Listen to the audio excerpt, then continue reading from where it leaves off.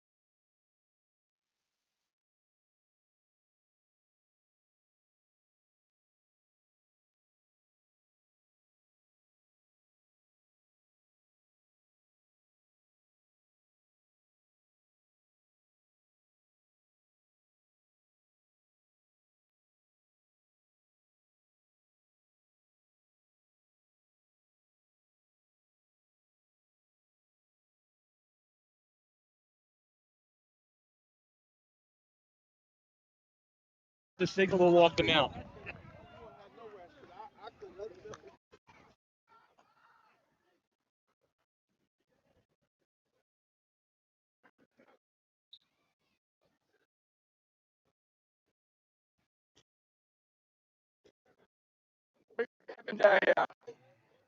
Bring them out. Bring them out.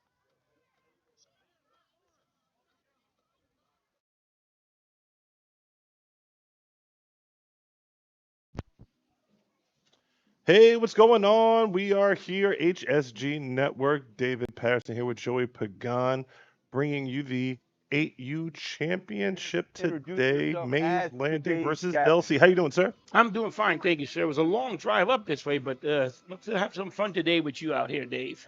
Great Oh, weather. indeed, Right. indeed. So we have two All right, formidable fella. Here, congratulations teams on being here. here. All right, it's a They're long really journey to excited to get take here. the Well field. Let's played. hear what the referee has to Congratulations say on as the both captains teams for come out. being here. Okay. Anything you expect today? We played a whistle. Delsey players will talk to Delsey. Okay. All right. Simple. Head or tail? You're not home. You're the home. What do you want, my friend? You got a tail and a head. What would you like? Heads Head? the call. He called head.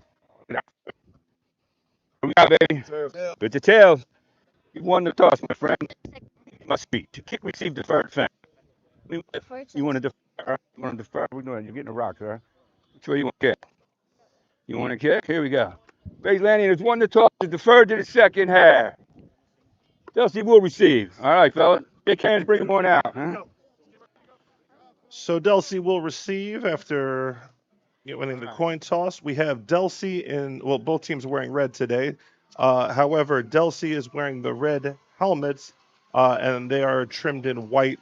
The Mays Landing team have the white helmets, and they are trimmed in black. We're ready for kickoff here. What do you anticipate in terms of this championship game? Well, I mean, at this level, there's a lot that goes on the sideline with the coaching wise. The coaches, I believe, are going to be on the field. Um, Kids seem to be ready. They looked fired up earlier when I was down on the sideline. So I like the socks on this team here.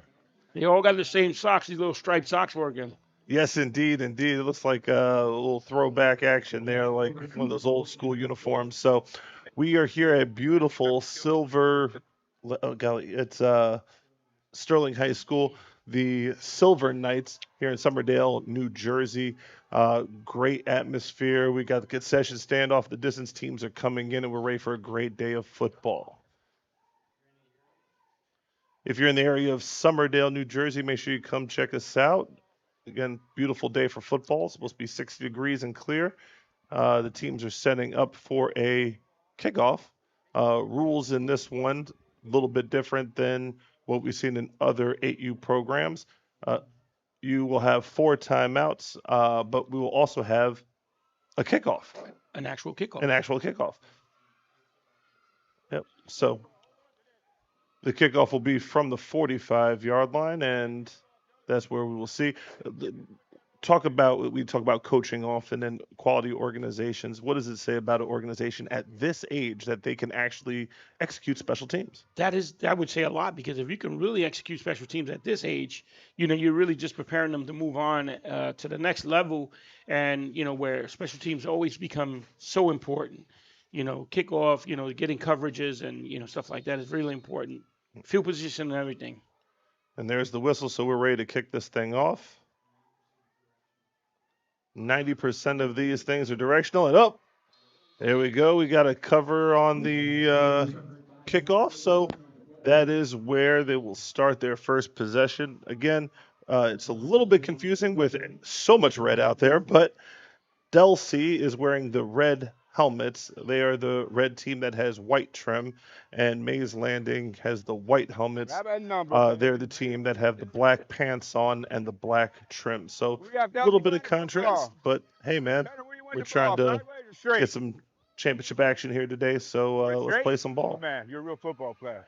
And in true HSG fashion, you have the referees that are mic'd up so you can hear some of the banter that's going on, not just the call on the field, but the way in which they manage the game and some of the nuances of the game. Yes, that is. Yeah. So we'll see what they come out with, as we normally see in this level. That bunch formation offensively wise. Wing T. Well, T formation, sweep to the right side, and go ahead, 15. It's about a pickup of 4 on the play. Go ahead, buddy. Okay. Good run, good tackle. Got about 4 or 5 yards on that, which is really nice. It looks like on the play it's number 23, Braden Knight. So Braden Knight with the first carry, and T formation. And looks like a sweep to the left side, number 11, Anthony Riccelli, sorry. Riccelli picks up maybe a yard, and this will bring up a third situation for Del C. I was checking out things for you. I have insider information always. Okay, right? Yeah, I kind of figured. Of course. So Del C, they came in. They were extra early, getting prepared. They were getting prepared at the parking lot. They were just in the football mindset today. So it looks like they're going to be pretty formidable today. They're going to be a tough team to beat. I mean, you got this game here, but the defense is pretty good right now. They seem to be locked in at the moment for landings. All right. Good stances, handoff up the middle, try to get this first down. Oh, good run there by number, it was like 18. Torres on the carry, he picks up a first down. Good execution. So after going to the sides with a little sweep to the left, a little sweep to the right, they end up with a dive play up the middle that ends up picking up the first down. So 6 yards, and we don't have a cloud of dust because we're a turf facility here, but it was a good move at the end of the run. They did a little spin move to give him that extra yard or two to be able to pick it up, which was great on his part. And once again, I think the defense is doing well right now, even though they gave up a big gain now. So I bring up a first down and got some wings there. A little wing action here. Single back. 11 goes in motion. Dive up the middle to 18. A little pre-snap stuff. Torres up the middle. He'll pick up about 2 yards on the play. Now, on this level, it is very much impressive that you have motion and different formations and such. Is the defense reacting to that yet? No, the defense hasn't. They just been sitting, home and filling the gaps. As soon as the ball is snapped, the linebackers know where they're going, and they're just reading, and that's it. So, the defensive line seems to be a little stingy right now, which is good for Mays Landing. Hopefully they can continue this, but Yeah, one thing about Delsey is they're breaking that huddle with a lot of confidence. Come out with another wing formation, a double wing, motion across. Oh, see too much passing at this age group, and then all of a sudden you get a pass. Like, wow. So, we'll still see the wing tee, maybe, maybe a pass or maybe just another big run. I'm assuming it'll be a run to the outside. Well, with such a tight formation, it'd be hard to see where they would throw the ball to, but maybe we're setting up a little waggle action. Anthony Riccelli in motion. Another dive play up the middle, try to get the sticks back, and it's going to bring up a 3rd and 10. Very tough with penalties to get yourself set back a little bit, but let's see what they have. So, is that Torres on the carry again? Yeah, he's going to be the workhorse today. It seems that way, yeah. This morning he's going to be the workhorse for them today. Now, in some leagues, you have the automatic walk-off for the punts. Now, so here, although we do have the person the kickoff that's the actual kicker, the punter will be on vacation today. He'll be marking. Here's a trips formation to the right here. So trips formation, gun. It's a quarterback sweep to the right-hand side. He gets through good vision, and it looks like he fought for the first down. Good call by the offensive coordinator there. He spread the defense out so that he can run the ball. Yep, that's number 8, Tyler Rybczynski. And Rybczynski, he's leading this offense pretty proficiently down the field. So despite the false start, Delsey is able to pick up another first down, and they are matriculating the ball down the field. They definitely are. And he comes out the huddle, in charge. He runs back in there, he gives them the play call and breaks the huddle really quickly. Make sure that everyone's set up right. So, very efficient here with a running clock. Another quarterback sweep to the right side. He gets to the edge, gets to the sideline.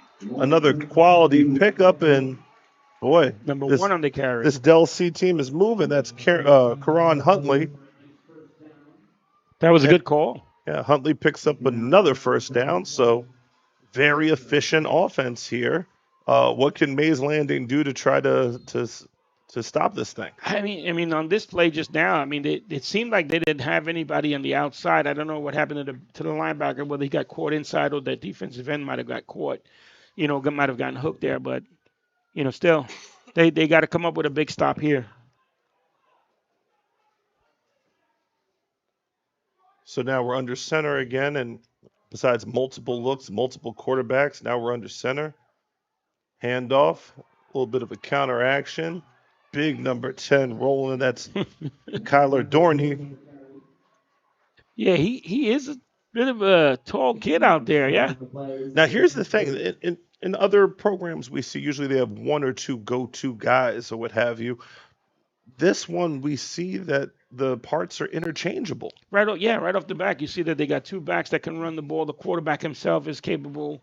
And, 3 guys have run the ball already, number 1, number 10, and number 18. And we've had 2 quarterbacks. Yeah, so let's see now. Yep. I'm going to take a wild guess here. We're going to go left with this. So Riccelli is back under center. Oh. It's a fumble, and let's see, with a pile-up, it's definitely a red jersey that has the football, but let's see which side it is. Get a signal yet? And the officials say Mays Landing has it. Number 24 on the play, Eric Azari, picks up the fumble recovery, and just like that, Mays Landing, who needed some type of... All right, we're going to go back and catch a replay here, see what this looks like here. They needed some type of play, and they got it. So as you can see here, just the miscues. And you know what? Them breaking the huddle this time was not nearly as confident as before, but Yeah, you you can just couldn't see. tuck that thing away. Yeah, their back couldn't tuck it in. Looked like the quarterback might have just pitched it to him a little bit rather than handing it to him.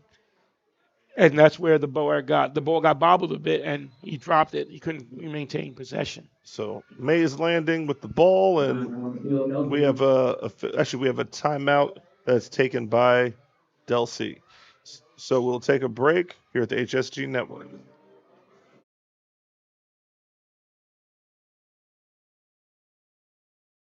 One of the best reasons to visit Williamstown is to experience Bleachers 322 Tavern. We offer a great time for people everywhere, and our delicious wings is the reason people keep coming back. On Wednesday, we have karaoke night with DJ Rob, including 75-cent wings and $2.50 Miller Lite bottles. Our R&B night along with karaoke featuring Big Al Entertainment is on Fridays, and Saturday has music by DJ Sterl with a 30 and older crowd, including a strict dress code that will be enforced. Each night we have food and drink specials with a private room available for parties of all kinds.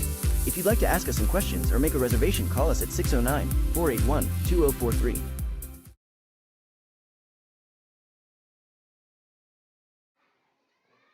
And we are back, HSG Network. This is David Patterson here with Joey Pagan.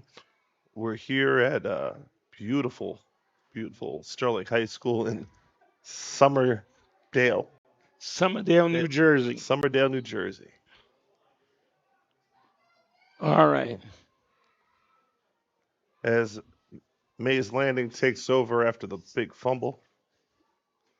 Yeah, this is a crazy looking formation here, though. Yeah. So it looks like they're just going to crash everything forward, and oof, a little contact on the play. Yeah, they ain't you bringing the stuff this morning, huh? Indeed. So 3 yards on the play, and we're going to try to make as many shout outs when it comes to the names, but a lot of red out there, as you can see. And the red with the black numbers, which is Mays Landing, is now in possession of the ball. The red team with the red helmets, Del C, is on defense to your left side. As the clock is running under 3 minutes. Let's see what Mays Landing has on. There's a tight formation, but they're in the gun. 3 receivers. And the snap goes past the quarterback. He's trying to fall on it. And man, is this maybe championship game jitters? It could be. It could be. It's a good thing he just fell on the ball, didn't try to pick it up, because a lot of times you see when they try to pick up the ball, they wind up getting hit and dropping it and losing possession. So it was smart on his part, but that really pushes the sticks back on them now. So let's see, Mays Landing able to weather the storm here, so to speak.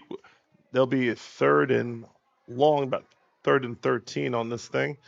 And are you trying to just pick up some yardage to get field position? Or are you trying for the first down here, Coach?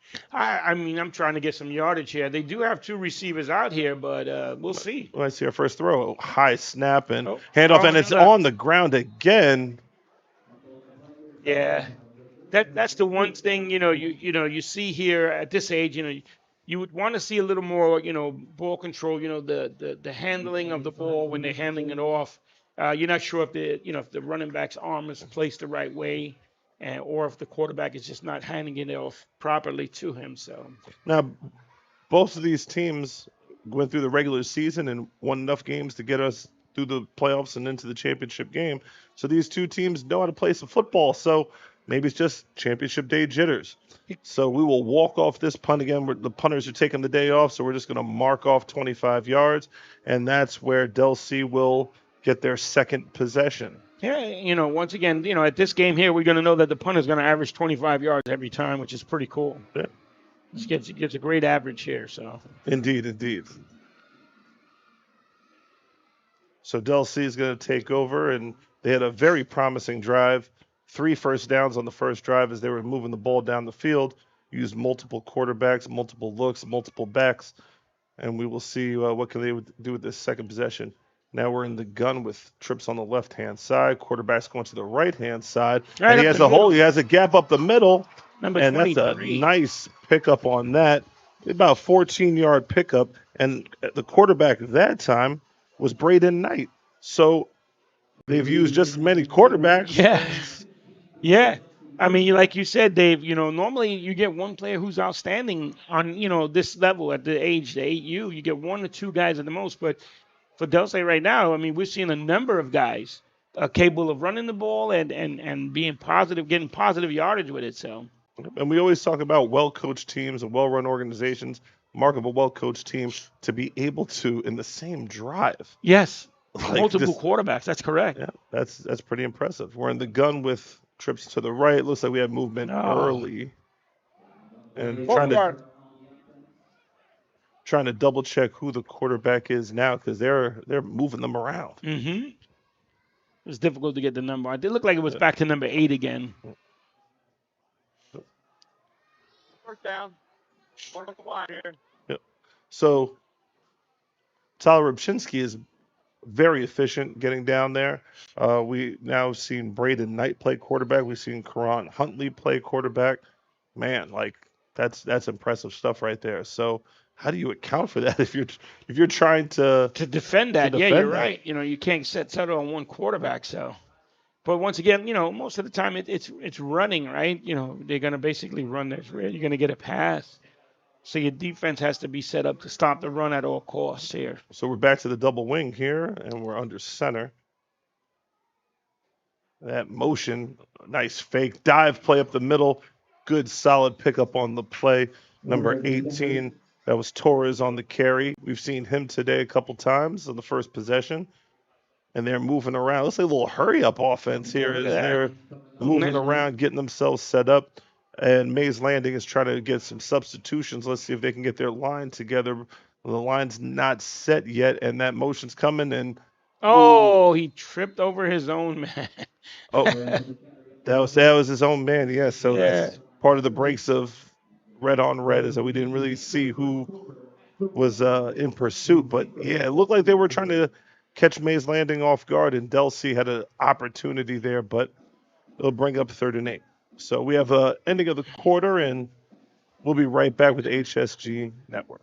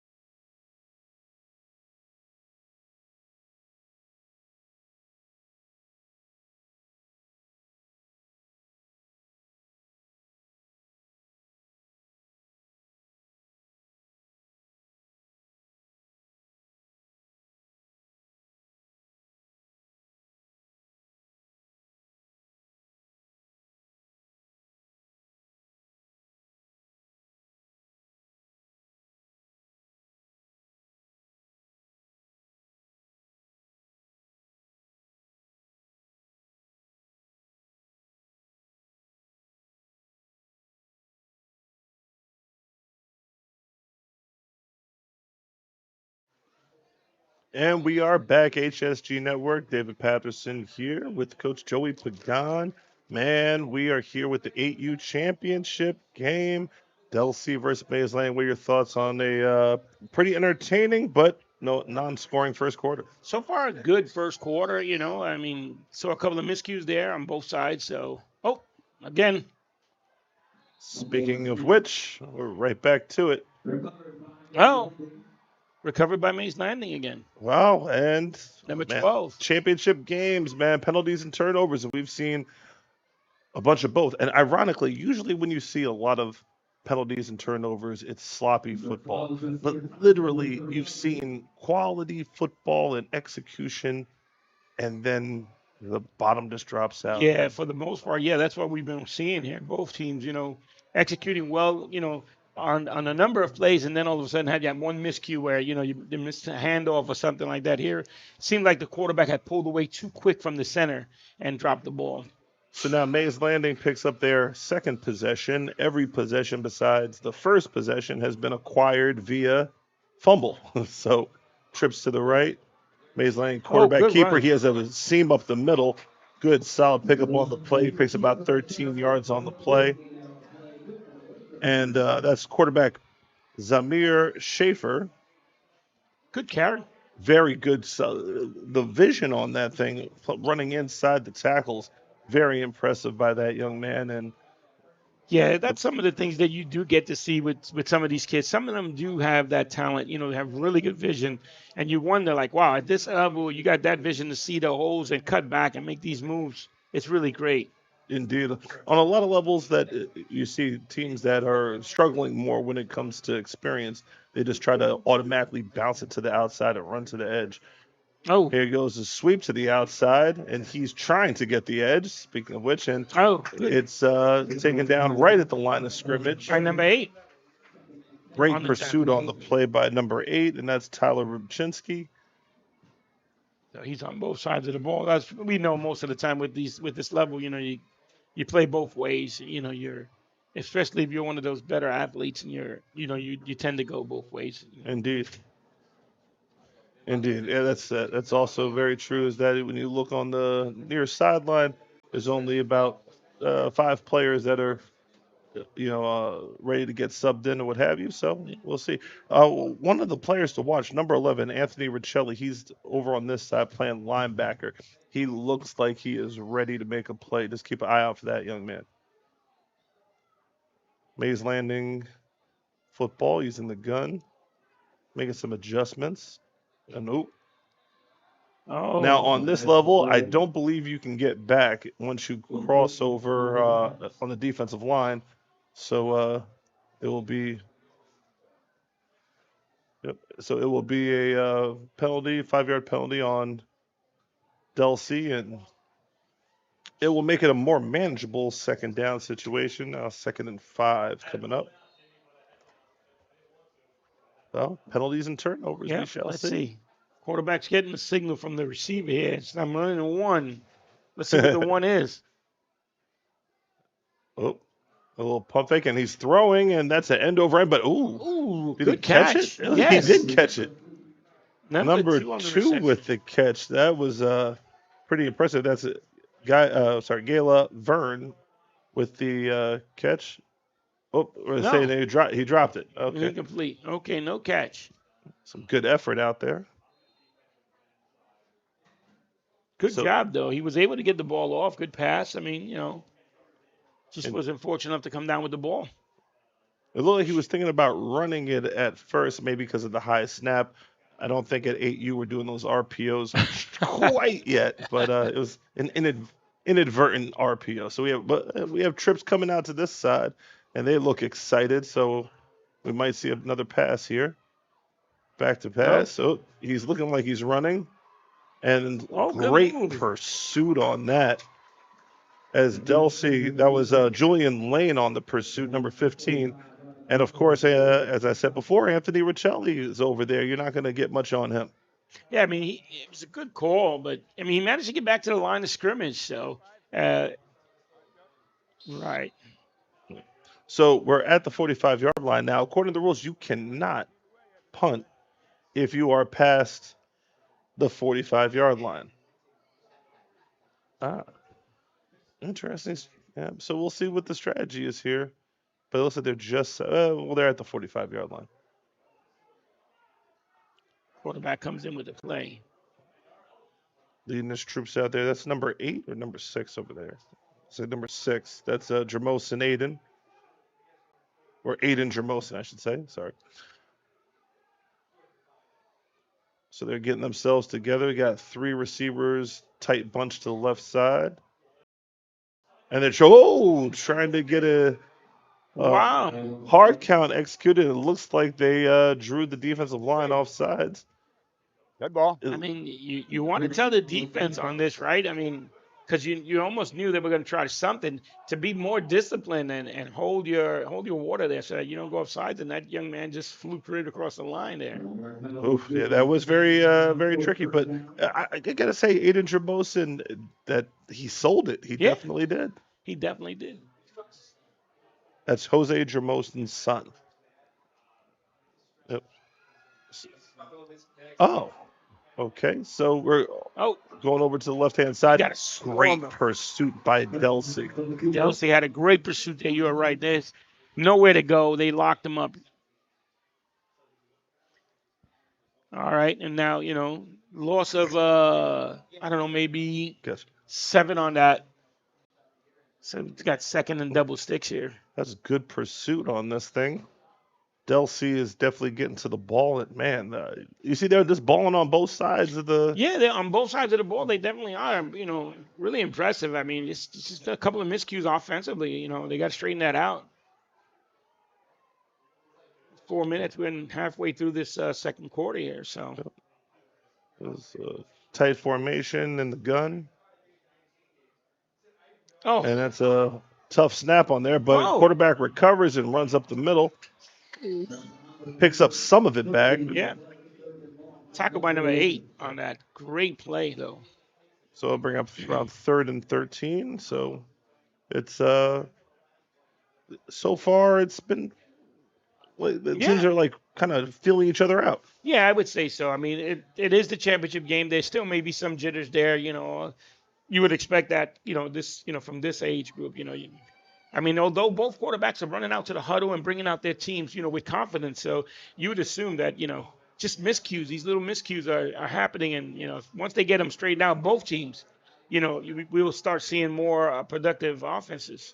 Indeed. Now, what you have not seen is really a we call it fatal mistakes, like mistakes that lead to points on the defensive side of the ball. Like we've seen little mistakes, but not big time mistakes. And we have another flag on the play. This one's going to be on the offense, so it'll back them up even You gotta keep more your head down. on the 3rd down. So it'll be 3rd and about 1.5 miles. Yeah. So what occurs, and by the way, this is every level of football. You know this. That if you get into a 3-point stance when your hand is on the ground, once your hand goes on the ground, you cannot pick it back Pick it up. back up. That is correct. So that's what the call was. So quarterback back to pass on this 3rd and 1.5 miles, and he brings it back down. Good and run. now he has a seam, and boy, he picks up about 14, 15 yards, and now that'll set up a manageable 4th down situation here. They cannot walk off a punt Right. from here because they're outside the 45-yard line. Now I'm wondering, can you actually punt the ball with a punter at this range? Nope. You No. just have to. You have to go just for have to it. go for it. Okay. Well, wait a minute. Yeah. There must have been a flag on Have the a play. block in the back against the offense. So as you hear from the official, there was an illegal block on that play, which might have sprung him for that 15-yard gain. So we're going the opposite way, and we actually might see the punter get some work now because they are in. Yeah. Like I said, 3rd and 1 mile before. Now this is 3rd and maybe an international trip. Yeah. It was good. He was looking downfield. You can see he was trying to be patient and stay in the pocket as long as possible. But, good presence, the line that once he felt, it was, The chair. it was good. And once he felt that there was nothing for him, he just took over and ran. He got a bunch of yards. Obviously, we know now why, because, the block in the back. But, and yes, people, please, the message board is open. Please feel free to message. We'll try to relay those messages out there for you guys. I believe Delsey is the nickname of the Lakers. Is that the Delsey team? Mays Mays Landing is the Lakers. Oh, Oh, there it great is. play. Oh, sorry. Oh, great play in the backfield. That was a huge loss. So Mays Landing is the Lakers. Delsey Right. is, it looks like the Knights. Gotcha. Would be the Knights. The Lakers versus the Knights. And I think there was. And here at the home of the Knights, although Blue Knights and not Red Knights, we got a lot of stuff going on here. So after that huge 3rd down stop, defense is ruling the day on this thing now. Right. We are definitely going to have a punter come out because it was 4th and it was Delsey who called the timeout just now. So yeah, it's 4th and 35. So that would be This time. that'd be a tough recovery here. yep. So what are your thoughts so far as we get in? What can Delsey do on this next possession? They have to protect the ball. They have to be able to get not make any mistakes offensively, with the handling of the ball. That's been their miscue right now. They get a couple of big runs, and then they wind up going the other way. I mean, penalties hasn't been too much of a factor, but turning the ball over is. So they need to protect it more. Now, to parallel this to the Jake Paul versus Mike Tyson fight, right? I see Mays Landing more as Tyson. Like they're kind of trying to just protect themselves Right. and make sure that one of those like overhand rights doesn't get them. Right. And they've done a good job staying the course so far. But it feels like that they are really on the defensive, quite literally, like kind of holding on, and are very lucky that this is a scoreless game. And they'll say he's helping, them. That one punch that's coming across comes once, twice, and then hey, you get a fumble or something, and then the Mays Landing comes right back. Yeah, Mays Landing is definitely hanging in there. Delsey can't really finish these drives, but we'll see what they can do here. Big hit in the backfield. Wow. Great job there by number 18. 19. That was Caden Powell. Great job on the hit. Once again, right? We're with the ball popping out, hitting the ground. That was a really good penetration. Got through. Yeah, and made a solid tackle. That was a great play by number 19, Caden Powell. I think he's on the line of scrimmage just there. Yep, pretty much untouched. Oh, man. That was good job.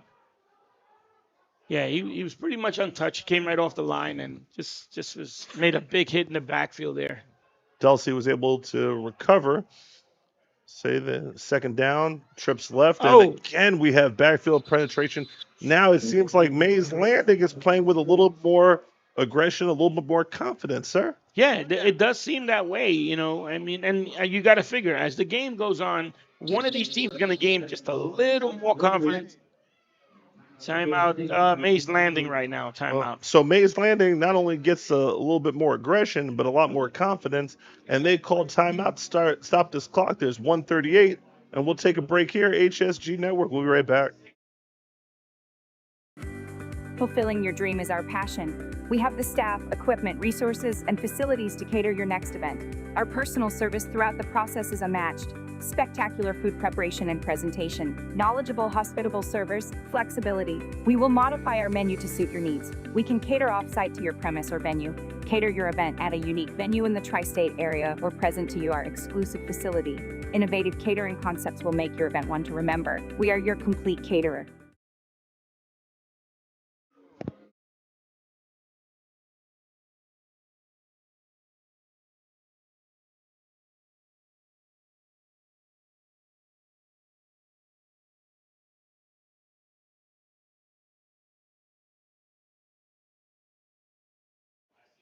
So we are back, HSG Network, here at the 8U Championship, Delsey versus Mays Landing.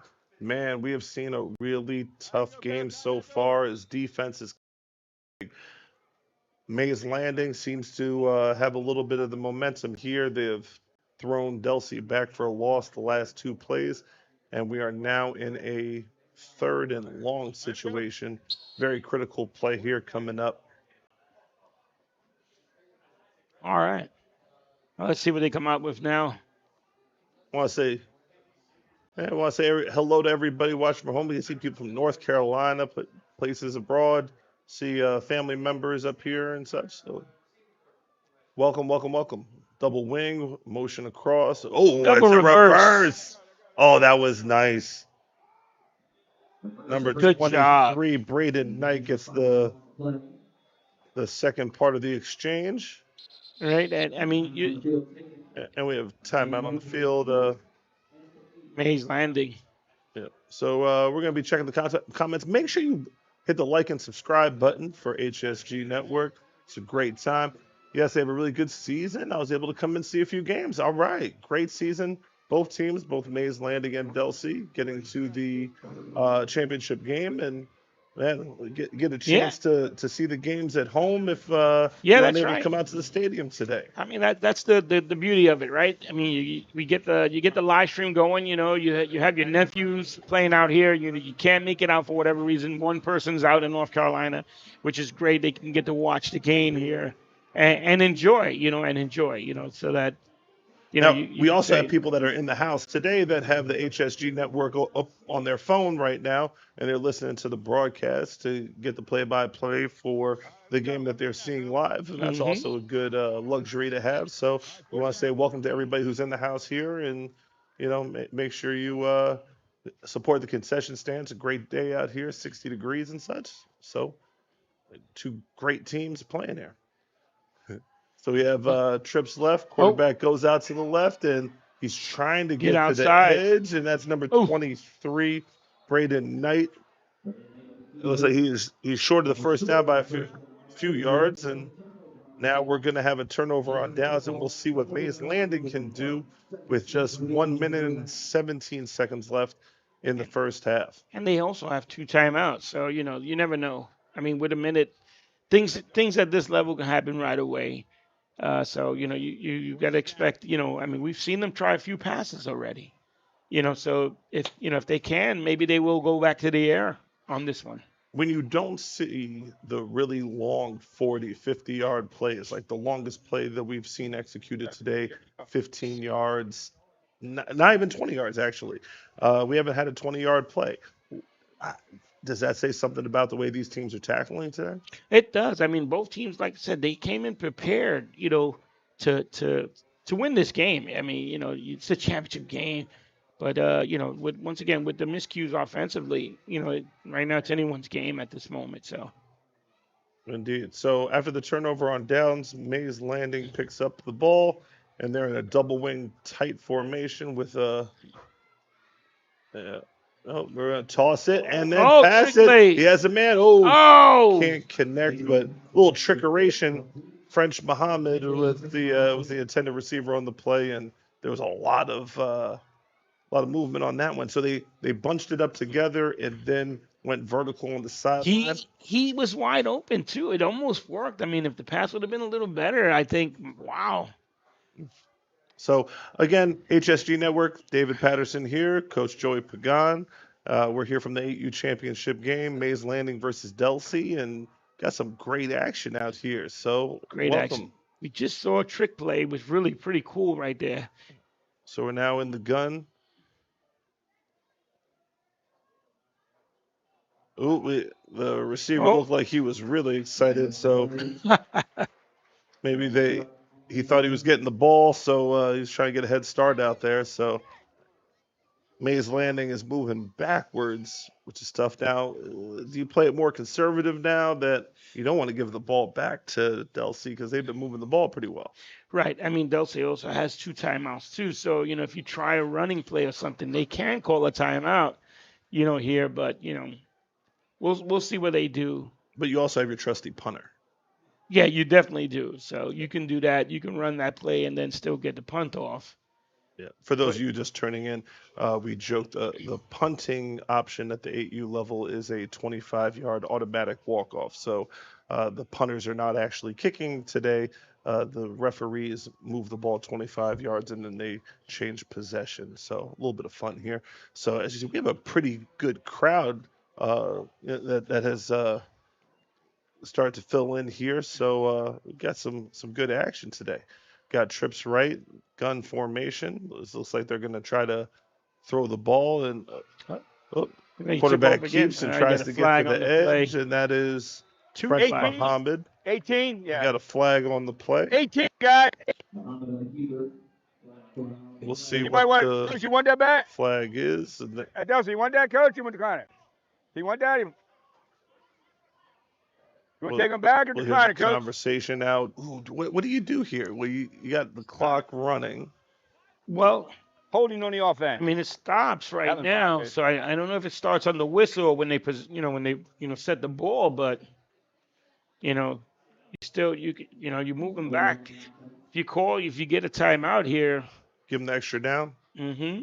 Okay, so Oh, you give baby, come on. him the extra down, and do you have a play written, scripted out? You're getting back here toward the 20-yard line, so if you have a loss, you might be able to pick the ball up in your own territory with about 30 to 40 seconds left. Right.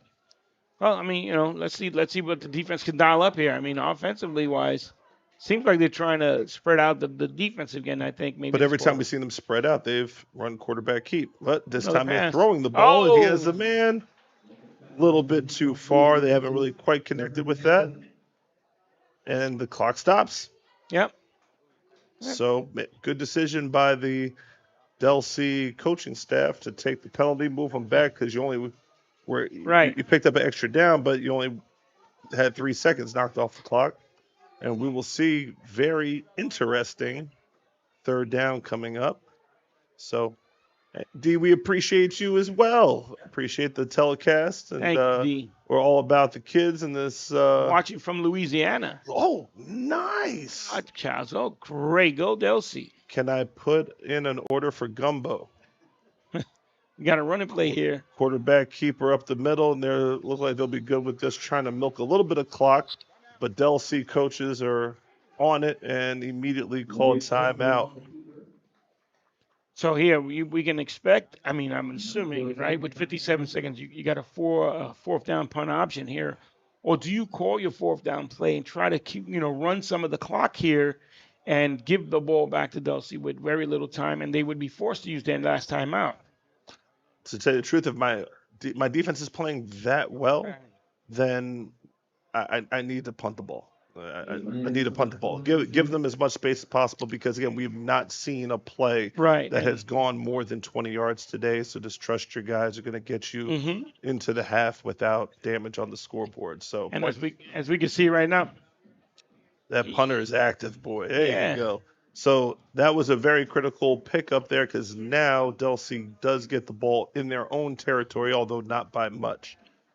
Right. 57 seconds it's a lot of time for these kids here, but one timeout gives you an option to do what you want. I mean, we haven't seen much passing from Del C right now, so but we have seen a couple attempts at trick plays, and in championship games, I mean, I'm a Philadelphia Eagles fan myself because I was raised right.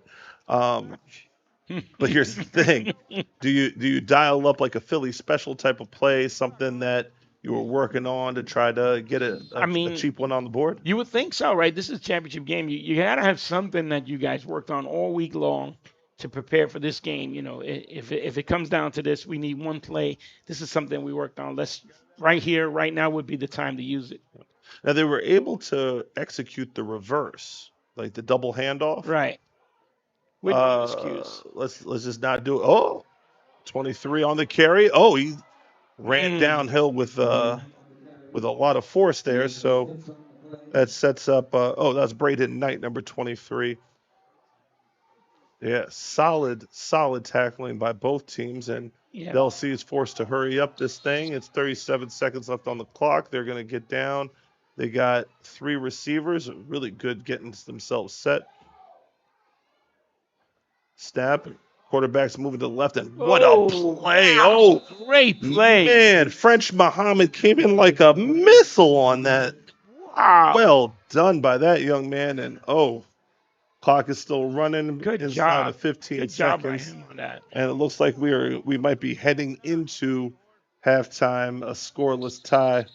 Now Del C is deciding to take their. I don't know why they waited so long.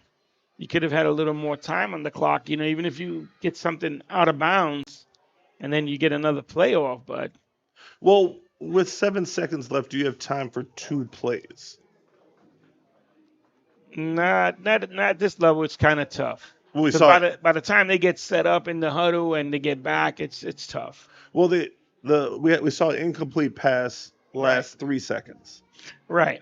So go in the gun, throw it up, and if you miss it, you get a chance to do it a second time. Correct. But one thing you cannot do is fumble the ball, give up some type of or sack, fumble, like scoop and score or something like that. So just tell your quarterback, release the ball, throw the ball.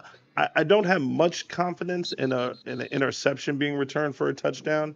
So you do have to protect the scoreboard as much as possible, but try to get a cheap one.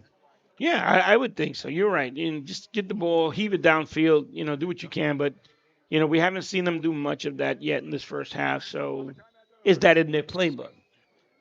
Yeah. Well, if you're going to do that trick play that we mentioned, I would do it after throwing the ball Vertical. Oh, you actually can gumbo. Oh yes, Jambalaya. gumbo jambalaya and some cake. Yes, I will definitely be there. Just let me know. I'll be down in the Super Superdome Bowl. for the Super Bowl. Super Bowl. So I will definitely be down there for the Super Bowl. Please have the gumbo and jambalaya ready, 100%. All right. Snap. We got Knight on the the ball right again. side, and that's he has the Took edge. yeah, he got has the a edge. shot at this thing. Let's see if Great saving tackle there. great French Muhammad with the saving tackle, and that's the way that the half will end. Wow, great first half though. That's the only thing that you can ask for. You Yep. end up with. I mean, Knight has been their toughest runner, I should Yes. say. Maybe not the most dynamic, but he's been the toughest runner. And open field, him and French Muhammad, who's one of the tougher tacklers on Right. Mays Landing. So you had your best on their best with a chance to Yeah. make a change on the scoreboard. And wow, All right. Muhammad comes up big on that one. So we're going to head to halftime now, scoreless tie. And we have some highlights from the season and Yep. some commercials Yep. coming up. Please enjoy HSG Network. Make sure you like and subscribe.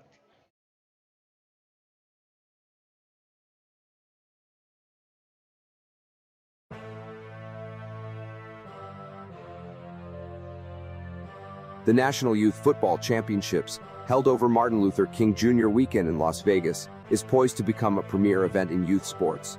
Bringing together top young athletes from the East and West Coasts, this event offers a platform for competition, exposure, and advancement in football. It's a must-attend for athletes and fans alike. The Las Vegas Invitational and National Showcase offers a premier championship experience for athletes ages 8 and under through high school. Emphasizing talent development and skill building, the event provides a national stage for young athletes to shine. By inviting top teams from across the country, the competition is intense, pushing athletes to deliver their best performances. A key feature of the event is its focus on exposure and recruiting.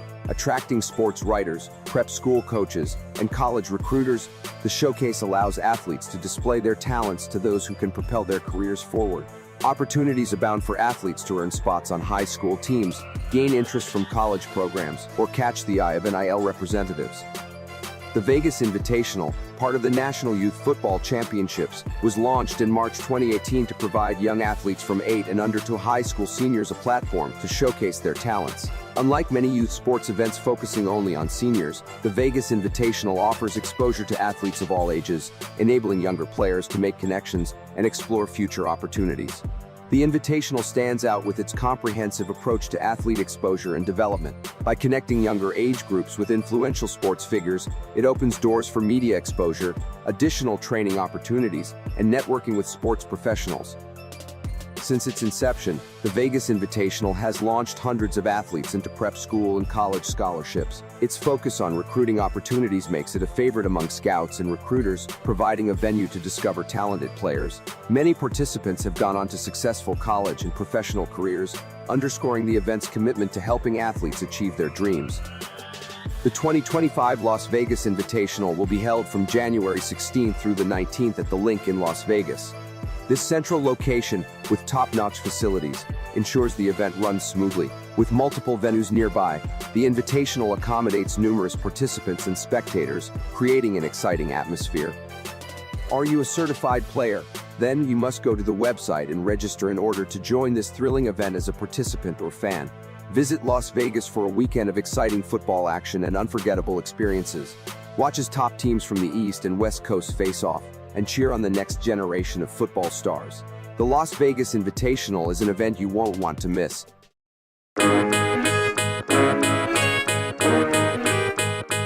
All right, we are back. I'm John Saplinski with HSG Network, bringing you TCUFL football. Senior game, Voorhees, New Jersey. You just watched, if you are back home, the senior game, nail biter in 2 overtimes. This is the guy we chose as our MVP. I'm sure everyone at home watched, choose this guy as our MVP. This guy's the real deal. Tell everyone back home who you are. My name's Mason Caving, and I'm the quarterback for Delsey. Mason Kate, we couldn't get your name It's all right. for the longest time. I know. And you had family chiming in and stuff. Yo, you're a great quarterback, but Thank you you. showed up on defense, man. You took this game on both sides of the ball. Overtime, you took the game on them 2 game-saving tackles for losses. You're the real deal. You got a bright future. So, how old are you? I'm 13. 13 years old. You're playing way above your level. Great speed, great accuracy. You ended up with 106 yards in 106. regular season, and the only touchdown in the regular part of the game. And then the game winner in overtime. What do Yeah. you think about this game? Nothing. I just want to thank my Lord and Savior Jesus Christ for keeping me going through. And Wow, that's great. yeah, That's amazing. A humbled young man. So you're 13 years old. Where you go to school? I go to Delsey. Oh, you go to Delsey right Yeah. now. Great. Favorite NFL player? Josh Allen. He's my man. Ah, nice. He's a great quarterback up there in Buffalo. I'm from upstate New York. Not a Buffalo fan though. Yeah. And favorite team? The Bills. You're a Bills fan? Oh, Yep. Josh Allen and the Bills. Good for Yep. you. Thank you. Quarterback or defense? What's your go-to? Honestly, I like to be the quarterback, but I'm a really good defensive end too. No, you. What was going through your mind in this game when you were making all these plays? Just where's the ball? That's all I needed. Like that's what kept me going. Where's the ball? Where's the ball? And on offense, all I needed to do was find a hole and hit it. That's all. Find a hole. You did. You very confident quarterback from the start. We knew you were a playmaker. Mhm. You really are. You were a playmaker. You found a crack. In this offense design, there's a lot of clock management, Yeah. and you controlled the clock very well. But you're a strong leader out there. You're going to grow. Mhm. And how many years you been playing football? I've been playing since I was a sophomore. Sophomore. So you got about 4 years in. I would 4 say about years, 4 yep. years in. And you hit the high school next year. Yeah. They're gonna love you. They're watching. I know they're back home watching you right now. It's a great program. I follow Delsey. You know what I'm saying? Yeah. Show everyone back home the ball, man. That's your MVP. Now, before you go, Sir. everybody back home, who do you want to give a shout at? I know you got family out there. I just want to give a shout out to my mom, who keeps the food on the table and washes my clothes. Wow. And I want to thank my dad for keeping me pushing, keeping me going. I love you, Dad. Love you, Mom. Thank you. Wow, that is your MVP. Yo, Voorhees, New Jersey, HSG Network. We thank this young man coming up and introducing himself to everyone back home. We appreciate you, man. You have a safe Thank trip you. home, and good luck next week, man. Keeping Thank that you. win column. Thank You you. keep playing like you are, playoff team this year. Yes, sir. It was a pleasure. I'm Thank John you. Saplensky. We are out. See you next week.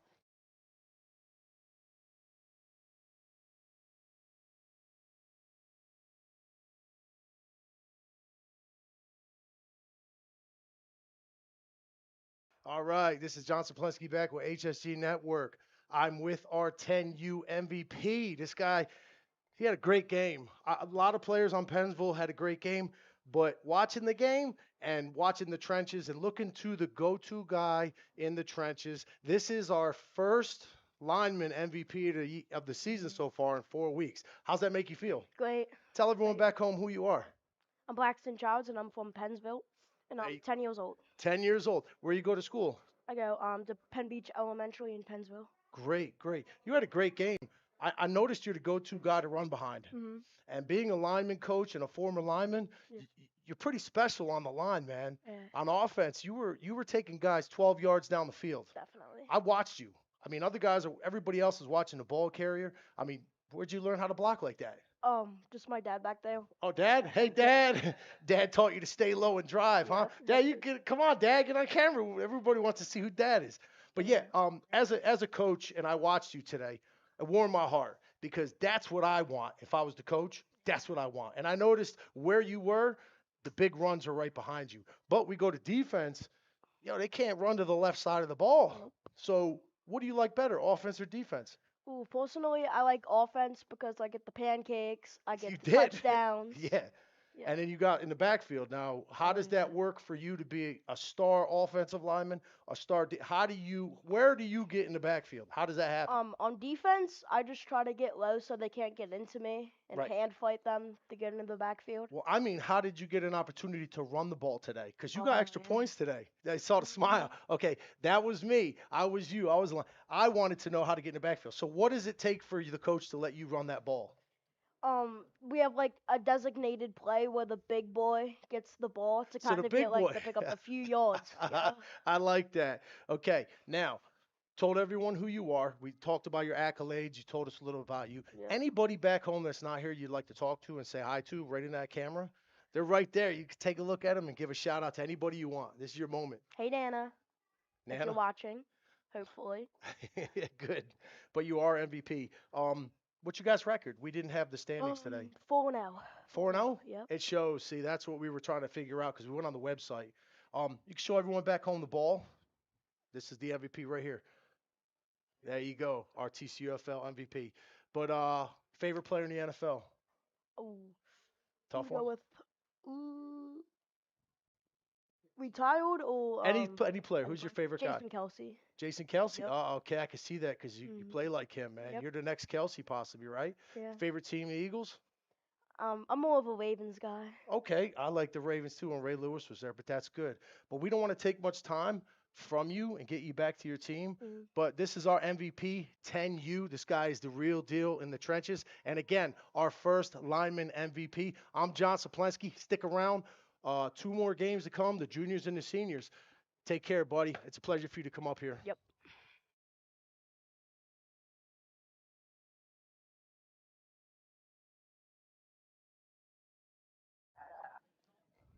All right, welcome back. I'm John Saplensky with HSG Network. We just got done our junior matchup. This is our MVP. Big game, man. You took the game in that fourth quarter a little bit there, but you had a hard fought game the whole game. Tell everyone back home who you are. My name is Nathan Gilbert, and yeah, I really played football for a long time, so I'm dedicated to this. Oh, wow. Well, it shows out there. You're a strong leader. Yeah. Way over 50-something yards and a touchdown. 2 touchdowns on the day. You took that 80-yarder. What was going through your head on that 80-yard kick return? I thought it was just going above past my head, and then I caught it and just started running. Have you ever scored a kick return like that before? Yeah. Oh, you had a couple of them, so it's just like easy money, right? Yeah. You're good at it. You also had that extra point. Yep. Great running back, but you also had a great day on defense. Yeah. What do you like better? I like offense. I like running the ball. Like running the ball, being a superstar, right? As a big leader out there. Favorite NFL team? Saints. Like New Orleans Saints? Yeah. Who's your favorite team? Who's your favorite player? Kamara. Kamara? Alvin Yeah. Kamara? Oh, good. Yeah. So you like the Saints and the running back. Yeah. Offense or defense? You said you like offense better, but what do you think about the defense? The defense to me, Yeah. I really work hard, put my heart into it. It's hard when you're good because then they expect you to do both, right? Yeah. So you played well on offense, you played great on defense, and the special teams outstanding. Yeah. We don't want to keep you too long. You're live. Anyone back home that you want to give a shout out to? I want to give a shout out to all the fans. I don't really got nobody home. I'm sure you got fans. If you didn't, you got fans today. So, this is HSG Network. This is where we make superstars, showing off the MVPs. But this is our MVP. He had a great game. You ready for next week? Who you guys playing? I really don't know. You don't know? Yeah, I tried getting it on the website myself, but I'll follow up. But I wish you the best of luck next week. We appreciate you coming in there and letting everyone back home see our junior MVP. All right. Appreciate it, buddy. You have a good day. You too. Thank you.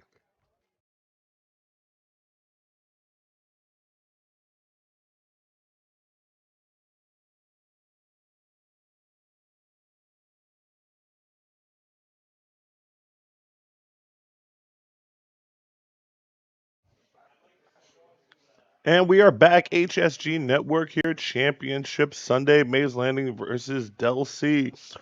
Dave Patterson here with Joey Pagan. What are your thoughts on the first half, sir? First half, I mean, not a bad first half. Delsey and both Mays Landing, had trouble with the holding on to the ball, which, as they were starting to sustain good drives and, they fumble the ball and wind up turning it over. So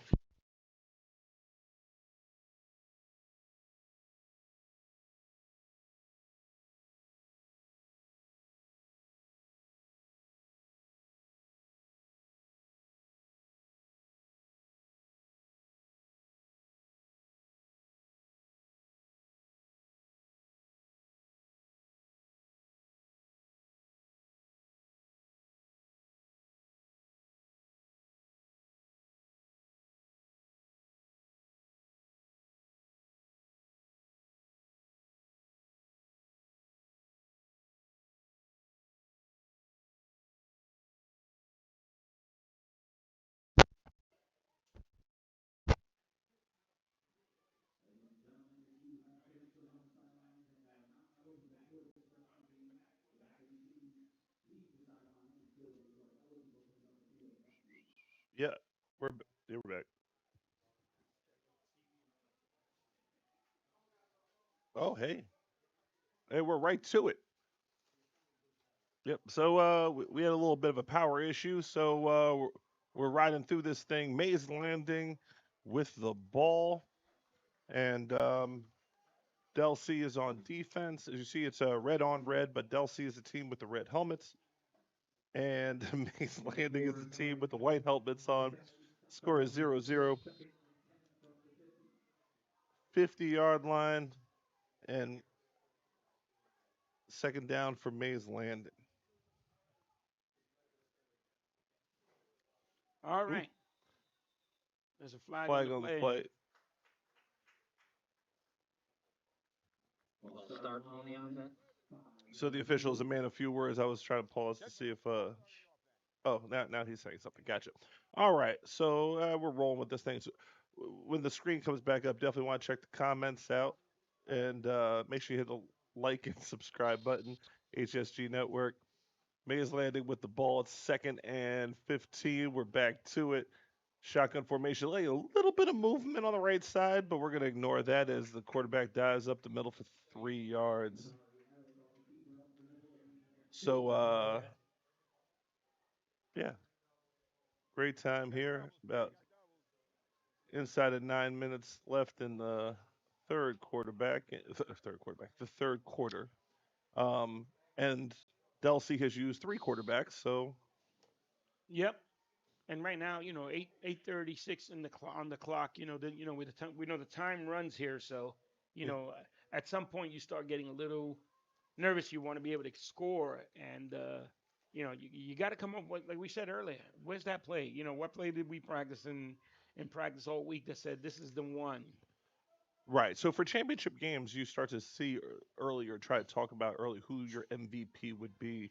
And in a 0-0 score, defense has ruled the day. You start to think, hey, look, man, who's going to make a play Another here that's trick going to play here. Look stand at out? this. And it's a Oh, pass. It's complete. And good guess who? catch. French Muhammad. Ha ha ha. He picks up a big. Great He's a little catch. short of the first down, but that's a big play. Give him some confidence and such. So, uh, French Muhammad is leading into the clubhouse when, Right. on the turn, going for the MVP candidate here. Correct. I mean, we saw that play earlier. They didn't connect on it, but this time they were able to connect with Muhammad on that. Great catch on his part. Good concentration. Once again, this level, you see a kid go up for the ball. You have another defender or two next to him and still come down with it. Shows a lot of Indeed, they're going to go concentration. for it on fourth down because they have to. And French Muhammad set up a very manageable fourth down distance here. All right. There's a lot of conversation. Hopefully, that doesn't turn into a penalty. Trips to the right, and quarterback tries to. Whoa, big play in the backfield. It looks like Delsey has stacked them up. Oh, man, number 8 in the backfield. That was Tyler Rupchinski. Yes. Rupchinski makes a huge play. Wow. Way to shoot Big the gap. play. So besides playing quarterback, Rupchinski on the defensive side of the ball makes a huge play as well, and that'll get the ball back Here we go. Take a look to at Delsey. Oh, let's take a look at this. Where's Vuchinski at here? I think he's playing safety right now. He might be creep. He's gonna creep up to the line. Let's see. There was a lot of conversation, so I guess they knew exactly where it was going. There he is. Yep, he filled that Wow, gap. he did shoot through the gap. He took his time about the blitz, right? So you teach your backers, hey, once you see that window open, that's your window. You shoot it and you go, and you should be meeting the ball carrier. Exactly what he did. Rupchinski back to work after getting the ball back. Counter, nice play right there. Good job. Dive play up the middle for 8 yards. I gotta say that was the quarterback fake that really caught Mays Landing off guard. So great job to Rupchinski after making the big play to get the ball back. Now he opens up with a big play on first down. It'll be second and we'll call it seven as they start to move with some tempo, dive up play up the middle, brings up a third and short. So methodical, just like they started the first quarter. Correct. Then they started kind of reaching after the turnovers and all the fumbles and such. Right, and it seems like Torres is the workhorse again, number 18. He's starting off the first quarter that way. Let's see if they go back to that. of the formation here with the wing. It looks Whoa. like it's up the middle to Good push. Rybczynski, and he breaks a tackle. He's still moving, and he breaks still- another tackle. He's Wow. still moving inside the 40-yard line. It looked like they caught Mays Landing off guard. So Rybczynski, he's looking like, hey, don't forget about me for a second. Yeah. I thought it was going to be Braden Knight, number 23, getting the workload toward the end of the second quarter. It was all mostly him. Oh, Yeah, it's kill that. Kill that. it's All right. it's coming back. Done. Right. It's a legal shift. Take it back. So they called an illegal shift on this thing. I did not see a flag You want- initially, but oh man, penalties and You jumped turnovers. early, Man. coach. You jumped early. Now the question is if he jumped. Oh, okay. Well, if he jumped. All right. So if they're motioning legally, then the flag goes and the play goes. But if they're moving forward, I'd have to see that again. If they're moving forward, then the play should have been whistled dead. But maybe everybody just got caught looking at how great Rybczynski was running, which he's doing again right now. Up the middle, gets to midfield. He says, "Hey, I'll just do it again." Yeah, pretty much. Just call this number again to move the ball upfield. And, it's what down is it now? Third now or third and one? Or is it no, fourth fourth down. and one? Fourth and one now here. Still a manageable fourth down. You obviously don't have the punt option here, but, you probably wouldn't go for it anyway. Defense has been playing well. Defense has been playing well for both teams today. And based on body language, there's only one thing you could do right here. Rybczynski in the middle. There it is. And that's what they do. And he gets 5 yards easy. Okay. Now, it's a championship game. You're finding something that works. Why on earth are you going to do something else? I'm not sure, but you're right. Coach needs to just stay in his playbook right here with Chimsky running the ball right up the middle. If it ain't broke, let's not fix it right now. Indeed. I believe in the military, they call it the KISS principle, the keep it simple. Keep it simple. There you go. Absolutely. Absolutely. So, My grandson is playing in this game. Good job. Beautiful. You can give a shout out to your player and also let us know where you're from. Yes, and give us your grandson's name. We can shout him out. Rybczynski. Oh, maybe a fake by accident, but Rybczynski middle, 4 yards from the Department of Repetition Department. Right. We love that. Again, if it works, keep going to it. It did look like a little miscommunication there, but it still worked out for them. I think that's the football gods trying to say Rybczynski up the middle, get money. Yeah. So it looks like Mays Landing is on their heels. Let's see if Delsey can turn this into points, though. As you can see, the clock is inside of 4 minutes. We're in the third quarter here. 8U championship game. Rybczynski is scouting the field again. And the clock is official, so handoff up the middle and stacked up. Like number 18 on the play. Torres on the carry, and that was a good pickup on the play. And that third down, 3rd and 3 coming up. So manageable third down situations. You have to go forward on 4th. So, right. You know what I'm calling here, Coach? Yeah. Chimsky right up the middle. Rybczynski in the middle. Chimsky right up the middle. There it is. And there it is. And he's going. For the first down. 8 yards in a cloud of dust. But we're on turf, so it's just a cloud of rubber pellets, and that's it. Good call.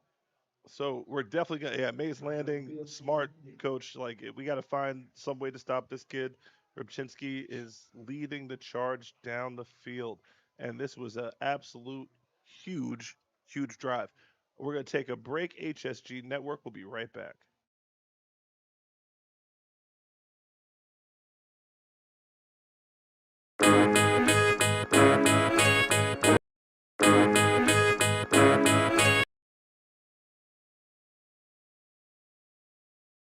One of the best reasons to visit Williamstown is to experience Bleachers 322 Tavern. We offer a great time for people everywhere, and our delicious wings is the reason people keep coming back. On Wednesday, we have karaoke night with DJ Rob, including 75-cent wings and $2.50 Miller Lite bottles. Our R&B night along with karaoke featuring Big Al Entertainment is on Fridays, and Saturday has music by DJ Sterl with a 30 and older crowd, including a strict dress code that will be enforced. Each night, we have food and drink specials with a private room available for parties of all kinds. If you'd like to ask us some questions or make a reservation, call us at 609-481-2043.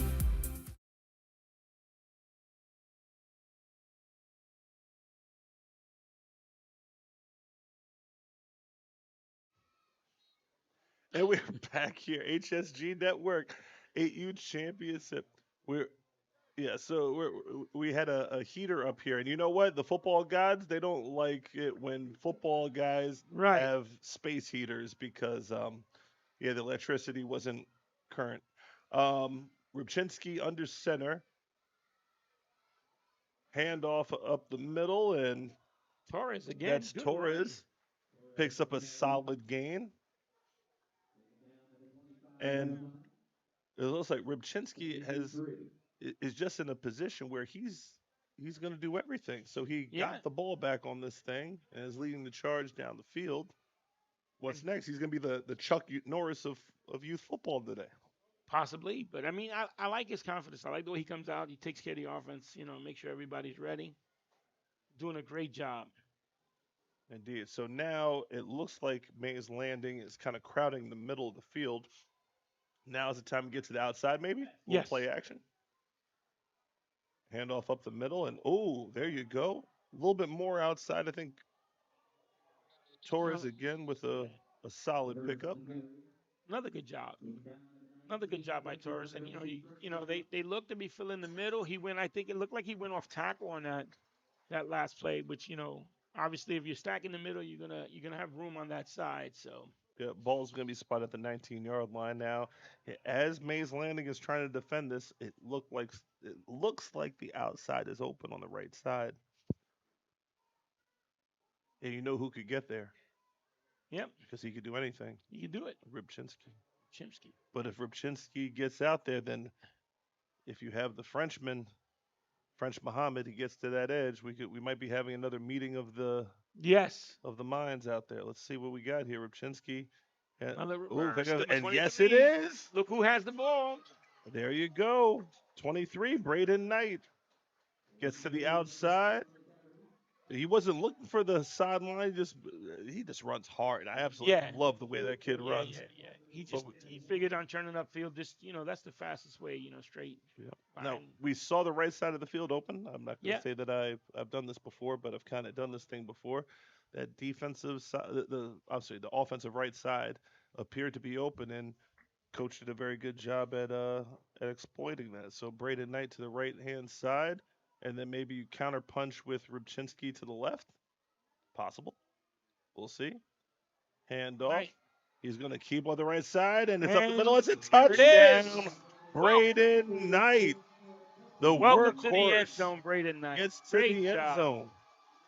So we have our initial score of this 8U championship game. As you can see, the white towels are waving, and Delsey, they're starting to smell possible hardware coming pretty soon, right? Yes. I mean, great job by the offense. Great call by the offensive coordinator to realize, hey, we were running up the middle. We got it. And then they stacked the middle, and then he went off tackle, with a counter, and then off to the races with this young man. Great job on his part. We have the conversion coming up. Tight formation. Let's see what we got here. Maybe a Rubchinski keeper. Yep. Rubchinski up the middle. And he's in. He's in. He got in. And that makes Delsey. Yep. That's okay. Look at me. Delsey 7. Mays Landing 0. Mays Landing 0. That was that was their best drive so far, Delsey. They very impressive drive, and very impressive the way that they defended the prior drive to get this possession. We're gonna watch this. I'm gonna watch the touchdown here. What do you see on this one, Coach? Yep. He's just strictly handed him off the ball to the right side. Yeah, good blocking downfield. And good vision to cut it back inside, though. He actually saw something there and was able to get into the end zone. So great job by the kids, Yes, Good run. Braden Knight. He's a very patient runner, but powerful runner. Correct. Great job coaching, setting up those defenders. Setting those defenders to be blocked in a way that he could get through. Very nicely done. Very well executed by Delsey. And again, we've seen them drive the football, but we saw turnovers toward that kill drives. That one they're able to finish. Now, Mays Landing, don't count them out yet. Let's see what they could do. Maybe this is the wake up call that they needed. We're going to have a real kickoff, and maybe we'll have a real return here. Right, and it's what you saw there too is what you can normally see in the 8U. One team pretty much can dominate the whole clock. They took that almost the 10 minutes. They were just great playing. They controlled it. Yeah, once they got the ball back, they didn't give it up. It was a good long drive on their part. They took a lot of the clock off there. So Indeed. So, but the last time Mays Landing had the football, they were moving it. We might be able to see another French Muhammad catch, maybe French Muhammad in the open field. Zamir Schaefer also been doing a heck of a job. So again, don't count them out yet. We've seen these guys put in some work. Maybe a Caden Powell sighting. Let's see how they counterpunch. So they're lined up for the kickoff, and it's a short kick.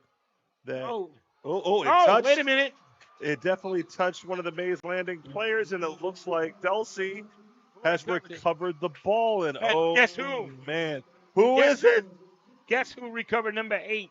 Oh, Rybczynski. Yes. The Chuck Norris of youth football. Great job. He can do anything. Here it is, right now on the recovery. He did a great job, and on that last defensive series when they did stop Mays Landing and then came back with a great offensive drive there. So this young man, he's putting in his bid too, Dave. I don't know. Yes, indeed. Rybczynski, he definitely is on both sides of the ball. Yeah. If you're paying attention to the folks at home, especially put in the comments who you think the MVP should be in this one. We'd like to see what your thoughts are. If you're voting for a family member, we get it, no problem. Just vote for your family member. It doesn't matter. We'd like to hear some of the comments and such. And please make sure if you're not from the area, put down where you're located, and we'll definitely give you a shout out. So we have double wing, Rybczynski under center. Let's see what we do to try. Oh, Rybczynski's down. Hands the ball off still, and still a good pickup of 5 yards. So in what could have been a disaster, he actually gets the ball to Richelli, and Richelli picks up 5 yards. And there's the end of the third quarter. So now we have the last quarter coming up. Fourth quarter time and championship day. And we will take a break. HSG Network, we will come back with championship fourth quarter 8U. One of the best reasons to visit Williamstown is to experience Bleachers 322 Tavern. We offer a great time for people everywhere, and our delicious wings is the reason people keep coming back. On Wednesday, we have karaoke night with DJ Rob, including 75-cent wings and $2.50 Miller Lite bottles. Our R&B night along with karaoke featuring Big Al Entertainment is on Fridays, and Saturday has music by DJ Sterl with a 30 and older crowd, including a strict dress code that will be enforced. Each night we have food and drink specials with a private room available for parties of all kinds. If you'd like to ask us some questions or make a reservation, call us at 609-481-2043.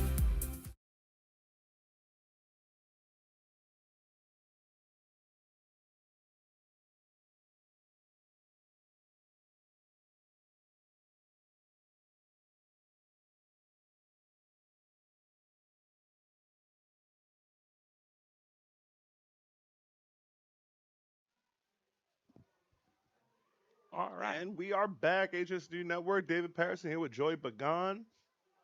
Tell us, what are your thoughts of the game so far? So far, they'll say great drive. They managed to not have any mistakes on that last drive. They did very well controlling the ball, and making sure that they don't lose it. So a couple of big runs there, by the quarterbacks and our running back there.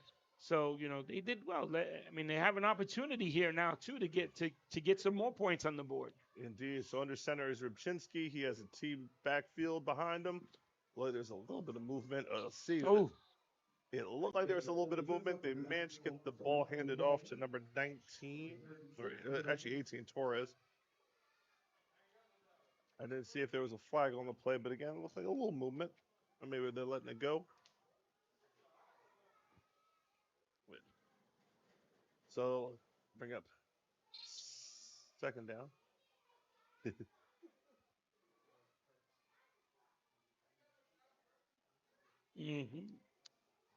All right, so let's see what we get here. Someone's trying to Rubczynski's fix their shoe there. getting the play from Coach. Coach seems pretty confident in his call right now. He's relaying it to one of the other staff members. He's like, "Look, watch this right here. Look at this. Look at this. Look at this right here." I'm gonna think we're gonna go right. They got the trips left, and he usually. Oh, look he's at that. following He's the following trips. them. Oh, but who's there? What a fill on that one. Oh, man. Didn't get a number on that missile. That was a solid come up and fill tackle. Oh, man. Number 1 on that, Zamir Schaefer. Again, one of those names that you hear. Yep. Now, in these type of games, you never say that a team loses. They just ran out of time. Will Mays Landing have enough time to get the ball into their playmakers' hands? And that's number 0, French Muhammad, number 1, Zamir Schaefer. I mean, it's 4th down here, right? So they don't have a punt option, so they got to run a play. You just got to you want to come up with a big stop here. You have an official timeout here for an equipment adjustment. This young man's running around with no shoe on there. You got to get a substitution in there for him. There it is. All right, let's go. To Mom's credit, was it number 1 on that's Karan Huntley. To Mom's credit, those socks are very clean. Yes. Very impressive. By the way, the MVP, whoever's idea it was for the red and white striped socks. I said that this morning when I was on the sideline. I said, whoever came up with the red and white socks, definitely the best right now. Indeed. That's it looks very sharp. Love it. So here we are, 4th down and 9, and this could be a critical championship move right here. Oh, and we have movement on the left side of the line. All right, Rubczynski's getting his crew together. He's getting his troops in line. He's having a little conversation. Left tackle. We have movement on the line, so they'll move 5 yards back and they'll try it again. Let's see what the Chuck Norris of youth football has cooked up for this one. Right. He just looks like the confidence that young man carries. I've been saying it all morning. He, once he gets play from Coach, he comes out, he takes charge, breaks the huddle, and gets everybody ready. There you go. There's motion, double reverse again. Reverse comes around and he breaks it. Great job, almost broke it. And who ran the ball? Number 23. So now Delsey turns it over on downs, but in a game in which real estate is at a premium. Yep. That is a much needed. That's about as solid as a punt. Correct. As you can get. That is correct. 9 yards on that. With the air quotes. That's right. And now they'll say it's back on defense. Where they picked it up themselves, defensively wise. So we'll see what they do here. Mays Landing. 60 yards to pay dirt here, so we get a chance to maybe they do this drive, get 60 yards down, and maybe we'll have some overtime, some championship overtime. Oh yeah, it's possible. You never know. I mean, you got 7 minutes. You got 7 minutes here. Mays Landing still has 3 timeouts. There's plenty of time. There should be no rush, no real urgency, but you do want to get your best plays in. Yep. How do you get the ball to your best player? Well, you got French coming outside and big backfield. Huge tackle in the backfield. And guess by who? Number 23. Yep. Braden Knight. You still see the same names up there. Rubczynski was in on the play as well, flushing that out. Yep. But again, the only thing you can do if you're Mays Landing coaches, get the ball to your best player, try to get him in space. Do the best you can, yeah. I mean, look, defensively wise, they're stepping it up, so that's a good thing for the defense here right now. And Mays Landing, once again, they got to come up with something here. They're behind the sticks right now, second and double sticks, like 14. So Crowd Let's is see. going absolutely Trips nuts. coming out here, and we have Flag. a premature whistle that kills the play, and we're moving We got back false 5 start. yards. Get that ball false start in the offense. And there is a huge crowd here. Wow. Both sides of the stands. You could hardly see bleacher anymore, and we're at a Look at this. packed house over here. We got the cheerleaders here. We got the homestand side over here, which is Delsey's side. And again, it's a great crowd out here. Great Yeah. day, great weather for football. Absolutely awesome. Crowd Here at was cheering Sterling on High the School. defense too. Yes, indeed. Sterling High School, beautiful Summerdale, New Jersey. Home of the Knights. Come on down. Check Come us on out. down. Yes. So there's plenty of parking here too. So make sure you come on down. We got a full slate of games. We're back to pass. Good Hit as he pass. throws it. It's intercepted. And we got some space on the run back here. He's getting to the edge. He's got And the guess who it sideline. is? And guess who it is? The Chuck Norris of your football. It's Ripchinski. I mean, make sure- Ripchinski with the pick six. Make sure there's no That flags on the young man- field. I don't see anything. Wow. He's made plays in the defensive backfield. He's got big plays sacking the quarterback. He's been quarterback leading the drives for the initial score. And now he has a pick six. Ribchinski. Yep, good job. I think Wh- whatever debate there was over an MVP, At this current moment, yeah, because Has- there's still 6 minutes left in this game. that means the Chuck Norris of youth football has 6 minutes to Yeah, get some more done today. So, yeah, he's getting the crowd into it and everything. So, this is a very, let's say, very critical conversion here, because ultimately Mays Landing has to put the ball in the end zone, whether it be 2 scores and then 2 conversions just to tie it. So, maybe we'll get a replay on that interception Yeah. after this. let's see Ribchinski Oh. to the right, of course. And Ribchinski. Is he in? He is in. Signal is up, and yep, there it is. Good job. those championship moments, you put the ball in the hands of the guy that gets it done. And Ribchinski looks like Tyler Mhm. Ribchinski looks like he has nerves of steel. Like he's I as mean, cool as Sunday morning. you know, that first half, right? We had a bunch of names that we were calling out, saying, "Wow, any one of these guys outstanding can be," But you saw as this second half started, those names slowly became, 1 to 2 guys that we started focusing on, and here it is right here. We're going to show you this replay. Where is Ribchinski at here right now? He's safety in the middle of the field right here. He didn't look like it was that far back as Mays Landing and back to pass. Now he's getting Look back. at this. Wow, what a Undercut. play on the ball. Great The- job. The receiver had gotten past him. He's able to corral the pass and then go Take it- downhill, Yep. beat everybody to the edge, and high I steps steps it into the end zone. How great was that? Hey, Tyler Ribchinski. big shout out to that young man. Great job. Great job by a camera guy to get there and get you that footage there. You get to see him high stepping Mr. Howard there. Mr. And- Howard Gaber with a great job on the camera. HSG Network, I'm going to tell you guys, it's the best that there is. Please hit and subscribe the button there, like and hit and subscribe, because you're going to only see this kind of football on HSG Network, whether it be youth to whatever we do here. You guys, it's always a great job that we have here. Yes, Ribchinski is a dog. He Ribchinski, is absolutely. definitely. I'm trying to look back at all the things that he's done today.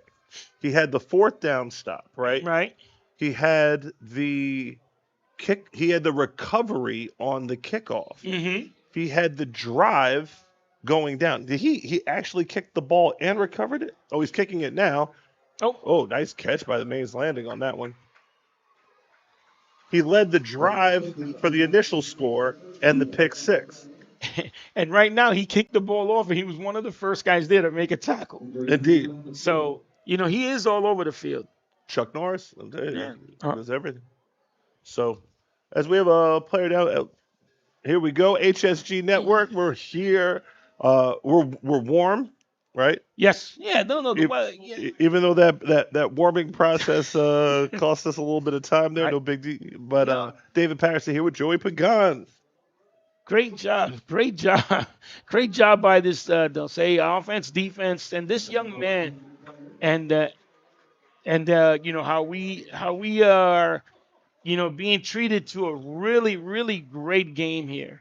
You know, so you know, I'm really impressed. You know, with the way the young man played. I mean, from the very beginning of the game, you can see as a quarterback he was coming out with so much confidence and you know being able to do things. So, you know, I'm you know for me, I took Sorry, him coach. over. That cart was not for a player, just so you know. Yeah, that cart is just a couple of coaches joyriding, and yeah. I would too because I those carts no, are a lot of fun. yeah, those cards are a lot of fun. I definitely, I think I would be doing the same thing here. So But yeah, so we had a quick injury. Young man's all well and good and heading off the field.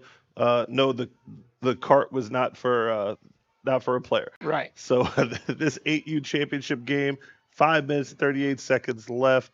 Man, Tyler Rybczynski. Whew. Great job on his part. And you know, he's back there on defense again, and he's calling the signals on defense also. So And at the conclusion of the game, I will be down on the field talking with whoever the MVP is. Oh, up the middle on this one, and Mays Landing trying to. the ball came out. No. Yeah, well, he was already down, but Okay. it looks like Mays Landing's trying to rally this thing, try to get at least on the scoreboard, if nothing else. But at the conclusion of this game, I'll be down the field talking with the MVP, which I'd say we're not done here yet, but Yeah. We got a good idea though. we have a pretty good idea of who it could Pretty good possibly idea. be. So Mays Landing comes out, trips to the left. Yep. So now he's looking to throw the ball. And Oh, wrapped up great in the job. backfield. Big sack by Delsey. And now The this 10 thing on the is sack. Delsey's starting to hit their stride on this thing. Kyler Dorney on the sack. And you see Anthony Riccelli trying to get the crowd into it.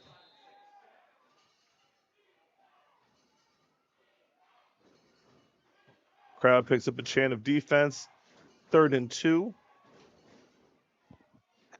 and you have to come up with a big stop here. I mean, you know, you want to get the ball back and you want to end this game on a good note here. So got to figure out, see what they do here. All right. Oh, here we go. Another play. Can't see wow. what that was. Another. Delsey is really dominating this thing. Yeah. The defense is super stepped up here. I'm not sure, you know, what they were trying to get there. I mean, do we have the punt option here? I'm not sure. They are on the 45, so I'm not sure if you can run that punt option. So they have to take the ball here and snap it. So you got to figure they're going to go up against this defense again on this 4th down. It's just unreal.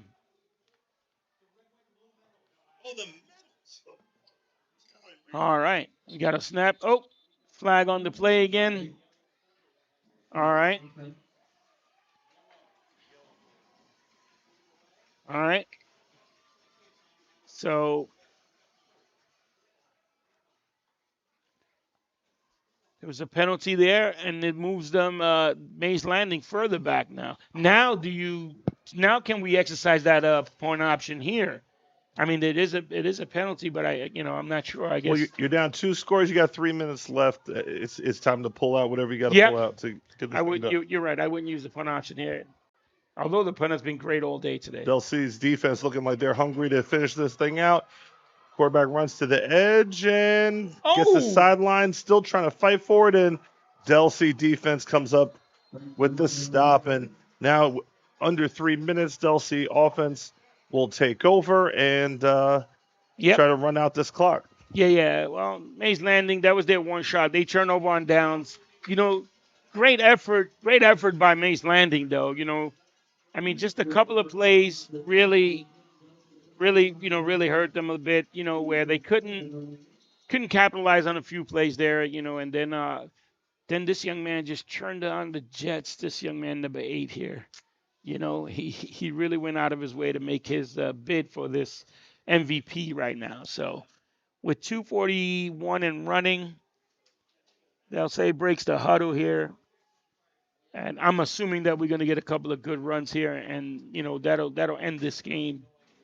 So we are, yeah, that's it. We are just got a couple of yards on that carry there, which was not bad. So the important thing is the clock keeps running. Great job by both organizations here. Mays Landing, you can't take anything from them. A couple of bad breaks. Both teams had some really serious turnovers in the first half, which caused the game to be at 0-0 for a while.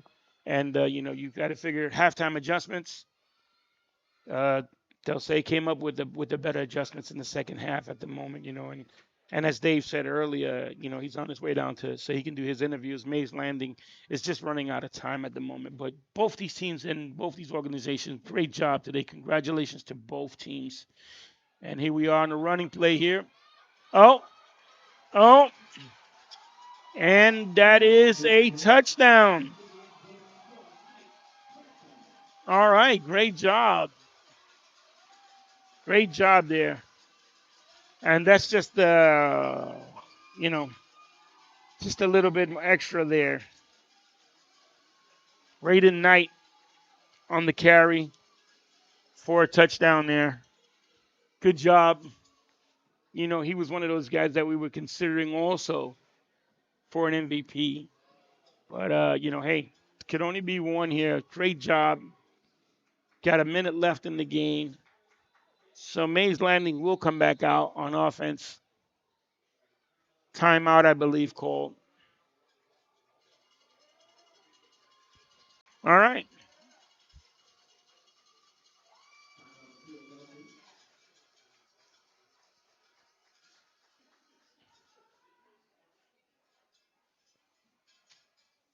Okay. Well, you guys are treated to a great day, great morning so far of football, U football, 8U championship game. It's going to be a great day. The next team's coming up. It's the 10U Burlington City versus Mays Landing again. So their 10U comes up on the next one. So they obviously have a number of teams. They have 3 teams representing them this afternoon here, Mays Landing. So it's a great program, great organization. Hopefully they will be able to come on top, get on top on one of these games here, come out on victory there. But once again, great job, both organizations here. Credit to all these young men, outstanding games, being played here. Great football.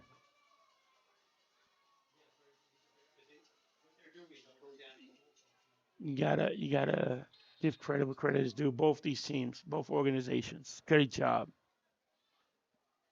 And here we go in for the extra point again.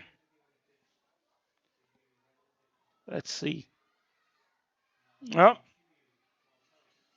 All right. Did he get in? Yes, he did. All right. They'll stay up 21-0 right now with 1:24 left. They will be your 8U champions.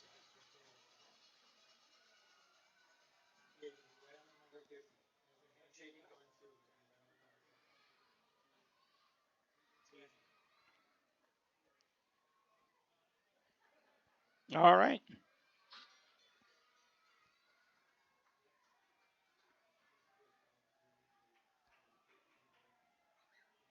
We're gonna have one more kickoff here.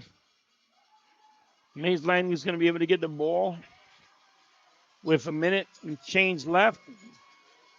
Once again, the crowd is going crazy. You got all the white towels going off. Awesome job. The cowbells and everything ringing here. Excellent, excellent, excellent. This is exactly what you want out of a youth football game. It's very good. All right.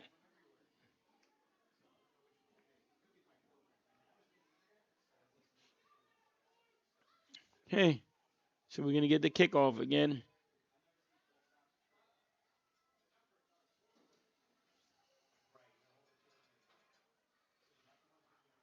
Tyler is going to be kicking off the ball again.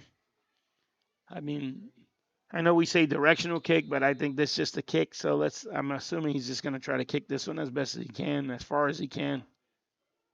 Good job. Good kick. Oh! All right. Almost another disastrous moment there. Mace landing, the receiver hit the ball and it just popped right back out. So here it is.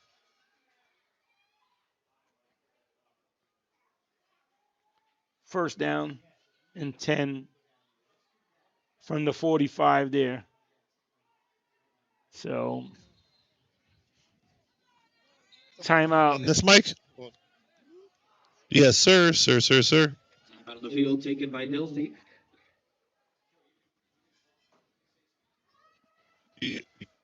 All right. Yep.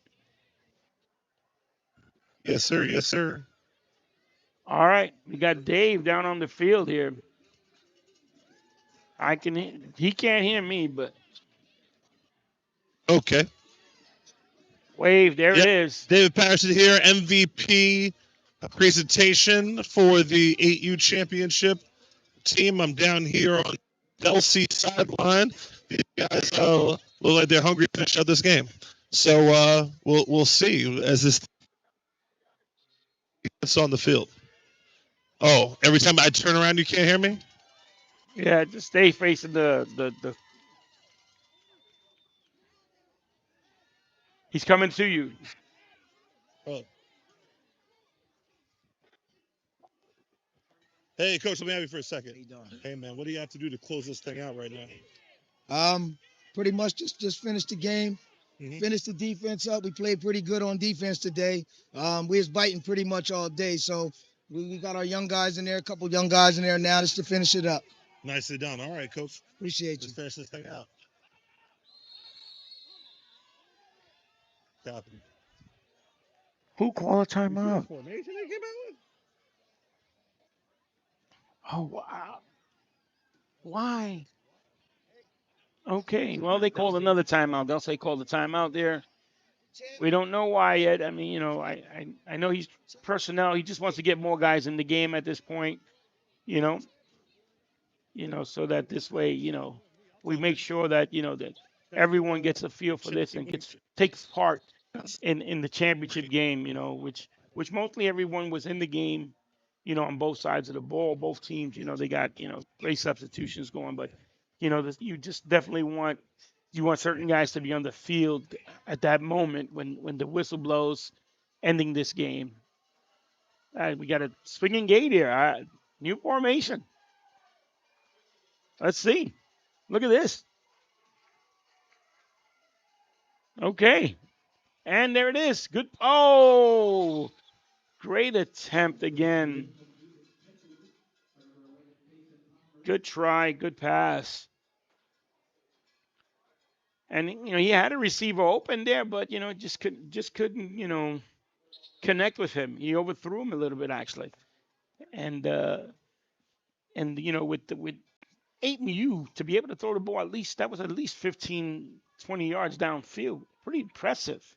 Kid has a pretty good arm there, So, I mean, we saw something new. I mean, it's a little late.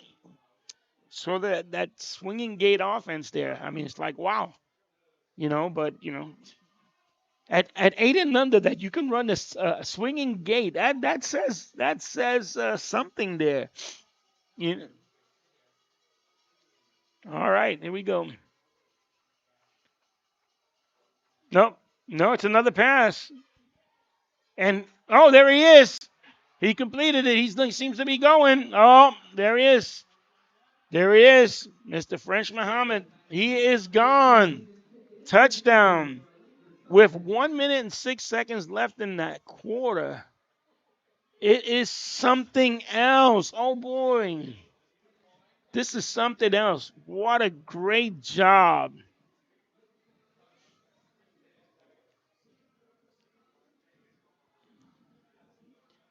Great job on his part. This time he was able to connect, the quarterback. I mean, we saw this play earlier. They connected one time before with French Muhammad on the completion there, with great concentration. that first time he caught the ball. But right now that he was able to come down with that good pass, good catch, and score, so it was a great job. Hey, listen, Mays Landon not giving up right here. They are trying their best. And here I think I believe if you pass the ball, it's 2 points. So let's see. Oh, there he is. He passed the ball for an extra point. So it's a 2-point conversion, as if you guys didn't know. So in the 8U, obviously it's 2 points if you pass, 1 point if you run. So these are U8s. So all right. Good job by Mays Landon. Great way to keep fighting here and not giving up. Good job by the coaching staff. So, we're just having a great time here. That once again, by no means are they giving up. By no means are they giving up on this right now. Mays Landon feels that they can do it. I mean, we might be able to get an extra point. I mean, a what do you call that? A squib kick here, to see an onside kick, and see what comes up here. It looks like they're lining up for that. No. All right. Delsey's moving up. I think Delsey brought in their hands team here just to make sure that they recover this kick, because you're almost gonna you figure here it's gonna be an onside kick. I mean, Mays Landing does have 3 timeouts, and if they can get the ball back here, so all right, let's see.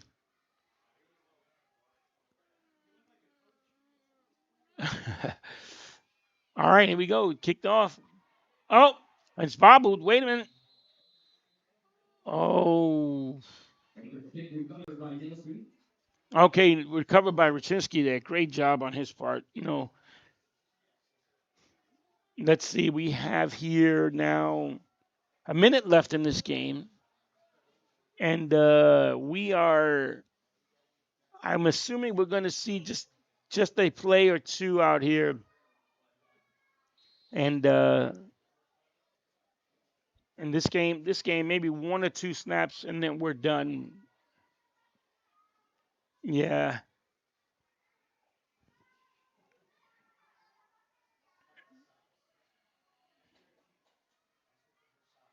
All right, here we go.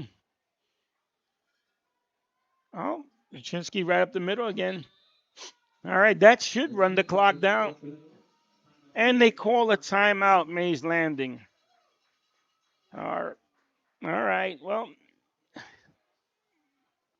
not sure how many they have left. I know our screen shows 3, but, that's not official. So it could be, they could be their last one there. So we will see. We will see what that. Yeah. I tell you. All right, we're going back down to Dave. Hey, what's going on? Dave Patterson, HSG Network. Yeah, so here on the Delsey sideline, they winning the championship right now, and they're really cool towels. Guys, turn up that way. Turn around, that way. Yeah, so we're waving our towels. There they go. Woohoo! There we go. Yeah, okay, we're waving towels and such. All right, the other direction is would be even cooler. Okay. Great job. Get out here. I gotta hit the concession stand. You know what? You had me up in the booth all this time. This is where the real fun is. Then can I call the game down here? We'll start I'll get one of the cheerleaders in my chair up there. I'm staying down here. I'm not going up to the booth anymore. I need to negotiate my contract. Dave says I'll be with MVP, Tyler Rachinsky, and Rachinsky is gonna Tell me how he's the Chuck Norris of football and all the dynamic stuff he did today. Interception return for a touchdown, drove the team down the field. It's been absolutely amazing. And then I will also be able to get to French Muhammad, the all-star from the other team as well.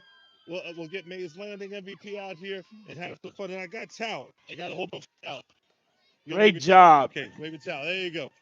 And then someone was asking me about operating the clock. I guess I look like I could do everything here, and we'll just get it done one way or another. We got a victory formation. Nope, they're running the ball up the middle again. All right. I'm still on. Oh, boy. Yeah, Mays Landing with another timeout again here. You know, hey, coach is not giving up on his bunch. Oh, I'm still on. Okay, gotcha. I mean, I think time-wise, So it's not. Oh, cheerleading coach. Gotcha. You're the cheerleading coach? To the right. Oh, come here real quick. Yeah, so the cameras are over there. So, hey. Coach Kaylin also. I'm Coach Alicia. I'm Coach Kaylin. Awesome. We saw the halftime show. You guys executed very well. Tell me. Yes, indeed. They absolutely killed it. What's the secret to the dedication of this program, man? These girls showing up, killing it every practice, every game that we have. They make our team what it is. That's awesome. You want to get any special shout outs? What's your name? Okay, gotcha. What's your name? Raya. Now, the people upstairs, they don't think I could ask you like really good questions, and I'm showing them I can. What's your teacher's name in school? Miss Sanders. I see. And you like Miss Sanders? She's a great teacher. What's your favorite subject? Out on the field, take it. Yeah. Who's your favorite coach? Oh, Mom's favorite coach? And Miss Sanders teaches math really well. See, breaking news here. You guys didn't think I could get it done. Who's your teacher at school? Bye. Nice. And who's your teacher? Miss Picudo. Nice. And what's your favorite subject? Doing art. Art class. See, we have art, we have math. I'm telling you, like you're really keeping me from being great up there. I should be down here with the people. Who's your Right. teacher? So My mom. while Your David's mom's your still live teacher? here, And I'm going to give you. what's the best thing? All right. We had a punt option, Field trip. and Mays Landing has the ball back again. You have to using their timeouts to be able to get the ball back. I mean, you know, like I said, this was great. You know, great game. I mean, we're gonna see here. You know, I think one more play. I'm not sure. I know the Del Say crowd is just going absolutely nuts. Yep. They are going nuts here for their team. Yep.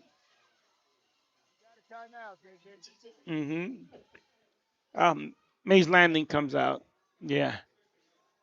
Yeah, Mays Landing coming back out. Let's see what they run him. Maybe they're going to run that same, trick play again where they throw the ball downfield to Muhammad again. Who knows?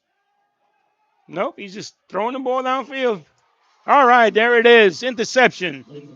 They sell. Great job there.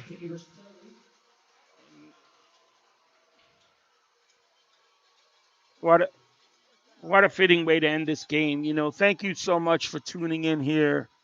These two teams, great job. Both organizations, making it out here to the championship game. They'll say coming on top, here with the interception to end this game, and we can right now. Next coming up is Burlington City versus Mays Landing, the 10U, and I'm assuming we're gonna get a victory formation here.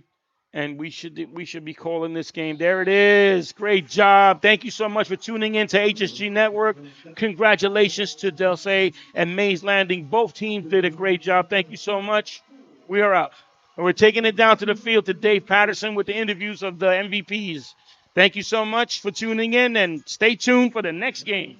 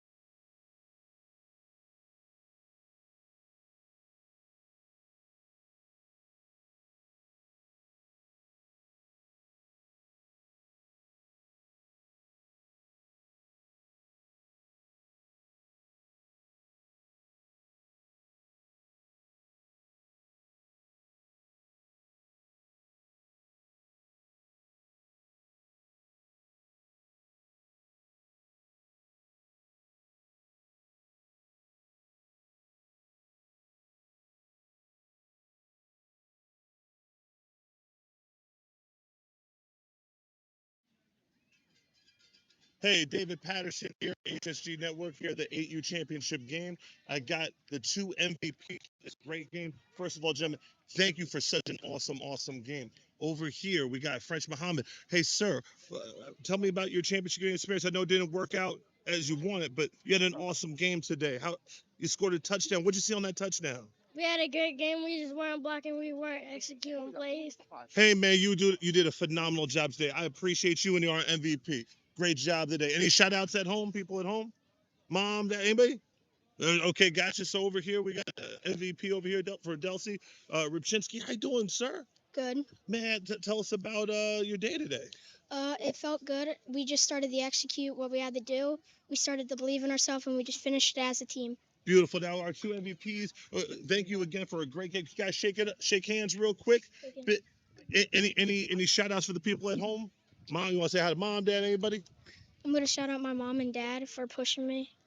All right. And your teacher? Who's your teacher this year? Miss Senator. Okay, big shout out to her. What's your favorite subject? Math. Math. What's your favorite subject? Math. Who's your teacher at home? Miss Sacco. Oh, big shout out to the teachers out there.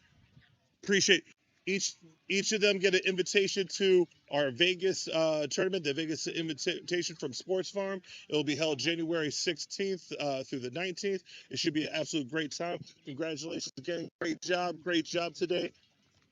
Great job today. You guys go back to your teams. Enjoy. Our final score here was 21-8. It was a great game.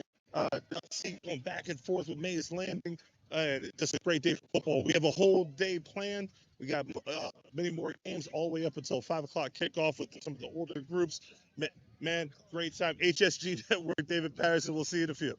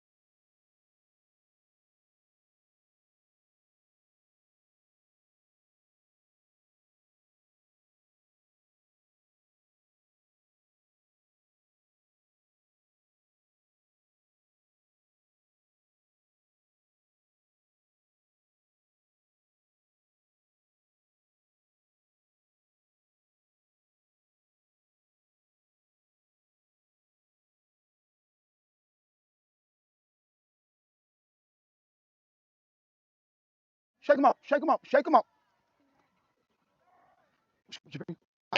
Good? Yeah, we good.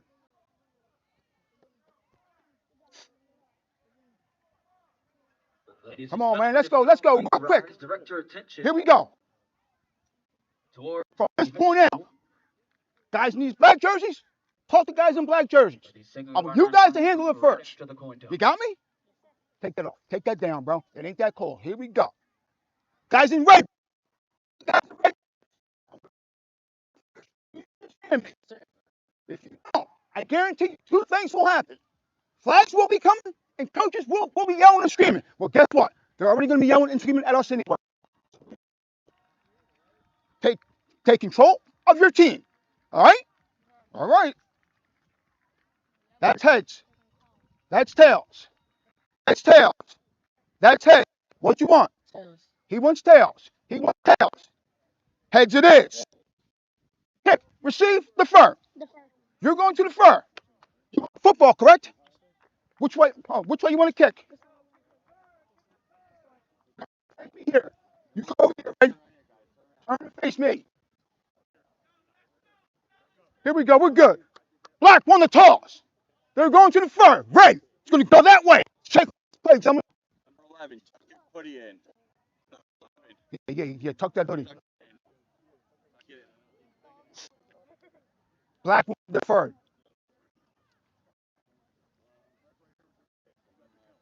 Yes. I'm gonna be right in front of you. Please rise.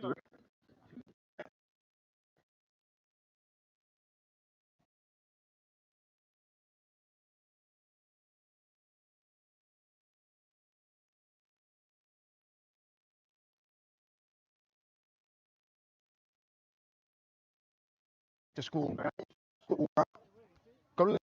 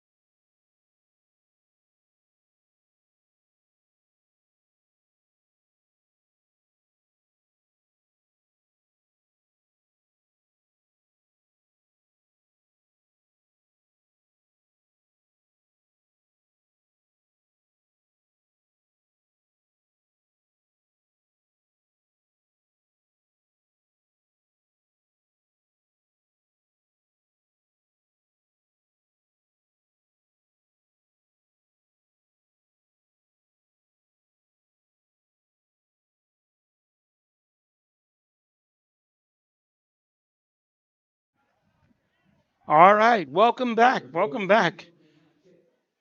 And now we are ready to kick off the 10U here. Kicking off from the 45 here. And we have here Burlington City versus Mays Landing again. We just saw Mays Landing on the 8U. Great game down there. We'll see what we get here on the 10U here.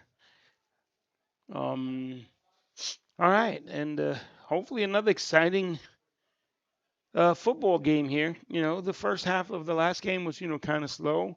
A bunch of turnovers, and now, these kids are a little older, so hopefully we don't see that. We'll probably see a little more passing at this level here.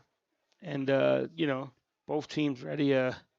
Burlington, Burlington. The difference here is the Burlington's in blue with the white helmets, and Mays Landing is in the red with the black pants and the white helmets here. So here we go, getting ready to kick off here. That directional kick. Oh, look at this, right off. Good run back. Oh, fumble. Ball's on the ground. Oh, and it is number 21, Mays Landing, with the recovery there. I mean, the Blue Devils on the recovery there.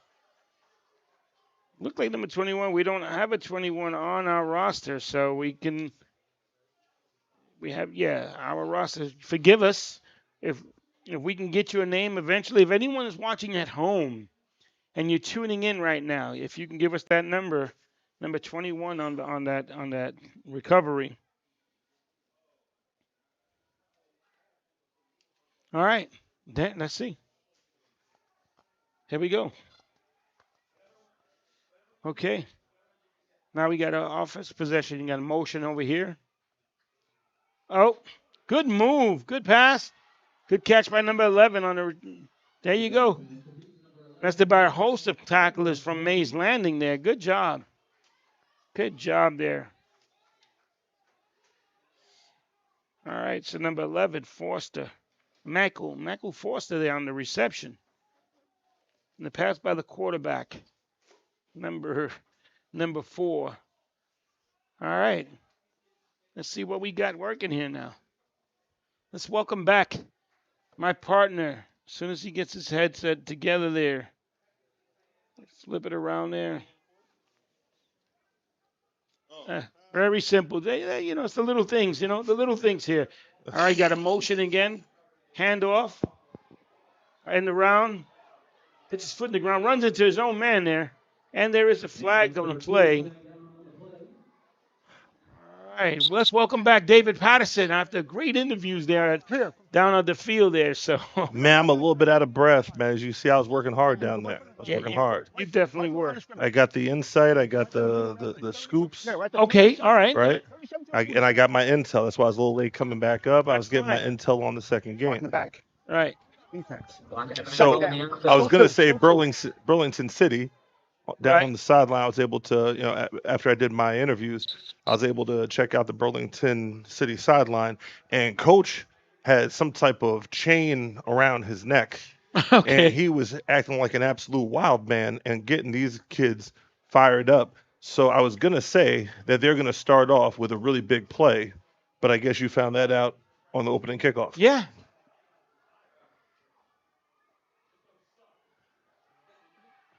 Oh, good play.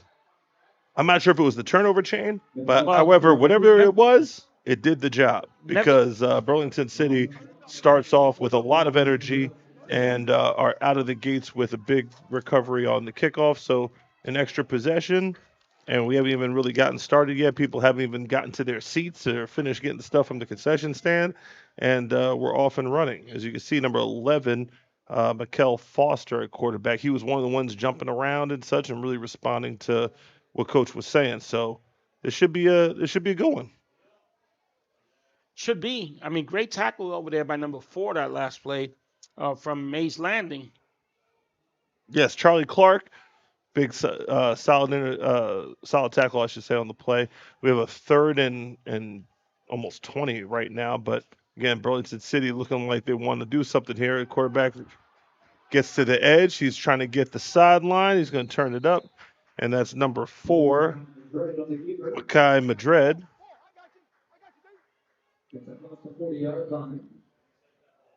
And that sets up a somewhat manageable 4th down. 4th down and 8. Not impossible, but definitely not what you want to get into for the first possession. But again, you're up because you get an extra possession because you recovered the inadvertent onside kick on the kickoff. Ooh. Kicked it off with no tee, just a flat ball right off the ground. Good job, though. That's impressive. It seems to be a new phenomenon. I think it was the Saints that started doing that when they kicked it straight off the ground. Legally, you do not have to use a tee, by the way, for those at home that don't know. Handoff to number 11, Mikel Foster. He's not going to have enough for the first down. So they do hold serve, and Mays Landing get their offense a chance to see the field for the first time, and they get the ball on the 39-yard line. So I guess disaster averted? Disaster averted, yeah. Played great defense there, managed to hold themselves up. They held their defense held up there really good.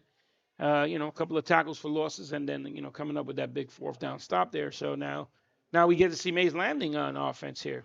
And do remember, we are checking the comments. So if you have some entering stuff, especially if you have some insider information on maybe players that might be due for a breakout game or something like that, please make sure you let us know in the comments, and also hit the like and subscribe button so you can support HSG Network and all the great stuff that we do here. And it looks like their defense moved a little bit too early. It was Good ball. Approachment. Defense. One of the great things about HSG Network is the referees are mic'd up. As you can see, loud and clear. We have the officials ruling on the field. So something from Mays Landing there, the young man Mohammed, the MVP that we picked there. I coached his dad. Yes. Wow. On the Central Jersey Vikings. Yes, he played for me out there. French's dad? Yes, sir. I forget his first name. Yes. He spoke briefly on the field there. Wow. Yeah. That is awesome. So we have more flag. Official activities. So Burlington City giveth, and then they taketh away. Still first. So we're going back the same 5 that we just moved. So all right. More holding serve, if that's what you want to call it. So this should be interesting. So 1st and 10, tighter formation. We got a back right next to him, and 15 hands it off to. Oh, good play. 53 or 33? 34. Jeremiah Hanna on the rush. So in this game, we do keep the same red for Mays Landing, and they're in red jerseys with black trim. And then Burlington is in black jerseys with white numbers. So we get some contrast in this 10U championship game. Correct. And just to give a heads up, like I said, for the people at home watching, if we don't get to mention your family member's name, it's because we have a very depleted roster here for Burlington City. So help us out. If you have a name and number, please put it in the comments. And we'll definitely shout it out and update our roster up here. So back to pass is number 15 from Mays Landing. He's looking. Nice ball that he throws it. Oh, just outside the outstretched hands. That was a beautiful, beautiful pass by 15 is not on the roster, so maybe it was Isaiah Hayes, which is number 16. But we'll double check on that. Just out of the outstretched arms of Jordan Sproul. And that will bring up a 3rd down. It's 3rd and 8 coming up. One thing that is actually pretty interesting is Mays Landing roster. 29 for Mays Landing tight. Oh, there you go. So, Robert, your grandson, number 29, would that be Jordan Spruhill? So we got it. Good. Oh, got another flag on the play. The refs are earning their money in the second game. Yeah.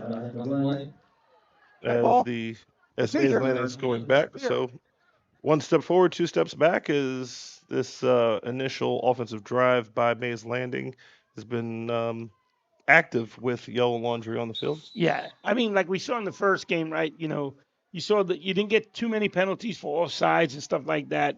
But you did get a bunch of turnovers, and there were a couple of penalties where you said the lineman didn't, put his hand down and picked it up or something like that, where they called. So, now here you're seeing these offsides and stuff like that. It's different age. Kids are just eager to go. Indeed. But as we have seen in the past couple weeks that we've been doing these games, great organization, kids breaking the huddle, not a lot of conversation with. In fact, we didn't even have coaches on the field. Nice throw. Intercepted there by number 11, Mikel Foster. He's going to get a little bit of return yards on this thing. Great job. And it sets up Burlington City inside the 30-yard line for their second possession. So in these championship games, we say it's about penalties and turnovers. And that's exactly what it's been as Burlington City picks up its second turnover of the game. I mean, great job. He high-pointed the ball, got up there and, took that ball away. Great job by him. So. Absolutely. So Burlington City gets another extra possession. Let's see, now they're in deep in Mays Landing territory right now, as we'll see if, just like in the first game, all of this, movement of the ball can result in points. We shall see. Handoff up the middle. Big fella picks up a yard, but great defense, including Kwamir Alston. Now, here's the thing. I'm looking at this Mays Landing roster. Right. Out of all the teams that we've seen, this one has some of the best nicknames. Okay. I'm going to be honest with you. Because Kwamir Alston, his nickname is Sauce. Okay, look at that. And you can't just call somebody Sauce if they're not the goods, especially here in the state of New Jersey where you have Sauce Gardner. You look forward to see what that young man can bring, but he definitely tackled on that one. Even maybe better than Sauce Gardner of the Jets. Sweep to the left side here, and that's again number 11, Mikel Foster. So we're going to get a heavy dose of Fosters. It's a good run. Which will set up a 4th down coming up. 4th and like 5, maybe 6. Well, I stand corrected. 3rd down. Oh, 3rd down. Okay. Sorry about that. One of the things that is great about youth football is that you have volunteers that are able to do things like hold the down marker. Mm-hmm. And my man is changing that down marker faster than some of the pros. Yes, That's sir. pretty impressive. 3rd down, handoff up the middle. Big fella, number 22, Kason Diggs. Diggs is grinding his way to a 1st down, and that will bring Burlington City in their first red zone opportunity. So let's see if they could protect the football and possibly get the initial points of this 10U championship game. Mays Landing needs to come up with a big stop here. Turnover, because Burlington seems to be moving the ball now at will. Right, another handoff up the middle. Looks like it's Diggs again.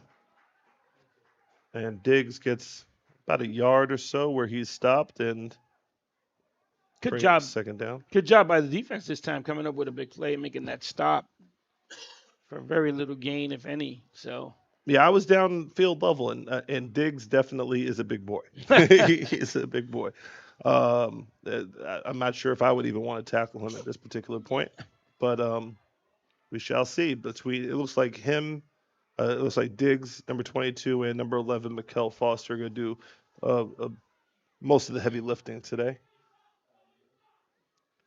okay, quarterback, we got a toss. Toss to the right, and that is Foster. Foster gets down to the 10. So it looks like they have a little lightning and thunder action, you know what I'm saying, with Diggs with the thunder and Right to the line of scrimmage. Foster with the lightning. Yo, he can't move too fast on us, bro. As you can hear the officials talking, the officials are definitely active and working today. Too fast, man. It's going to go back for holding. Well, but as I just commented on Right. the speed and efficiency of the okay. down marker guy, And then And that's how it goes, right? We say, hey, they don't need a turnover here. All of a sudden, the ball pops out or something. But just to give you a heads up, though, the chain crew is the officiating crew from the previous man. game. So they're taking turns on the chains. So the official got yelled at by another official. Yes. Well, that's pretty official. Oh, and we have another more whistle again. laundry on the field. False Good start ball. on the offense. False start. Still second. So what do you think is going to happen first? Will the official lose his voice from all of these calls, or will the official on the sideline get carpal tunnel from throwing so Flipping many the flags? for throwing so many flags. Yeah, well, hey, yeah, you're right about that. I don't know. I think we're gonna get some carpal tunnel here, but I mean, Burlington just needs to settle down here. You know, they got some pretty good plays. You know, they're getting they're impatient. We've seen some unique formations today. We have number 2 coming in motion. There's a little bit of a spread look. Toss to Oh, Diggs. ball's on the ground Diggs there. unable to corral it, but he falls on it to try to live another day. And now Burlington City is back on their own.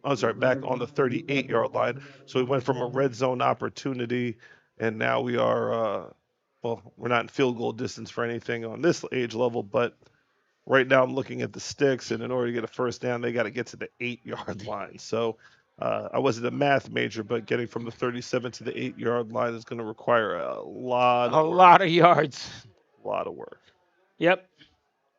I mean, once again, just like the previous game, could be championship jitters, right? You toss the ball, you drop the ball. So once one of these teams settle down, and it should be okay, and we'll get a little more football going on here. And we have a pass here. Number 4 throws it up. He has a man. It's caught. Well done. Charlie Clark throws it up, and it looks like it is okay. A number 0. We're not sure which 0 it is. Yep. So 0 with the long hair is what we're gonna say.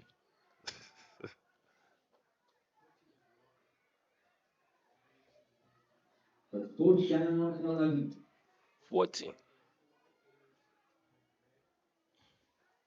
Got that. Yeah, we have that. So they're breaking the huddle. The thing about Burlington City, you see even the offensive linemen have single-digit numbers, which is kind of unique. Yes. Tight trips formation, toss out to left side. Much better toss. He's going to beat him to the edge, and it looks like he might be able to get down to the 6-yard line. But is it me, or was there a flag It in there? looks like there was another flag there, so let's see. You kind of have to assume that there From the flag? from the flag, which means there was a flag. I think that's it. Let's get the call from the official. It looked like that was Foster on the carry.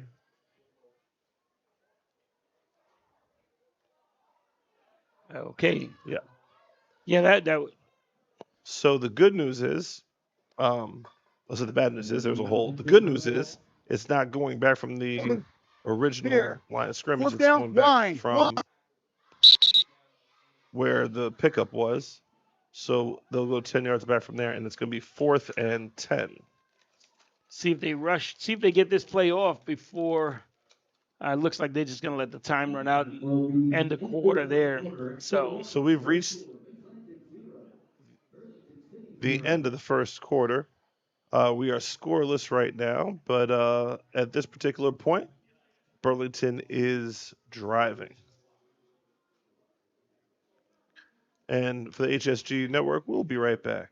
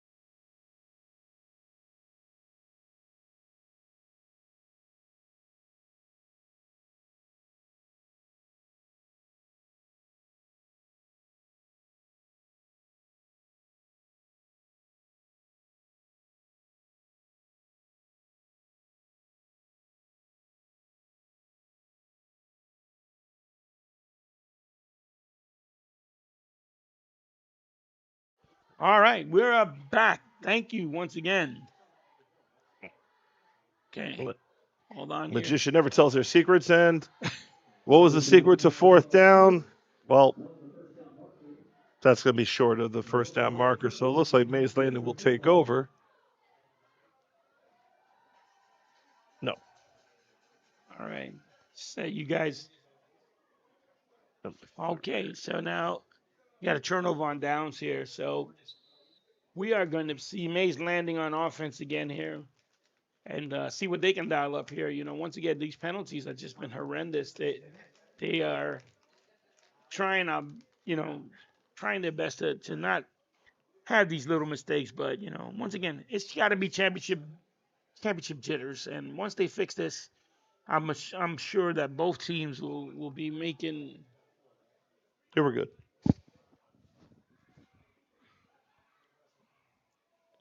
Mays Landing. Yeah. Sweep to the left side. Burlington City with a nice pursuit, including number 4, Mackay Madrid. And number 22. Good job. Kassan Diggs seems to. It's going to be Diggs and Foster today. It looks like 22 and 11 appear to be the standout players so far.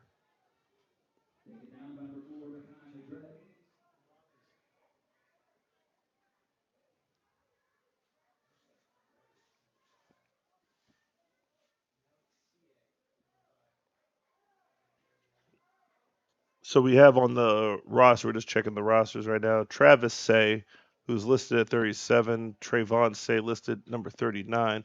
It appears like either they have a third brother that's wearing number 5, or they upgraded their number. We'll see. But fake reverse. Boy, that was a nice fake camera, by Mays Landing, and it fooled our camera guy. We're not gonna sugarcoat it here. So that was a pretty impressive fake right there, and now we're playing in dangerous territory for Mays Landing as they are inside their own 5-yard line. And it's third and like maybe 20, so you got to be careful here. Do you want to try and drop back and throw a pass, or did you once again, I'm not sure the 10U, I forget whether they have a punt option. So you have to come out with a punter. So, even that's dangerous here. Oh, jeez. So here's the thing. What I would say is this. And, I coached for 19 years. One play that I really did not like is I was a defensive coach, but one play on offense I really did not like is the toss play. Mm-hmm. The toss play, just a lot of stuff can go wrong. Yep.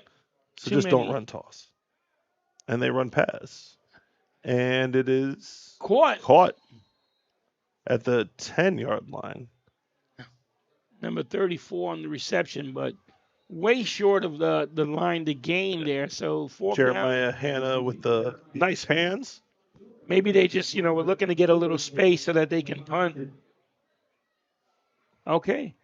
Well, there it is. There is a punt option at this level, so we will not be seeing a punter. He is also taking a break in this game. The automatic punter is a good luxury to have. However, the catch by Jeremiah Hanna did pick up some key yards, because right now, with the mark off, they would only be up to like the 25-yard line or what have you. Right. So the ball is now spotted at the 35, so that was a big pickup. Yeah. Yeah. Right now, second quarter, so.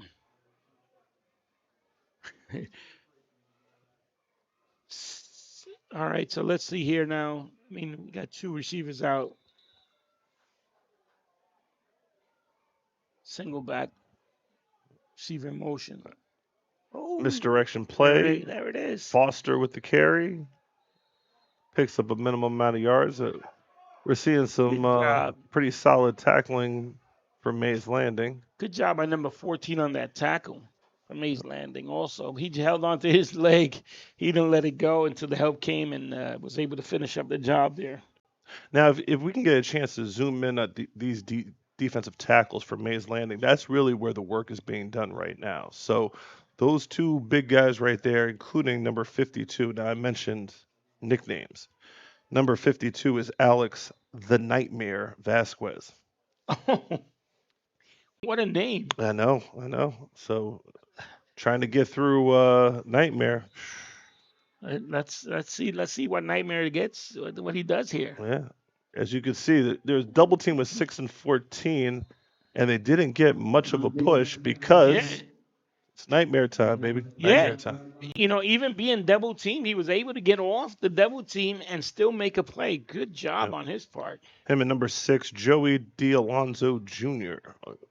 stack in the middle of the field, and not much area for Burlington City to take advantage of. And even though Burlington City is plus when it comes to turnovers, they've gotten 2 turnovers to their credit.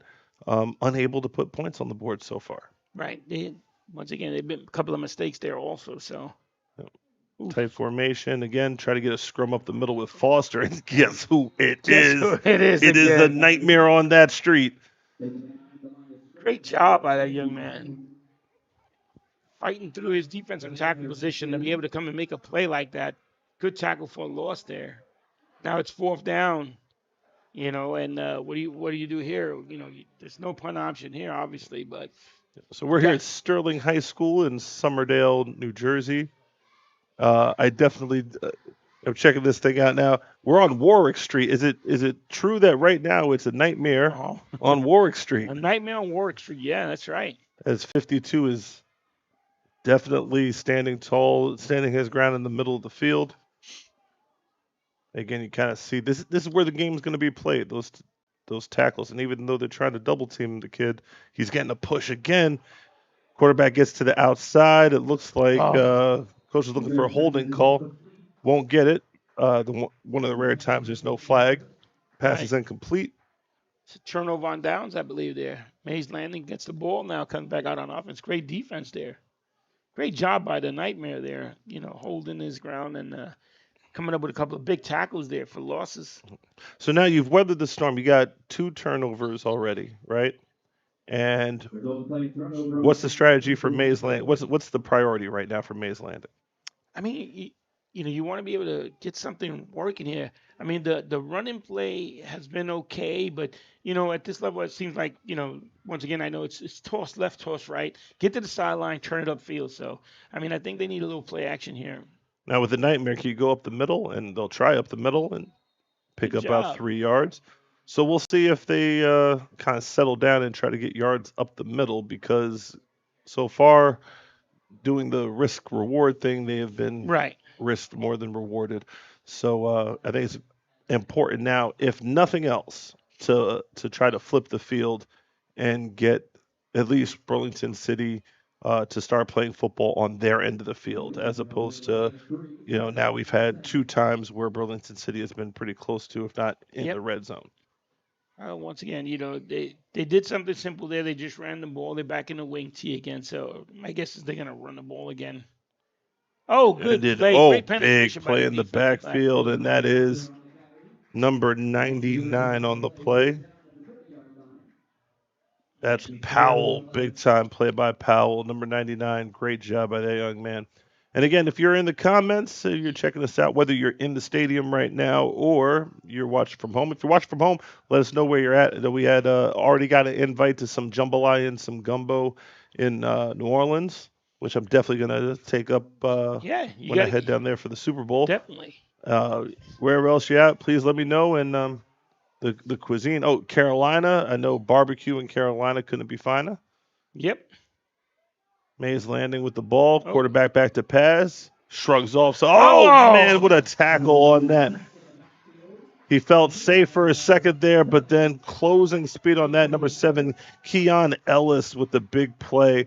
And, man, Mays Landing needs to figure out a way to stop playing football in their own end of the field. Yeah. Otherwise, it's gonna be a tough way out of this thing. I mean, but we've been seeing again, like we saw the last game, it was a defensive battle here again until, for how long, but both defenses really doing some good work. Indeed. So the star-studded, for those of you that are unaware, because I don't want to make the joke and people don't understand the joke. Right. In this age group, if you are in your own end, you can mark off 25 yards in lieu of a punt. So instead of actually physically punting the ball, the official will mark off 25 yards and then they flip possession.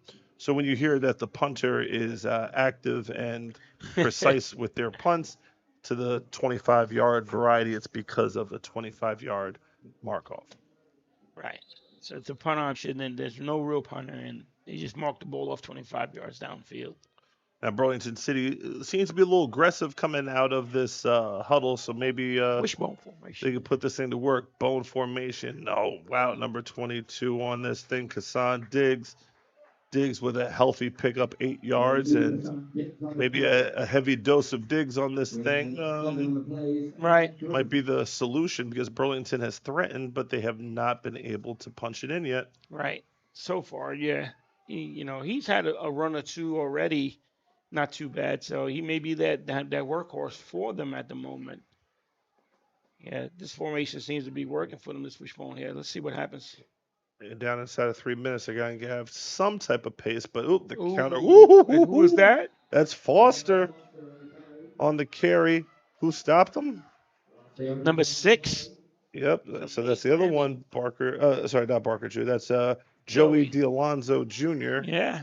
So between him and the Nightmare, Mays Landing has bent, but they have not broken. Right. Yeah, that's right. And, good job. I mean, it's 3rd and short still, so that was a big play on the Mays Landing defense part right there. They need another big stop here. Yep. Indeed. Let's see if they can get it here. Toss play outside. That's pretty solid looking tosses. Foster tries to get to the sideline. Gets wrapped up around the 37-yard line. Not much more doing other than that. All important, first down. Keeps the drive alive. They're moving. A minute left in this quarter to the half. Are you ready for another awesome nickname? Yeah, give it to me. Number 12 for Mays Landing, Andrew Beef Galea. Now, that's not a tough guy name. No, yeah, you got to be a tough kid. I can imagine you walking through school with that. Yeah. Andrew Beef Galea. Another toss play to the outside. But there is a flag again on the play. So, whoa. Great tackle on the play by Sauce. Kwamir Alston, a.k.a. Sauce, with a great tackle. But We got a procedure. We got a procedure. Check the penalty. Correct?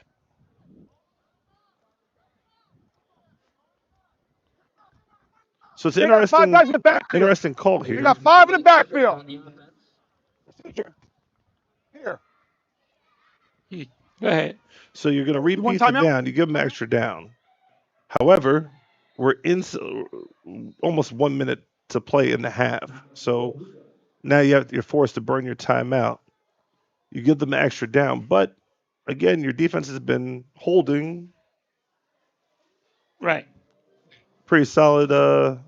Yeah, pretty solid decision. Both defenses have been pretty good, actually, and doing a great job. I mean, once again, like I said, the first game was the same way. We saw where, both defenses were doing good work, and a couple of turnovers, miscues with the fumbles and stuff like that. But here you're getting a lot of turnover on downs.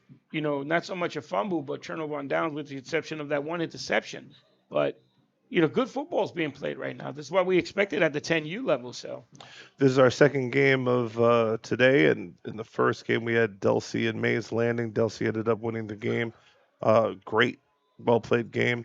Now we have the second game, which is Burlington and Mays Landing. Mays Landing trying to get on the winning side of things. They have a pretty full day today, as they've made 3 of the 4 championship games today.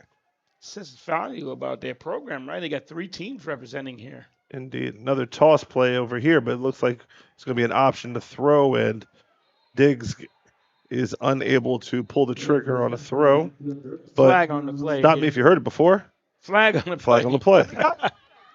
Oh, number 21, offense. We're going to go for the line. Go back 10. Holding. Offense. Go first. Lots of penalties today. Yeah. Lots of penalties in this game. First game didn't have that many penalties. A lot of fumbles. Right. A lot of fumbles and stuff like that, but no real penalties. A couple, but not nothing like this. This is just procedure. Hold. So, once again, like you said, it could be that championship jitters. Once they get a couple of, I'd say after the halftime, like coaches make adjustments, kids settle down, and it's just football again. Indeed. So you would have to say that, again, the scoreboard is even, obviously, but in terms of the team that put in more production, Burlington City definitely has the edge. But which one is more sustainable? Toss to the right, small gain on the play. So which one's more sustainable? Because if Mays Landing stops giving up the ball, then with an extra possession, they might be able to find the end zone. Burlington City has been gifted Right. 2 turnovers. And even though they've been deep in Mays Landing territory, they've been unable to score on the Lakers today. Well, I We mean, shall see. we shall see. I mean, timeout here, and 18.2 seconds left in the half, I believe. So coming up at halftime, we have our sponsors with some commercials and such, Yeah. and we also have some exciting stuff with HSG Network. Give you some of the information on what's going on, a synopsis of what's going on in the world of youth football. And at the conclusion of the game, we have some medals to give out for our MVPs and an invitation to Las Vegas. Hmm? So that was awesome. We had 2 MVPs from the first game, Mr. French Muhammad and Tyler Rubinski. He was doing his thing, the Chuck Norris of youth football, Yeah, the he Swiss Army knife himself. Did an definitely amazing did job. his thing there. So we'll see who gets added to the list of medal recipients. Motion handoff to number 2 and gets met by a host of Lakers in the backfield. And man, can we get a replay on that? And holy smokes, that again, Burlington City has had the advantage when it comes to the overall gameplay. Right. However, Mays Landing has been pressure situation, being backs against the wall, and every single time they've responded. The nightmare has been real. Number 52, Alex Vasquez, I think he was in on that play as well. Joey D'Alonzo Jr. has been all over the field on the defensive Yeah. side of the ball as well. So when you usually look in football, especially this new age of football where you throw the ball 50,000 times a game, you tend to look for the quarterback or the running back or the wide receiver to be MVP. We might have to look at this Mays Landing defensive line, dare I say. Yep. I mean, Mays Landing, backs against the wall, bend but don't break. Great defense, and they just let the time run out. Halftime, fellas. If you were facing Nightmare and we could also get 81, Kamar Atkinson. Yep. Like the defensive line for Mays Landing right now is the MVP. Yep. Quite frankly. All right. So we have reached halftime, and you know what that means. We are taking a break. So for the HSG Network, David Patterson, Joey Pagan. We'll see you in a few.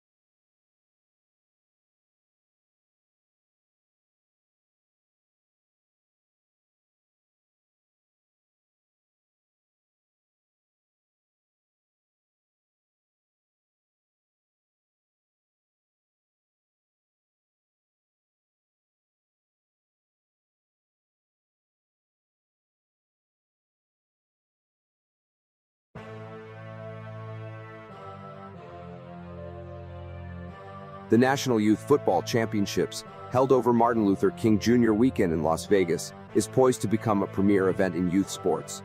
Bringing together top young athletes from the East and West Coasts, this event offers a platform for competition, exposure, and advancement in football. It's a must-attend for athletes and fans alike. The Las Vegas Invitational and National Showcase offers a premier championship experience for athletes ages 8 and under through high school. Emphasizing talent development and skill building, the event provides a national stage for young athletes to shine. By inviting top teams from across the country, the competition is intense, pushing athletes to deliver their best performances. A key feature of the event is its focus on exposure and recruiting. Attracting sports writers, prep school coaches, and college recruiters, the showcase allows athletes to display their talents to those who can propel their careers forward. Opportunities abound for athletes to earn spots on high school teams, gain interest from college programs, or catch the eye of NIL representatives. The Vegas Invitational, part of the National Youth Football Championships, was launched in March 2018 to provide young athletes from 8 and under to high school seniors a platform to showcase their talents. Unlike many youth sports events focusing only on seniors, the Vegas Invitational offers exposure to athletes of all ages, enabling younger players to make connections and explore future opportunities. The Invitational stands out with its comprehensive approach to athlete exposure and development. By connecting younger age groups with influential sports figures, it opens doors for media exposure, additional training opportunities, and networking with sports professionals. Since its inception, the Vegas Invitational has launched hundreds of athletes into prep school and college scholarships. Its focus on recruiting opportunities makes it a favorite among scouts and recruiters, providing a venue to discover talented players. Many participants have gone on to successful college and professional careers, underscoring the event's commitment to helping athletes achieve their dreams. The 2025 Las Vegas Invitational will be held from January 16th through the 19th at the Link in Las Vegas. This central location, with top-notch facilities, ensures the event runs smoothly. With multiple venues nearby, the Invitational accommodates numerous participants and spectators, creating an exciting atmosphere. Are you a certified player?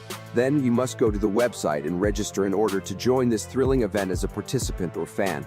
Visit Las Vegas for a weekend of exciting football action and unforgettable experiences. Watch as top teams from the East and West Coast face off, and cheer on the next generation of football stars. The Las Vegas Invitational is an event you won't want to miss. All right, we are back. I'm John Saplinski with HSG Network, bringing you TCUFL football. Senior game, Voorhees, New Jersey. You just watched, if you are back home, the senior game, nail biter in 2 overtimes. This is the guy we chose as our MVP. I'm sure everyone at home choose this guy as our MVP. This guy's the real deal. Tell everyone back home who you are. My name's Mason Caving, and I'm the quarterback for Delsey. Mason Kate, we couldn't get your name It's all right. for the longest time. I know. And you had family chiming in and stuff. Yo, you're a great quarterback, but you showed up on defense, man. You took this game on both sides of the ball. Overtime, you took the game on them 2 game-saving tackles for losses. You're the real deal. You got a bright future. So how old are you? I'm 13. 13 years old. You're playing way above your level. Great speed, great accuracy. You ended up with 106 yards in regular season, and the only touchdown in the regular part of the game. And then the game winner in overtime. What do you think about this game? Nothing. I just want to thank my Lord and Savior Jesus Christ for keeping me going through. And wow, that's great. Yeah, that's amazing. A humbled young man. So you're 13 years old. Where you go to school? I go to Delsey. Oh, you go to Delsey right now. Great. Favorite NFL player? Josh Allen. He's my man. Ah, nice. He's a great quarterback up there in Buffalo. I'm from upstate New York. Not a Buffalo fan, though. Yeah. And favorite team? The Bills. You're a Bills fan? Oh, Yep. Josh Allen and the Bills. Good for you. Thank you. Quarterback or defense? What's your go-to? Honestly, I like to be the quarterback, but I'm a really good defensive end, too. No, you... What was going through your mind in this game when you were making all these plays? Just where's the ball? That's all I needed. Like, that's what kept me going. Where's the ball? Where's the ball? And on offense, all I needed to do was find a hole and hit it. That's all. Find a hole. You did. You very confident quarterback from the start. We knew you were a playmaker. You really are. You were a playmaker. You found a crack. In this offense design is a lot of clock management, and you controlled the clock very well. But you're a strong leader out there. You're going to grow. And how many years you been playing football? I've been playing since I was a sophomore. Sophomore, so you got about 4 years in. I would say about 4 yep. years in, and you hit the high school next year. Yeah. They're gonna love you. They're watching. I know they're back home watching you right now. It's a great program. I follow Delsey. You know what I'm saying? Show everyone back home the ball, man. That's your MVP. Now, before you go, everybody back home, who do you want to give a shout at? I know you got family out there. I just want to give a shout out to my mom, who keeps the food on the table and washing my clothes. Wow. And I want to thank my dad for keeping me pushing, keeping me going.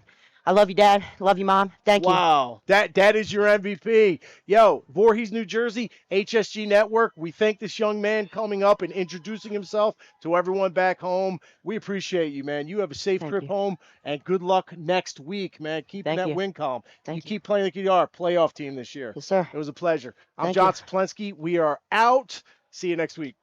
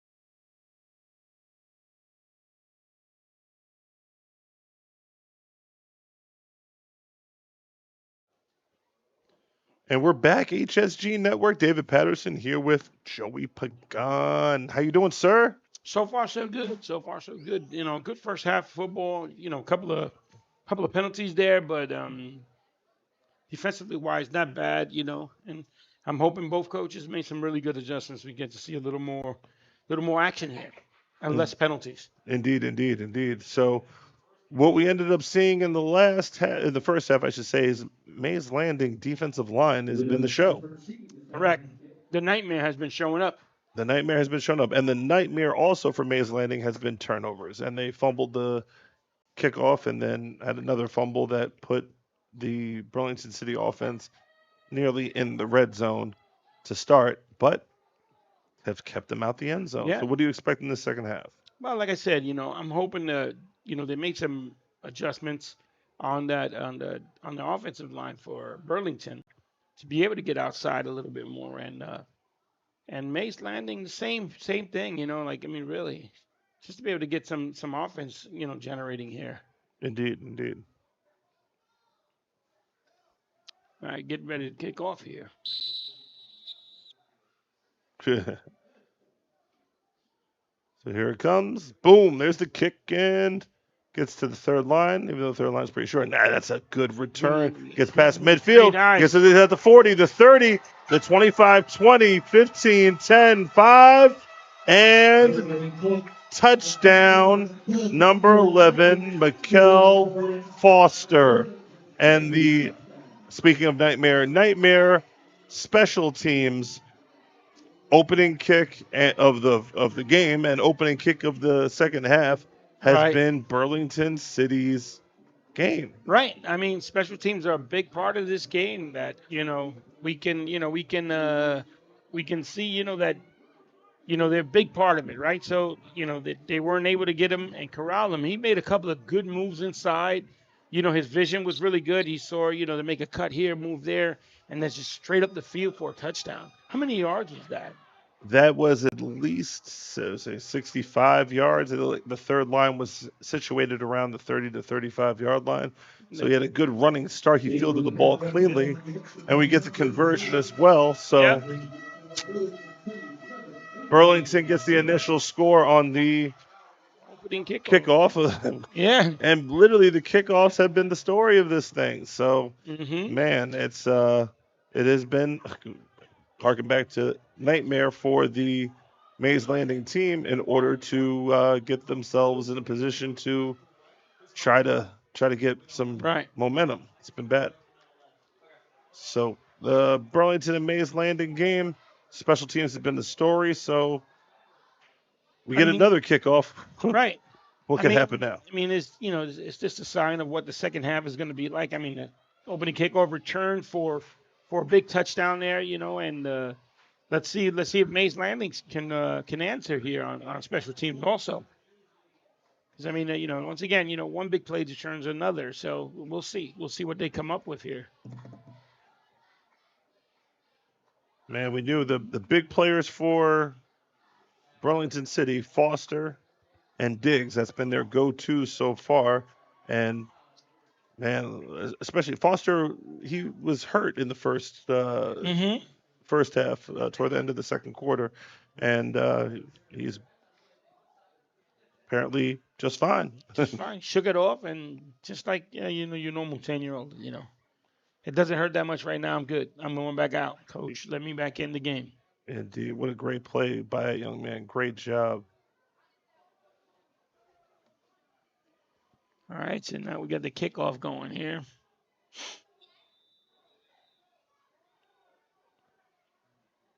Okay. Here's the next boot. Looks like another onside kick. Like, and there it is. I did hear whistles, and I do see the other story of the first half. Another flag again. There you go. Wow. What a missed opportunity for Burlington. So now, if you notice, and luckily for us, we have this camera angle, Mays Landing, who's on the opposite side of the field, has a full bench of players right now. Correct. I don't see a lot of the starters on kick return. No. Maybe it's time to put some of your well, maybe it's time to put some of your names, big Here. names, on that first line, And especially since you see at the 40-yard line the ball is on the ground with no tee, so that ball might jump around. And yep. Mays Landing recovers the ball after going 8 yards, and since he fielded it cleanly, that's where we will be. As you can hear the official. So, Mays Landing offense, we haven't had much to go by, but what are we looking to do here? I mean, you want to be able to get the offense rolling here. You want to be able to move the ball cleanly. So do you call a couple of running plays, maybe play action here, something to get the offense going, something to get some plays generated. But I think, let me see what kind of formation we got here. This is different. 2K motion. Hand off to on the sweep. Number 7's heading backwards. Now he's going back forward. He gets to the edge. Oh, big hit out of big hit out of bounds. bounds by number 11. Foster's all over the field right now. Number 7, Shadakari. Well, they call him Shaq. Shaq Exantis. His first name is quite lengthy, but they call him Shaq for short. Right. But number 11 came up with a big hit on the out of bounds there. You know, a lot of running for 5 yards, 6 yards, but nevertheless, it's still positive. So, you know, second down, I think it is, or third down. Shaq looked like he could outrun most of the Burlington City defense, but Foster appears to be a different beast. All right, seems to be a. All right, so it is second down. They went back to that. They flipped it back the right way. Shotgun formation. Look, got a speed Oh. sweep to the left side. Stop me if you heard this before. Flag on the play.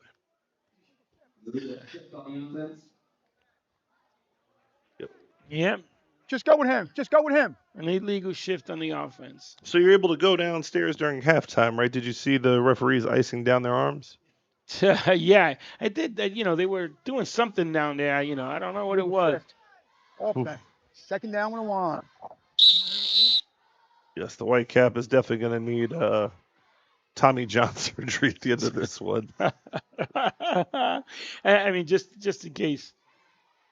You know, the U10 level, you really, you know, don't see some of these penalties, but unfortunately today, you know, this is what we got. Like we've won. Yeah, it's double wing. Another Toss. Oh, Looks like a halfback option. 34 throws it deep. Oh, a contested ball. And interception. Is that Foster? Yes. There it is. Number 11, Mikael Foster doing his thing. Yes. So after scoring the touchdown, gets a big interception. And just like we see with Rubinski last game, it looks like Foster is a jack of all trades. Yeah. For this one. Stepping it up here for the defense for Burlington right now, you know. Let's see if they can, you know, I mean, we saw them get something on special teams. Can they do something offensively now with the ball here? So, okay. Yeah, way to go for that ball. On this level, to see a throw is special, but to see a receiver and a D-back go up for, run up the middle. Good field vision by Diggs. He breaks the tackle. He's up about 14-yard carry. Big, solid run by the running back. Yeah. Kassan Diggs, that lightning and thunder. That's the thunder piece. The lightning part is Foster. So between the two of them, I know Foster has been doing, as we see Foster with the interception. But Diggs has also been one of those players that have been doing it. So we saw the toss over here. Number 34, Jeremiah Hanna. He sees the man open. And you know what? For a second, he is open, but two of them competing for the football. Right. Foster comes down with it. Good job. Good concentration. Even with the offensive receiver on his back, he still managed to come down with that. Indeed. Great So we're job, back Luke. to wishbone look and handoff. It looks like it's probably Foster, right? It might be. Picks up 2 yards. A little bit of lightning. So Expecting Foster's been standing out here for us at the moment, right? So I mean, if you put the ball in his hands right now, you know, chances are you're going to get something out of it. So we'd be looking for his number to be called a lot more often in the second half here. But don't underestimate the switch up when it comes to now giving the ball to Diggs. Correct. I think Diggs is due for something.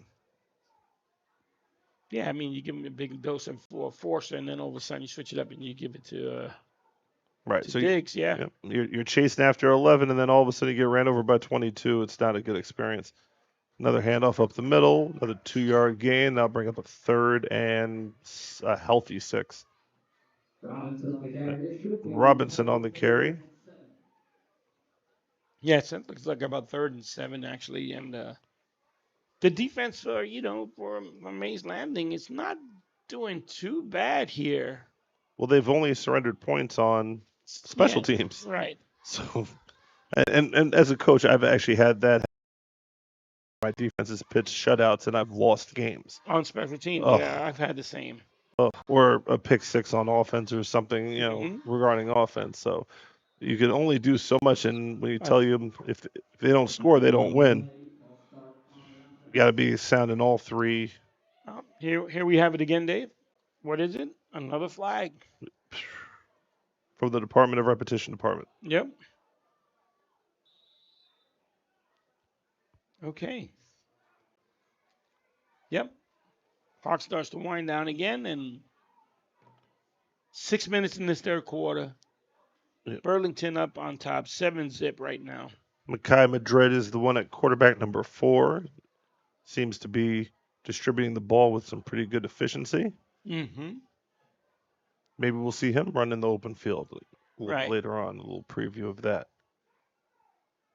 But 30. he has weapons with him. Right. And it's 3rd and 12 now. Let's see what they come up with. See if they get a pass here. And stop me if you heard it. Give it to him. Give him the ball. Give him the ball. Yep. That procedure. Procedure. Offense. Still third. Still third. There you go. Got the case of the jumps on this thing. So I want to also give a shout out to all the cheerleaders and the cheerleading coaches that are also in the house today. As you can see on our sideline, we have Burlington City, who has a full complement of cheerleaders of all ages, from the little ones all the way down up to the 14 years, it looks like. They're doing a great job supporting their organizations, rallying their colors, and just a great day for football altogether. We have another group of packed house here cheering on Burlington City and Mays Landing, and it looks like there's a miscue in the backfield, and quarterback is ruled down. Yep. Tripped over his own feet, or maybe the center's feet he might have tripped over, and he went down. It's 4th down. I think they're using the punt option here. They're bringing out the automatic punter. Mm-hmm. Yeah, we have a packed house here. Like, even if you look the sideline, the fence that is adjacent to the field, packed with people checking out this game and just supporting youth football. I know we have some NFL games going on now, and looking at the scores, the Jets are doing what the Jets do. They're down 13-0. Go figure. Maybe those folks in East Rutherford should have come down here to Summerdale, New Jersey. Yeah, you're right. And checked out this brand of football. You know what I'm saying? A lot more exciting over here. It absolutely is. And maybe the Jets could use a little less of the of Aaron Rodgers and more Rubinsky. Yeah, they can use Rubinsky. Yeah, right. We saw number 8. We saw the better number 8 down here. Yep. Hand off to the left side, breaks the tackle. Oh, tough, hard-nosed run up the middle. That's number 6, Joey D'Alonzo Jr. His name on the defensive side of the ball we've been talking about. So maybe he could settle into an offensive groove. We haven't seen Mays Landing offense in plus territory thus far. We have a equipment timeout as Diggs apparently has a helmet issue. We're back to it. All right. See what Mays Landing's going to do here. Don't. Oh, boy. Yep, more laundry. By the way, Detroit Lions 28-3 over the Jaguars. It's a dominant team, the Detroit Lions are. Second. And here we have another flag again. It's just it's getting to be that, too much of these flags spinning right here. Mays Landing's heading in the wrong direction at the moment. I mean, is it just jitters? Like, is that what it is? Because we're into the second half.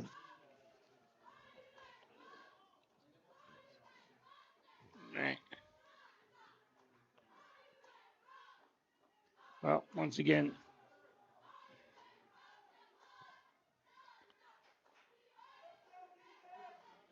yeah. So, trying to see anybody in the comments section. Give us your thoughts on the game. Mays Landing with the handoff up the middle, but stacked up by the Burlington City line, including by number 8. Big number 8 on that one as Ogunyene is number 8. So yep. Great job by that young man. It's tough sledding to get some yards now, but again, Mays Landing got to figure out something.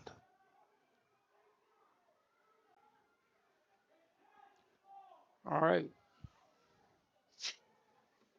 See what Mays Landing comes up with here. I mean, look, you can see the defensive line also for Burlington. Big bunch of guys right there. Yeah, they were on one knee waiting for the offense to come out, They got some real beef up in the front there. Oh. They're going to try to stack it inside, bunch them, and toss it outside. But keep in mind, the speed of Burlington City is going to still be a problem for them. Right. And stop me if you heard it. There's another flag on the play. Hold my spot. Hold my spot. Hold on. Holding. Here. Hey. No, that is the punt option. We're going to go back 10. Go back 10 from the line of scrimmage. Holding. Offense. Number 1. Well, I mean, he was asking the coach if we want a punt option. I guess, you move him back, you keep it down because, you don't gain. By pushing them back, if they do the punt option, they lose yards here. So it's a good call. I'm taking the penalty and moving them back. Yeah, with 25 yards on the punt option, if you move back 10, now they have the ball trying to move forward. You've been pushing them back. If they get another penalty, which is likely, right? Right. Or possibly fumble the football, negative yards or what have you, by the time they do get the punt option on 4th down, you might actually gain more yards. Mm-hmm. 15 is back to pass. He throws it down the field. Oh, incomplete. And it's one of those rare cases where we do not have a flag on the play. Right. And here's an interesting note. This young man that just threw the ball, quarterback, he's left-handed. Yeah, he's left-handed. So you don't see too many left-handed quarterbacks, And here you are, 10U, you got a young man, left-handed, quarterback, rolling to his right, obviously, and then throwing the ball. It's not as easy. So with a good pass downfield. Yeah, it was a good-looking throw. Mm-hmm. Just unable to connect, but absolutely a good-looking throw. Right. And now we have that punt option being exercised here. So once again, a good defensive battle here still. Neither team offensively has been able to get too good, here. So yeah, so much of the action that we have seen has been special teams.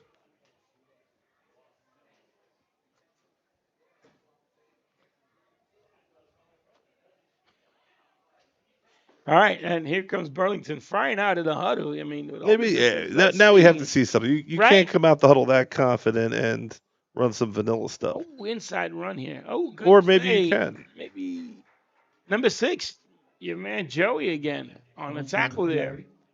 Foster up the middle for minimal amount. Yeah. So and your man Joey, number 6, with the tackle there. Was it Di Lorenzo? Yeah, I think that's it. Good job on his part. You know, both defenses are stingy here. They're really stingy. You know, I mean, minus the penalties. I mean, really, but when there is a play going on, both defenses are really stingy. Yeah, double wing, single back. And Jeez. So coach is getting frustrated. Now here's the thing. And now coach is arguing with the other coach. That ball. Maybe Procedure. the source of the argument is Offense. maybe we just need to stop running motion. Maybe we just run dive and get a few plays without going Yeah. backwards. yeah, keep it simple, right? We're gonna go on one. We're gonna run the ball this way, and that's it. You know, and number 22 for them has been pretty decent running the ball. I would think you want to get the ball in his hands. But that's how offensive coordinators are. They have an idea of what they want to do, Right. especially the more complicated stuff. And then when the complicated stuff results in penalties and miscues or what have you, they are the last ones to want to go back to doing something vanilla. Right. We shall see. Counter play. Robinson looking for space. He does not find it. And from the Department of Repetition Department, 11. Here. There. there's a hold on the play. Yes, man. You gotta let him go, bro. You gotta let him go. Apparently he has let him go. And He got to let him go. I wonder who he was holding, though. Let it I didn't go? get to see on that. Was he holding the Nightmare? You know, I mean, we haven't called a Nightmare just yet again, but I mean, he's there. He's there. His presence is there. Let's see. so we heard the official. We know the microphone is working. However, good thing we don't pay by the minute because the referee microphone would be out of any time Yeah. minutes for those of you And I that think are we're going to end the quarter right here. So mercifully the quarter comes to an Third quarter end, so comes to the an end. referees can ice down their shoulders. look at him. But we have one more quarter of championship football. Again, like the weighing each other out and kind of like going punch for counter punch. It is intriguing. So, you know, in youth football, sometimes it takes a little bit more of a dig to try to find the interest part of it. Mm-hmm. And the interest part in this one has definitely been the offensive and defensive lines for the football purists out Right. there. That's right. And, you know, right now,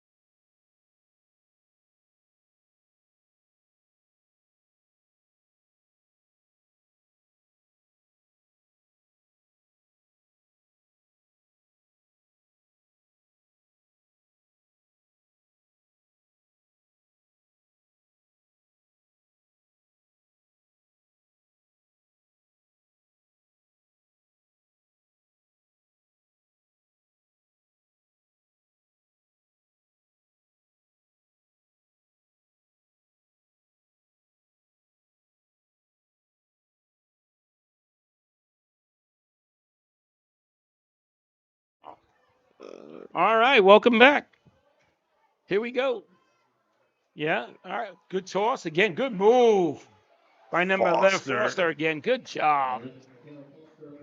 All right, I mean that works. I can live with that, right? There are no flags. Good pass, you know, good run. So they met up in between the third and fourth quarter to say that we're not doing any more flags. Let's just play football. Correct. No, that didn't happen. I'm just hoping.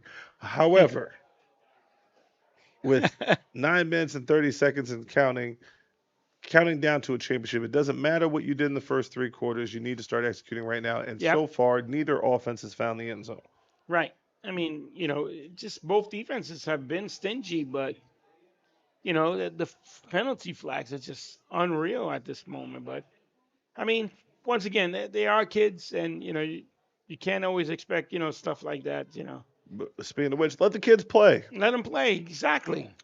Nightmare looks like he's in the stance that's about to start wrecking stuff. I'm just putting that out there. 52 kicks on He's the got double 3 team. And guys blocking him. yes. And Oh, because boy. of that, now, okay, here's the thing. Now, this is what I could tell you, right? When there are 3 guys that block you, it's going to free up somebody. Somebody. And although Burlington City did a great job of blocking the Nightmare, Yeah. 3-on-1 makes for an opportunity for others to get the job done. And that's exactly what happened there. So we do have a timeout on the field.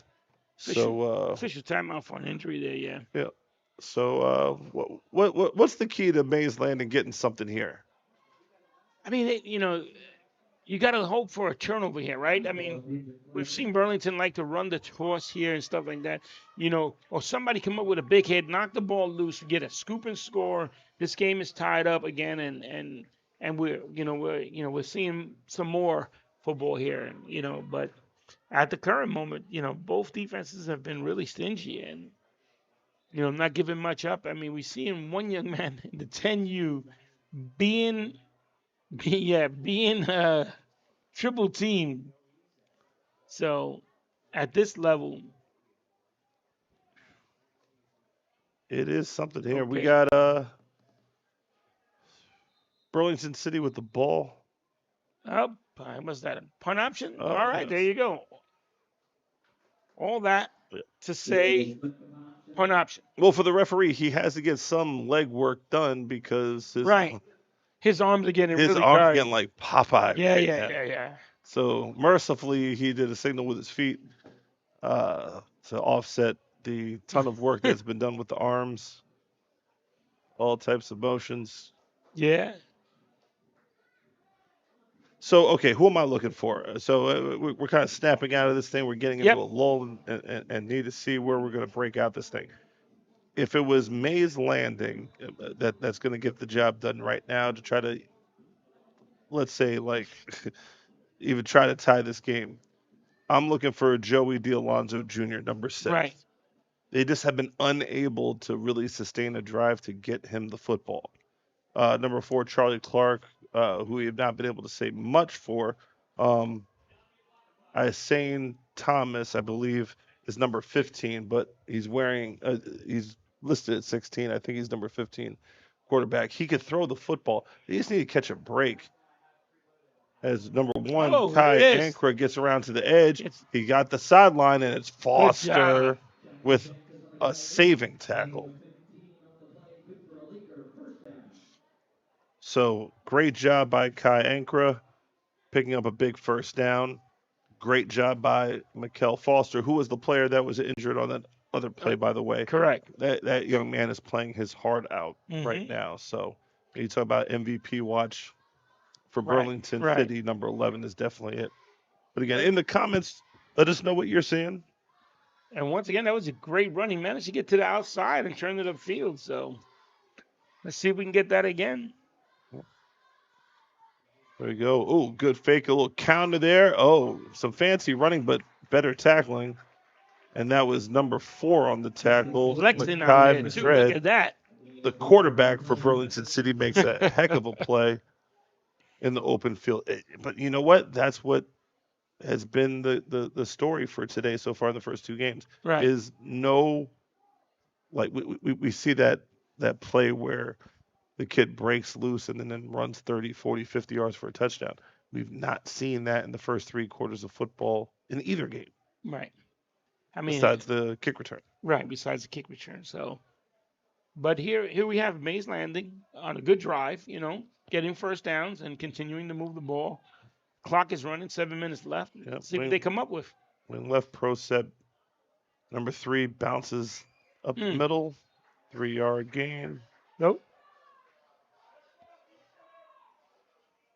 Well, I don't want to say the words. Yep. But Good job. Yeah.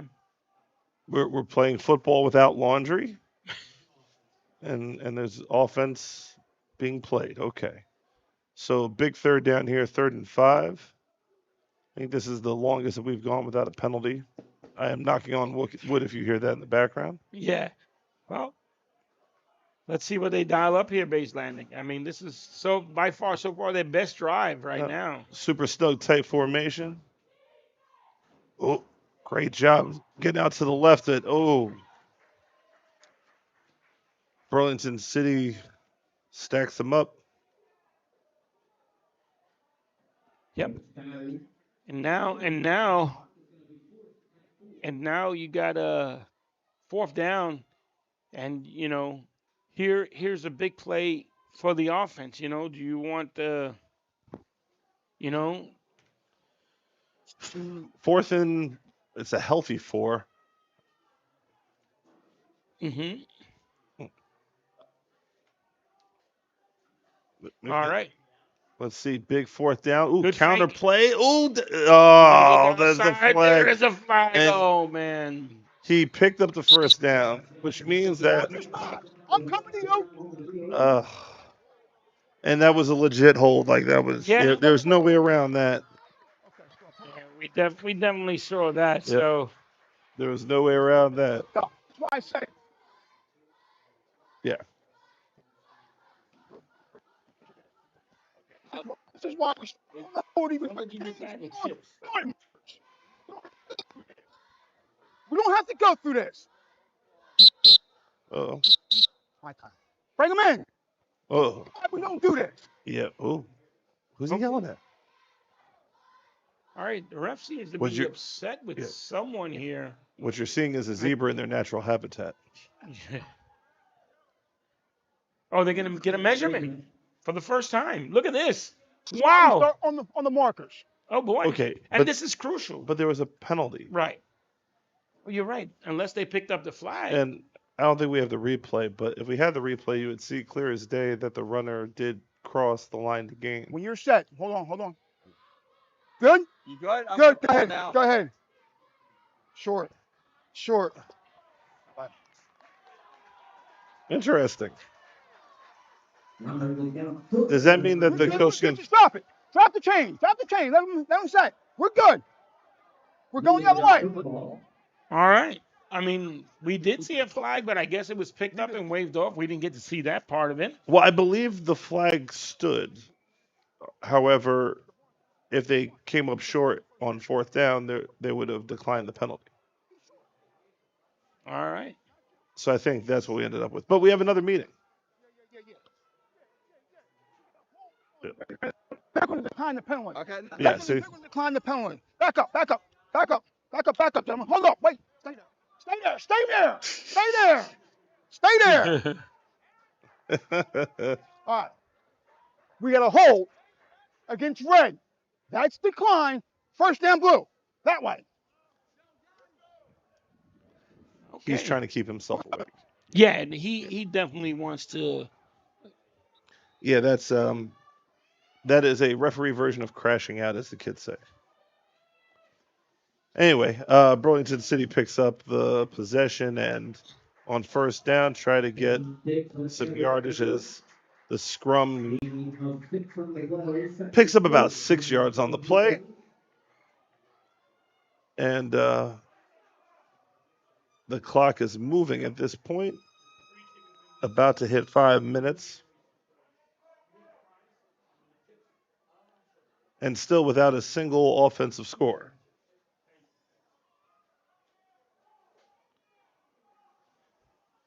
Following the game, I'll be down on the field, interviewing the players of the game.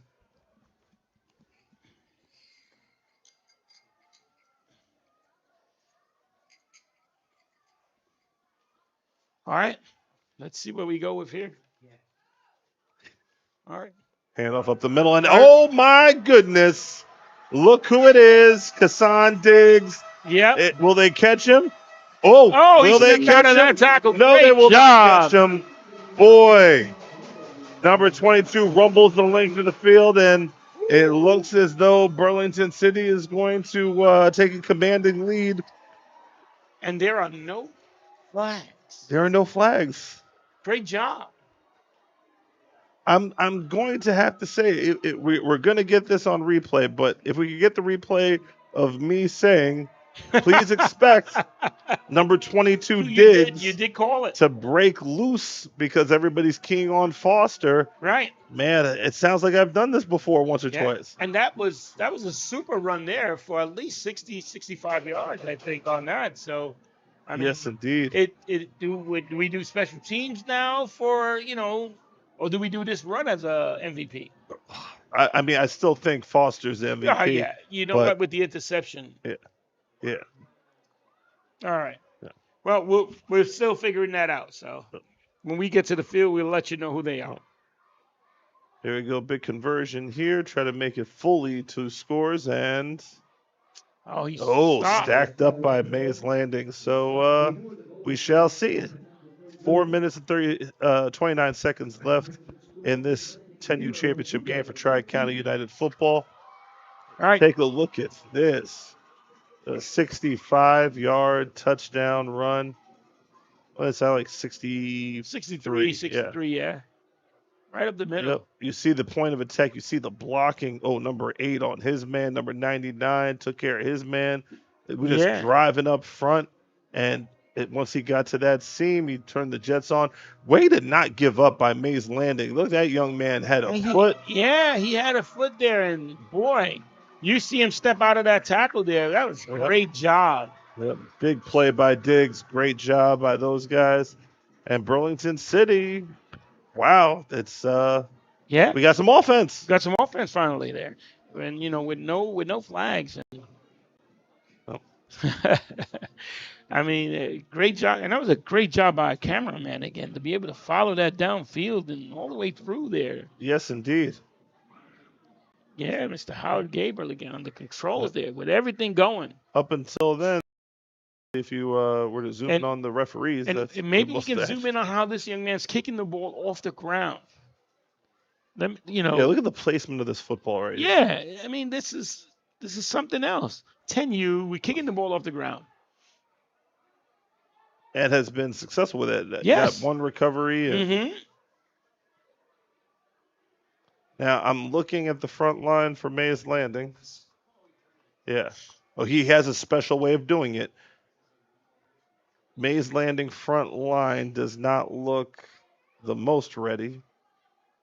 Let's see. The recovery by Nightmare, number 52, cool as a cucumber. He's like, I does this. Wow. The player from Mays Landing, he just flew right over the ball. I thought he was going to recover. He just right over it. That ball took an arc like across the field. That was amazing. It was almost like it's spinning just across the field there, Very hard ball to corral, indeed. And the fact that he does it with such precision where he knows he's not going to kick it out of bounds, that's quite a weapon to have. Yep. So who knew? We were sitting here looking at offense and defense, special teams. Special teams is big.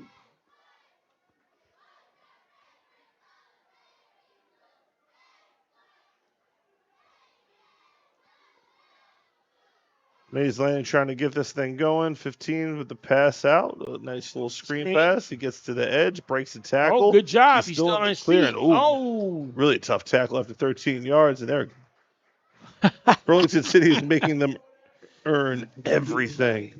That kid's got some fire in him right now. So let's see if they can turn it around. I mean, it's not that it's not doable. You get a quick strike here and then a quick turnover. You might, still have all your timeouts. Indeed. So, as we're taking a look, we can pan out just a little bit. You'll see the sideline. The fans are out there. We got some concessions coming up. See the cheerleaders out there. So the bosses won't let me. The bosses had me up here in the booth, and I showed you the greatness that was last game. But they called me back to the booth. They don't want to see me great. I was getting the scoop on which teachers teach math the best. Yeah, you were. Them young ladies were giving you all the information. Yeah, man. It's they just doesn't want to see me be great. Nah. Yeah. We're doing all right. Yep. Listen, But coming up next, though, you know, you got Linwood versus Mays Landing. Lindenwold versus Mays Landing again. now my insider info on both games led us to what appears to be the Right. championship keys. Right. So we're expecting you to go down there and get all So that information. if I'm a little late coming back, Right. Yeah. All right. So yeah, and if you do come up with that information, that'll be great. there you go. Trips coming out toward us. Oh, he was moving a little. There was a Oh, one is that? ooh, that's definitely a forward pass. Okay. But the pressure on this, oh my goodness. 6, 7, Yep. and looks like Coach big dialed number up a little- 99. Yeah, he dialed up a little pressure here. I mean, not giving them, not letting them get comfortable back there to throw the ball. Yep. Big number 99. Powell's been putting on a show too, to tell you the truth. He's Right. been putting in some work here. Yeah. So, I mean, you got 3 minutes, just a little under 3 minutes here. And Mays Landing, once again, like earlier, they were down and fighting. They're not giving up here. What do you got? 2nd and 15. Oh. Back to pass. He throws a nice football right there. Yeah. Oh, he had a receiver Just open missed. too. Mechanically speaking, though, number 15 from Mays Landing, very, very solid. Right. He looks like a quarterback. And we came into this thing, especially with the 8U and the 10U, like, we're not going to see much throwing. The mechanics, I think in one of the throws, we saw something that looked like a punt going end over end. Yeah. And, like I said, the kid is left-handed. He rolled left, so it obviously was a little more easier for him to make that pass. But he got the downfield. He had a receiver behind the defender, too. A little bit less on the ball. He might have been able to connect for good yardage there. Very Definitely impressive. first down. Oh.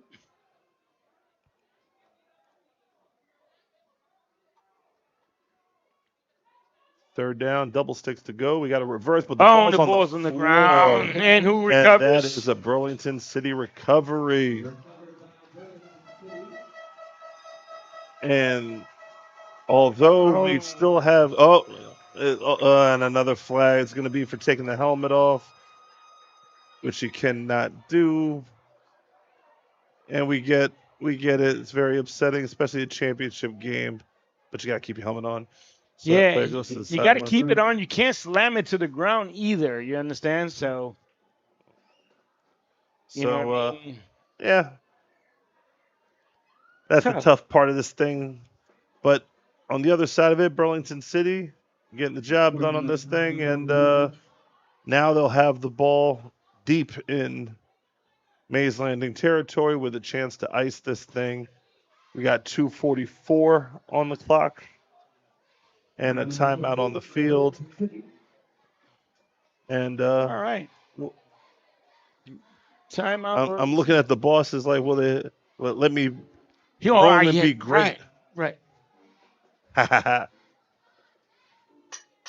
The boss doesn't realize how far the exits are to get to the field, right? I mean, I'm getting the golden information. So Yeah. for this one, Yeah. just to give you, I'm gonna get the thoughts. Are we Xbox or PlayStation? And Okay. why? Like that might give us the hint as to who plays football better. Okay. The Xboxers or the PlayStations. All right, that works. Yeah. You know.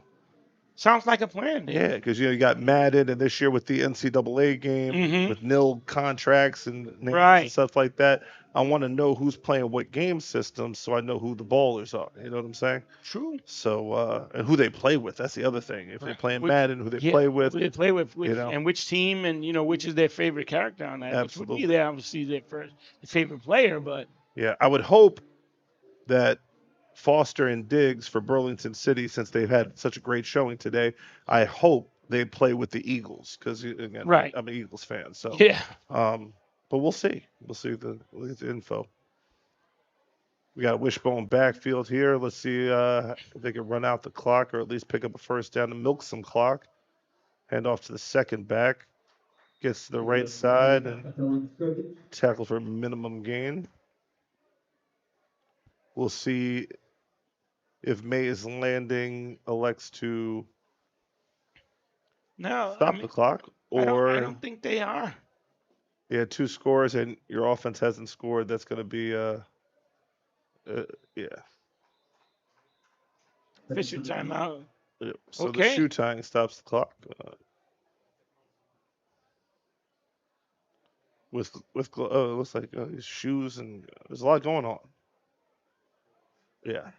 There's yeah, that was an accessory timeout because he had a lot going on. So that was 21. Yeah, 21 has a lot of accessories going on. Even the coach doesn't even know like why you got all this stuff on. Yeah, right. Nevertheless, right at the Yeah. moment, great job by Burlington this first half. Oh. I mean, this game here, I should say, and special teams was big. That's what got them started and got them into the end zone, and then a good running play there. Yep. So Nightmare gets into the backfield. Nightmare was literally wrapped up the quarterback during the handoff. So he's playing until the last down. Yeah. And I appreciate that.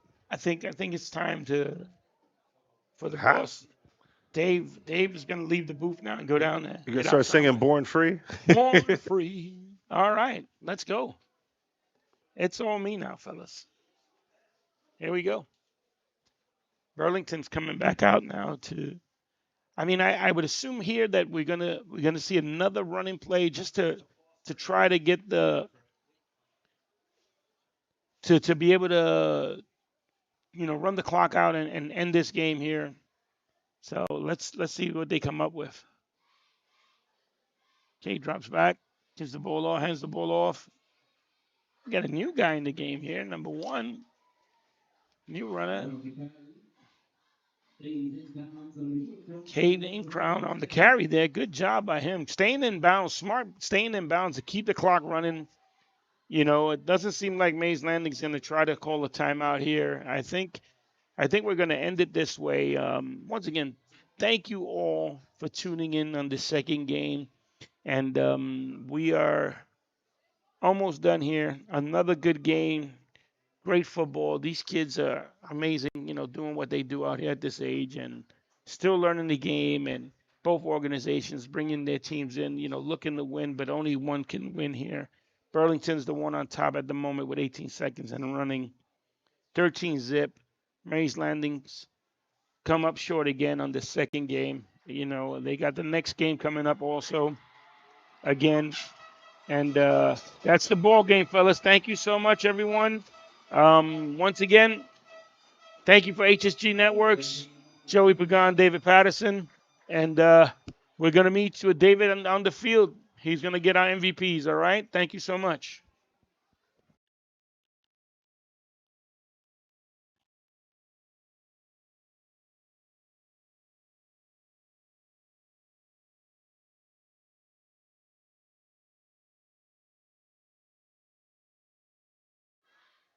All right. Once again, my apologies. I thought they were.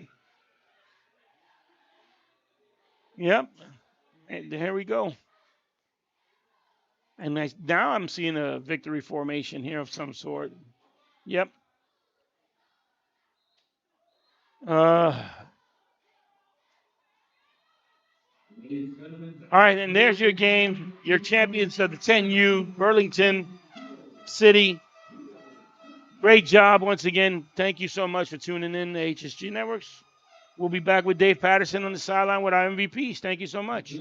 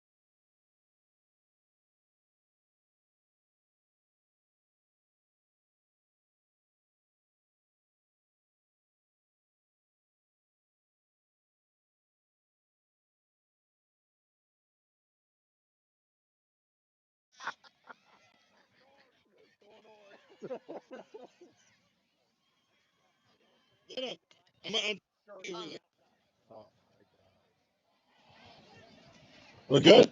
Okay, I definitely can. Okay, good. So we're here at HSG Network, David Patterson. We're here with Players Game. We got Foster and Diggs here. Man, what was the key to victory today? Um, Working with my teammates, finding blocks for my running backs and getting along with my team. What'd you see on that kick return, man? I saw you got that opening. Walk us through it real quick. Yeah, I just saw the open hole. DJ blocked for me, so I got able to put it up the middle for a touchdown. Now, we were taking a look in the booth. I said it. I said, yo, look, giving the ball to Foster, just understand they're going to give the ball to Diggs and he's going to come through and finish this thing. Was that the plan coming in? Yeah, they're gonna feed Mikhail Foster. Yep, and yeah, they gave it to me in the fourth quarter, and I just saw it opening, and yeah. Yeah, so these are Good tackle. MVPs of the game. So I had an idea. I have a bet with Coach Pagan. Do you guys play PlayStation or do you play Xbox? PlayStation. PlayStation guys. Now we play. Who do you play with? Who's your team? Eagles. Yes. Chiefs. No. All right, man. We'll see you for the next game, man. Great job, guys. Join your team. Congratulations, man. So yeah, I got one Eagles, one Chiefs, but both PlayStation.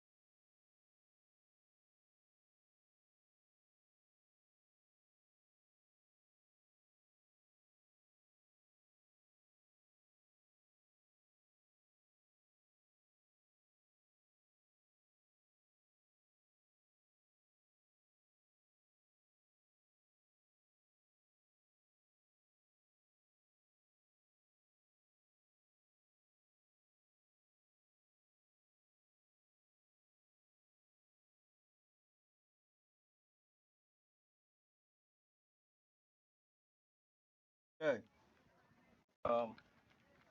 You are the home visitors team. He has the microphone. Tails. Head. What's your call? Carl's head. One to toss. One to defer. Who else want to toss? Like the two defer. What ball you want to defend? I'll defend this way. Defend this way. Okay, put your backs to this goal line. Base landing, your back to that goal line. Start the game.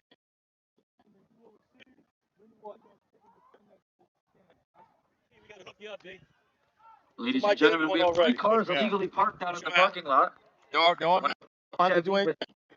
41 or so there's a white BMW. I guess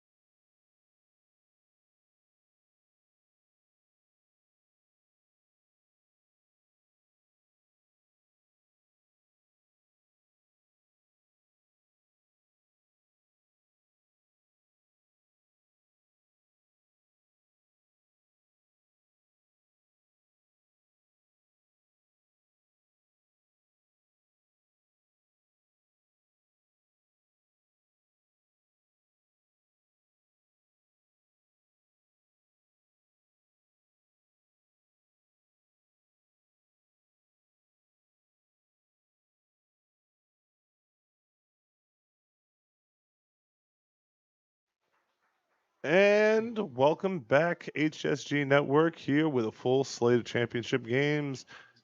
Game 3 of 4. This is the 12U championship featuring Lindenwold versus Mays Landing. This is the third game for Mays Landing. They're hoping third time's a charm, as they went 0 for the first two. And Lindenwold makes their first appearance of the day in the championship Sunday with the 12U division. Chargers are in the purple, and Mays Landing is in their red uniforms with black trim, black numbers. And we have already started off kind of similar to the way in which we left off the last game, with a penalty. Yes. So the MVPs are the most active people. The active people on the field before is the officials. All right.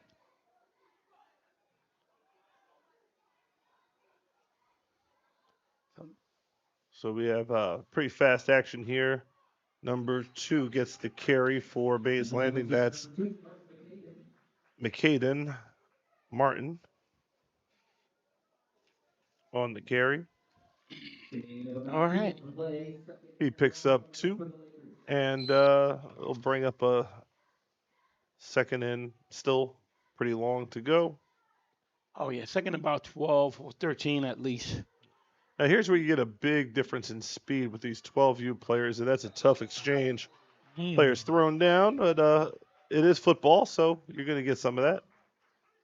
But you can already see the difference in the speed and some of the physical contact with this 12U, so maybe the action will pick up this time. It might. You never know. I mean, it's a little more exciting here. The kids are a little older. They have a little more sense of the game. And you would expect to see a little more of contact and maybe some more football as far as the ball going downfield and stuff like that. So, indeed. So for this game, we do not have any cool nicknames. So my intel was not able to get anything on that. Handoff directly hit in the backfield. But what I can say is that the Lindenwold team, to a man, shorter and giving up a lot of weight. But as you can see by what we just saw with Nakai Powell, number 8, even though they're giving up size, speed and aggressiveness is the equalizer. So will Mays Landing be able to take advantage of their size? We have a first real deal punt. Good and punt. that goes up the middle, fielded directly, but not very well. But at that point, it is down by now. The numbers for Lindenwold are kind of tricky the way that they're designed. Very cool uniform, by the way, but just hard to make out the numbers. It was number 33, Ufen Isaiah, or Isaiah Ufen, I should say. But we'll get through it. The purple jersey has like a maroon and yellow blend to it, and then a white outline that very cool, very cool. So a different take on the Charger logo with the lightning bolts down the side. Right. Very nice. And the custom purple, I guess, helmet with the Charger logo. Toss play, ball's on the floor, and it looks like the defensive line is going to make their presence known. That's Gabriel Harris in the backfield, number 7. And not far behind, Julian Anaya, number 53. A lot of penetration by that defensive line there. They were in there almost at the exchange. I mean, it was a bad toss to the running back, but he was lucky to be able to fall on the ball and recover that. Well, it looked like the toss was not all that great of a toss. Right. More because it looked like the quarterback had seen, oh my goodness, they were, he saw the pressure coming in. We got company. Yeah, so. Dive up the middle, and he's got some run. Space, and he breaks a tackle. He's heading up the sideline. Nobody's going to catch him. All right. Number 6, that is Tyreek Hopkins Jr. with a long run for the touchdown. Nicely done. And we have action already in this one as offense gets on the board first for Lindenwold. Great job on that. He ran off tackle, good blocking up front for him, and was able to stiff arm one guy really well and just break that tackle and take off to the end zone right there. So yeah, offensively wise, we're starting off a little better here. Yep. So Lindenwold gets up 6-0, and we await the extra point or conversion try right now.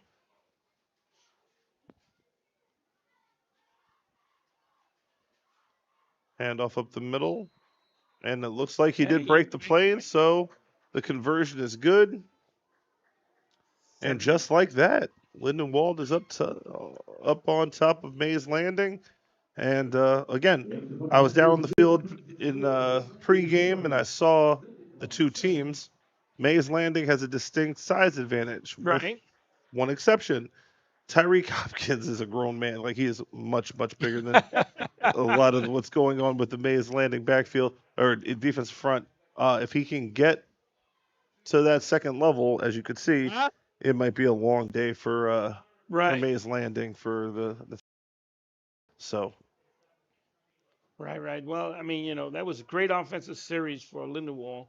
And, running off tackle there with him and just breaking one tackle he only had to do. So, not a bad job. Mays Landings. So, Mays Landing needs to come up with some real good offense here in their first possession here. Indeed. So, we're here at Sterling High School. Make sure that you check us out. Like and subscribe button. And also, you got some comments? Put them up in the comments. So if a player that you want to give a shout out to, Lindenwold back to the American next year, winning 3 games. Oh, the American. Like the... Gotcha. So a little league trash talk going on. Lindenwold's going to win by 40, says Bear Bradshaw. Gotcha. Bold Okay. prediction there, but I mean, they're on their way. I didn't see that update on FanDuel, but I gotcha. Lindenwold jerseys are blue. Okay. That's blue. It looked blue to me, but okay. It could be my vision. Okay. I mean, I was pretty close to it. Navy? All right. Yeah. Strong purple. It has, yeah. All right. Nevertheless, Lindenwold. Good defensive series just now. I do not have a color wheel, but them joints is purple. Yeah. I do see the logo. The Lindenwold logo is definitely blue. Right. Lindenwold is 50 plus all season. Interesting. Okay. So a lot of offense on this, according to the fan base, and the message boards telling us that they are really productive on offense. So we got to see. Well, they got to use their size to advantage, and so far has not been able to do that. But being that they got on the board that quickly, it's going to be it's going to be interesting. But they weren't dominant in every. I mean, they had the long play. Don't get me wrong, but we did see in the first 2 plays that they were unable to establish the line of scrimmage. Right. They gave up the big play in their own backfield. So. Number 3 on the Chargers. Okay, gotcha. Nephew, Dizzy. Shout out her nephew or his nephew out there, Don Disley. Way to go. Family members continue to post up there. Absolutely. And Lindenwold does it. Oh, we go back to pass. We got to throw over the middle. Oh. Incomplete and out of the hands. And what you can see from the Chargers is that they do play very fast. So that was good coverage on the play as well. Right. Not just a drop pass. There was coverage there. So even if he did catch the ball, he wasn't going to go anywhere anyhow. So it will bring up a 4th down, and it's 4th and 8. So we'll get our second punt of the day. And if Mays Landing doesn't do something with an offensive possession, they're going to fall behind pretty quickly. And for a team in Lindenwold that apparently has the ability to put up large numbers. Oh, they run into each other, the 2 guys. A lot of contact on that one, and oof. Neither one wanted to give up possession. No, you, me, I got it. You got it. Who got it? They ran into each other. And I'm number 7 from Mays Landing on the tackle there. I definitely want to get that worked out. That could have been disastrous there. So one thing that we did figure out really quickly is that Mays Landing needs to find a solution for Tyreek Hopkins Jr. Right. because that young man has size and he has speed. Yep. And that is not something that you can take lightly when you are attempting to tackle, which is how we are now at 7-0 midway through the first quarter. High backfield, which is something we haven't seen yet. Hey, everybody was up Still on the line of penetration, scrimmage. balls Ball. on the ground, and it looks like Lindenwold has recovered. So, okay. Yeah. Explosive Lindenwold offense, but it's been either like pay dirt or it's been disaster. Yeah, I mean, the bag with the footballs is over here in the office in the press box. I got to check the balls because I mean, really, they just keep falling out these guys' hands. You know, the footballs. Maybe they got some kind of slick on them. I don't know. Yeah, they got the official stamp on it. Yeah. Here we go. Second down and a lot. Back to pass. Nice ball thrown to number 11. He breaks into the free. Oh, he's not going to be caught.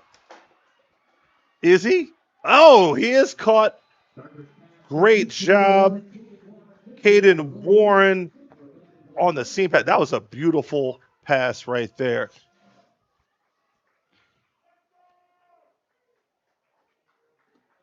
All right, good Beautiful catch. Good seam pass. Do we have a replay on that? Great throw on the seam pass. Running up tempo Sets here up. after that. Lindenwold in the red zone. Let's see what they could do with it. I formation again. In the center, hand they off, gave it to. get There to it the is. edge, and yep. He's in. Yeah. Tyreek Hopkins Jr. gets into the end zone again. It is now 13-0. Lindenwold has taken a commanding lead early. Very early. And, I mean, there is this, as far as the comments go, I mean, really quick, right? 2-3 plays, and we're in the end zone again. And no answer for this offense. Mays Landing has no answer for this offense right now. So, But the tough part was you ended up with some disastrous plays for the Lindenwold offense. Yeah. And then just it's like that.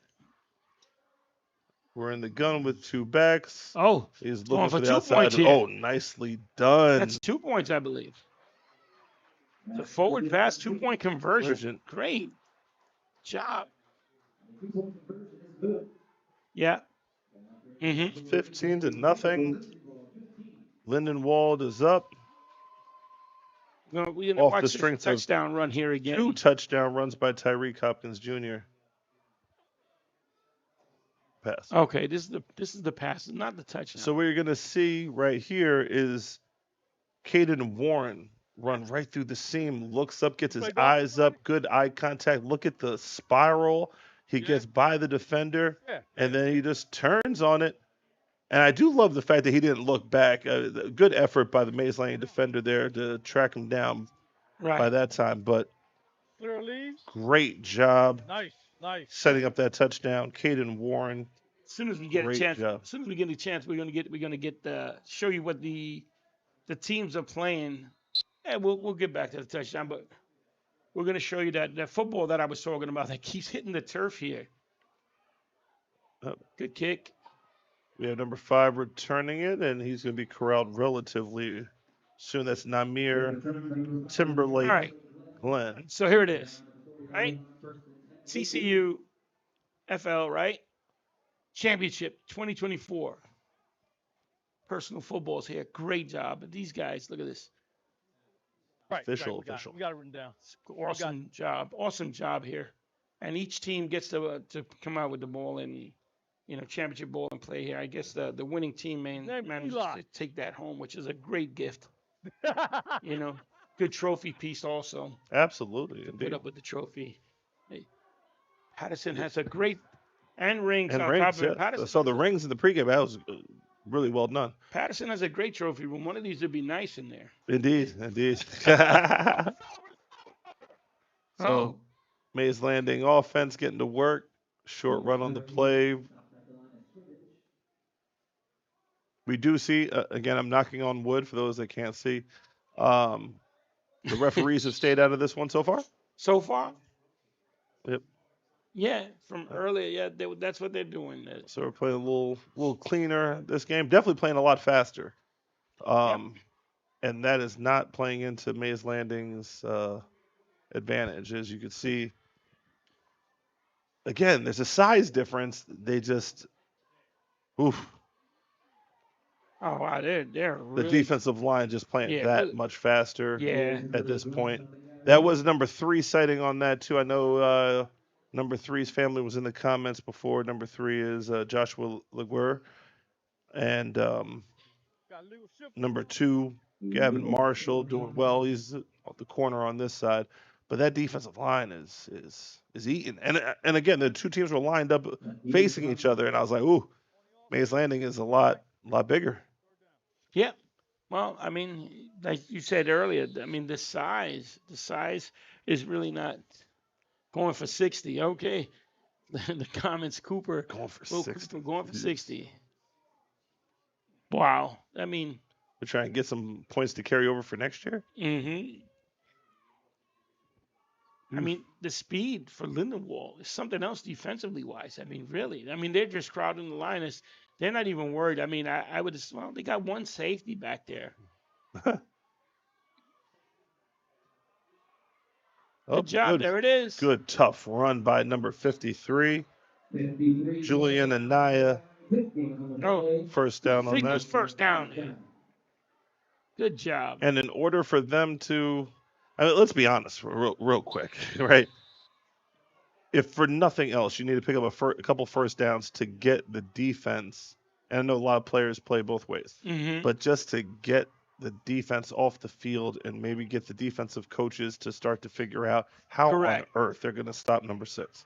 53 with a handoff again. It looked like, could have been a face mask, but 53 with a good solid carry, 3 yards. Yep, not bad still. Even 3 yards after that big run, he had. So.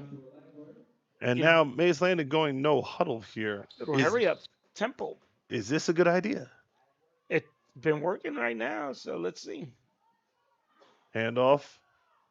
Gets second level. Right now. Good solid run. Number 5, Namir Timberlake. Yeah, right now it seems to be working. But is the priority right now? 14, yeah. Well, I guess you got to get points. I mean, you're down 2 scores. You got to get points. It's still early though, but you got to keep this Lindenwold offense off the field, and that's a first down. Good push by the offensive line. Big push. So now Mays Landing and the counter punch is starting to use their size as, for an advantage. It's got to keep with that, but we have gotten a dose of Lindenwold offense, and we know what it is. You got to keep them boys off the field. Passing extra points at junior level is 1 point. Thank you so much for the heads up. We already adjusted the score on our end here. Thank you very much. We appreciate it. By the way, the Jelly Gang is awesome, by the way. And Tutti Frutti to start, to go for number 40, Javier. Number 40, is that number 40 for Mays Landing? Oh, okay, gotcha. That's Ramos Loyola. Almost this quarter. Yeah. Grandson is 53 Barber. Okay. Number 53, Julian Anaya. Great shout out to your grandson there. He's he's putting in some work right now. He's a beast, and he's the one keeping this Lindenwold offense off the field for now. And as the clock ticks down, we're going to get into the second quarter relatively soon. And Mays Landing only answer right now is giving the ball to 53. And they'll do it right now. And he gets second level, and he's still fighting for yards. That's a good, solid pickup on second down. We will pick up the second quarter with a manageable third down situation for Mays Landing as they are, again, trying to keep Lindenwold's explosive offense off the field.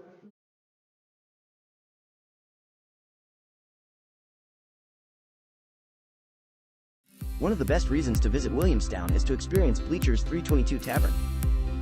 We offer a great time for people everywhere, and our delicious wings is the reason people keep coming back. On Wednesday, we have karaoke night with DJ Rob, including 75-cent wings and $2.50 Miller Lite bottles. Our R&B night along with karaoke featuring Big Al Entertainment is on Fridays, and Saturday has music by DJ Sterl with a 30 and older crowd, including a strict dress code that will be enforced. Each night we have food and drink specials with a private room available for parties of all kinds.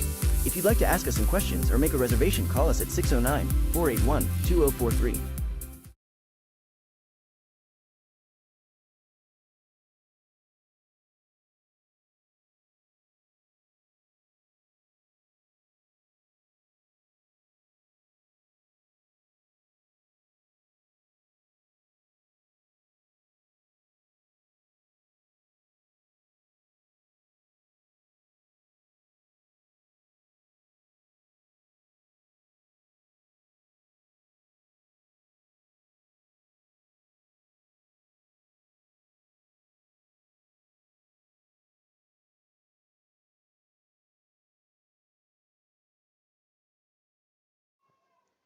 And we are back, HSG Network. This championship 12U. Dive play up the middle is Mays Landing trying to score a counter punch after Lindenwold scored on their first two possessions. We are here at the Tri-County United Football League championship game. 53 on the carry on fourth down. It looks like he got close. Julian Anaya has been the workhorse so far. Right. This is a big spot right No here. signal yet as to whether it's a first. Nope. It is not a first Not down. a first down. That is not good news.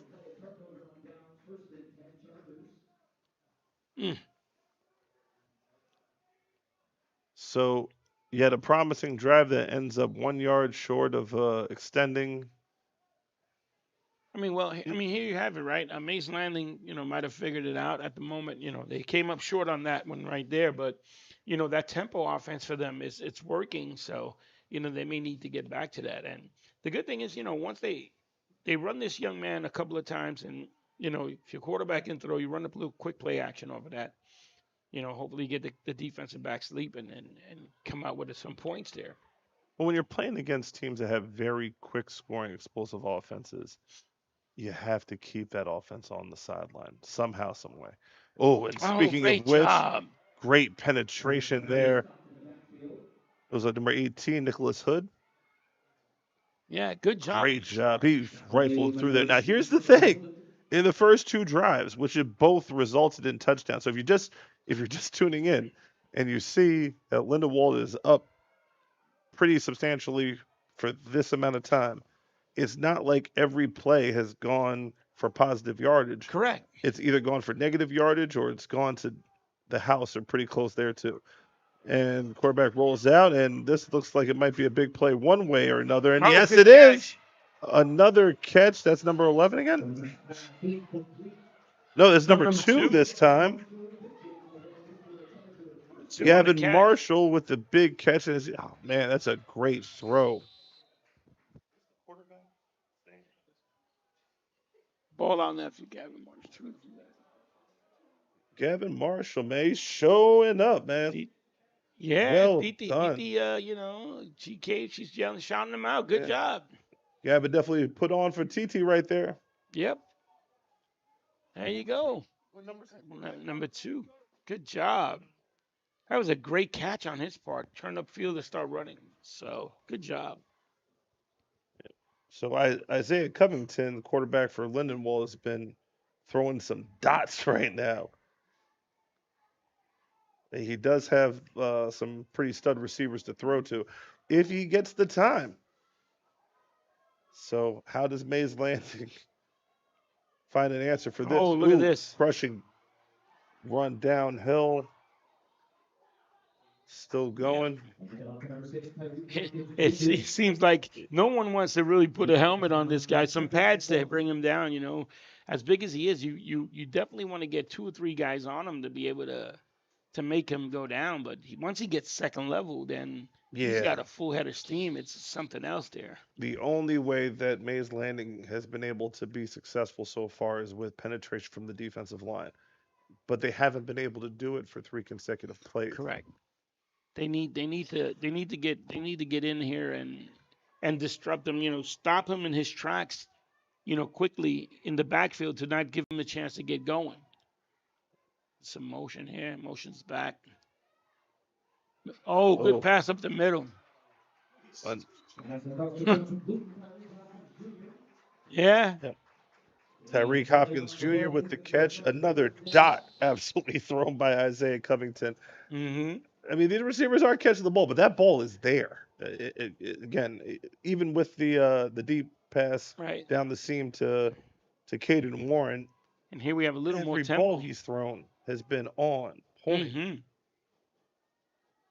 little more tempo going here.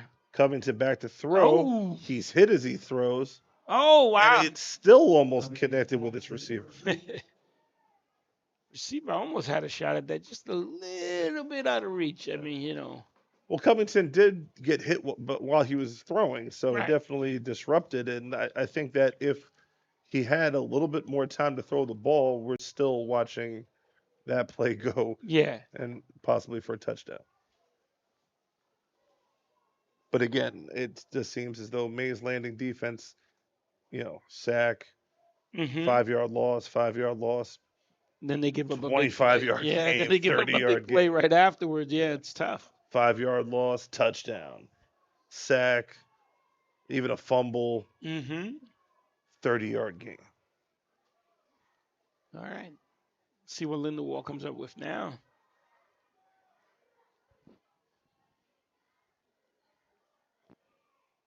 Goes in, hands it off, and that's another big run up the middle. Breaks the tackle, gets Number to the 3, outside, and wow. number 3 is going to hit pay dirt, and that is Joshua Lagur. Yep. And they try to warn us in the comments Yes. that their offense is like that, and Yeah. I'm going to be honest, their offense is like that. It's oof. Mm-hmm. Number 3 got going. I mean, Wait, at this point, pick your poison. I think it was supposed to be wait until number 3 gets going. Well, he just got going. He just got going and got into the end zone. So, I mean, their fan base knows exactly who to look out for. They're going to keep us up to date on who we should be looking for. But, I mean, the whole offense right now, offensive line blocking really well there and, creating these holes for these guys. And then, the back himself, he brushed off two defenders and was able to make a play there. So, great job. Indeed, we go for the conversion now, and nope, let's say he came didn't up make just it. short.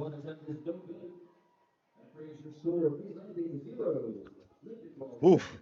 So 6:25 left in the half, and what we have not had in scoring for the first 2 games, Lindenwold had said, "Hey, hold my root beer and Mm-hmm.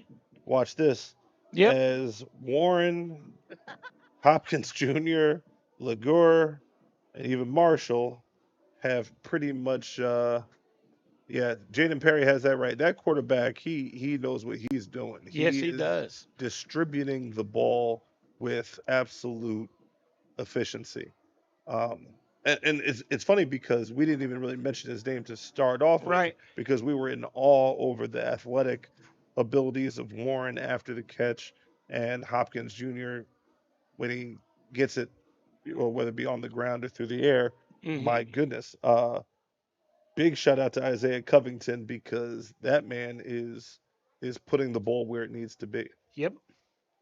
Doing a good job here. So this first half right now, really exciting. A lot of offense for Lindenwold. I mean, once again, we saw it in the comments what they were talking about. So And doing it with an offensive line that is undersized. right. And you see Covington isn't the biggest on the field. Mm-hmm.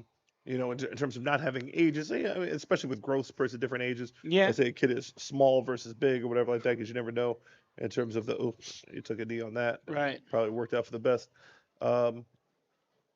We're going to make sure that Covington is protected, so he has enough time to distribute the ball. That's all you really need. But in the times in which he has not been protected, the Lindenwold offense has been thrown backwards, Mm-hmm.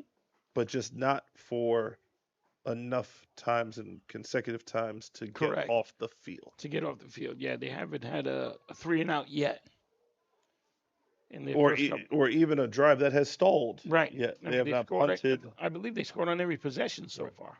This might be, in terms of an offense, the most I've seen in terms of negative yards, negative yard plays, Right. which they're just shrug off directly after. So, yeah, that's a movement back there. The running That back ball. left a little Full early. start. Offense. All right, as you heard the referee, dead ball, full start. Offense. You got 6:21. What's the plan, Coach? I think they want to go back to that tempo because that's what was so well, but they just had a false start here. So, I mean, that's what was working. You know, they had a pretty decent drive, and like you said, you want to keep Lindenwold's offense off the field, so you want to be able to sustain some of these drives. So, Yo, oh my goodness. okay, that's So in great. the comments, we were informed that Lindenwold is holding a donut for the entire season. Look, there was movement that passes backwards, but it's correct. Oh, look at this. And they're going backwards. Yep. I mean, he almost broke free, but what happens? He trips over his own man. So credit the tackle to Mays Landing there, because I mean he just tripped over his own man. I mean, I think he might have. Yeah, he might have been able to get something out of that, but oh boy. But if you're not efficient throwing the ball, which we're not, no way. Wow. This season, Lindenwold 434 to nothing. Let's see. Oh my Good God. pass, good catch. Okay. I'm sorry, I can't focus after that. That No, 434. It is. Okay, so who's the name of the so the person that's commenting that just gave us that information, I'm scared to even ask the question. If they've outscored their opponents 434 to nothing, how many total games have they played? Wow. Well, please tell me that they've played like 20 games. No. And in Nope. 20 games they're up 434 to nothing. It can't possibly be 10 Yeah. games. 43 to nothing average. Yep. Average. No, it doesn't happen. Here we go. I've Another good never running. seen that amount of dominance. Oh, here's a flag. Let's see what that is. I'm sorry, the statistics have got Joey. You might have to take the ship for a second. Yeah, I'm gonna. Yeah. All right. Well, let me put the sales up right now. Oh my God. That's a phenomenal stat, but you know, we have another flag here on Mays Landing, but I mean, you can see where Lindenwold, the organization wise, you know, these kids are all fired up. They come out here, they look great.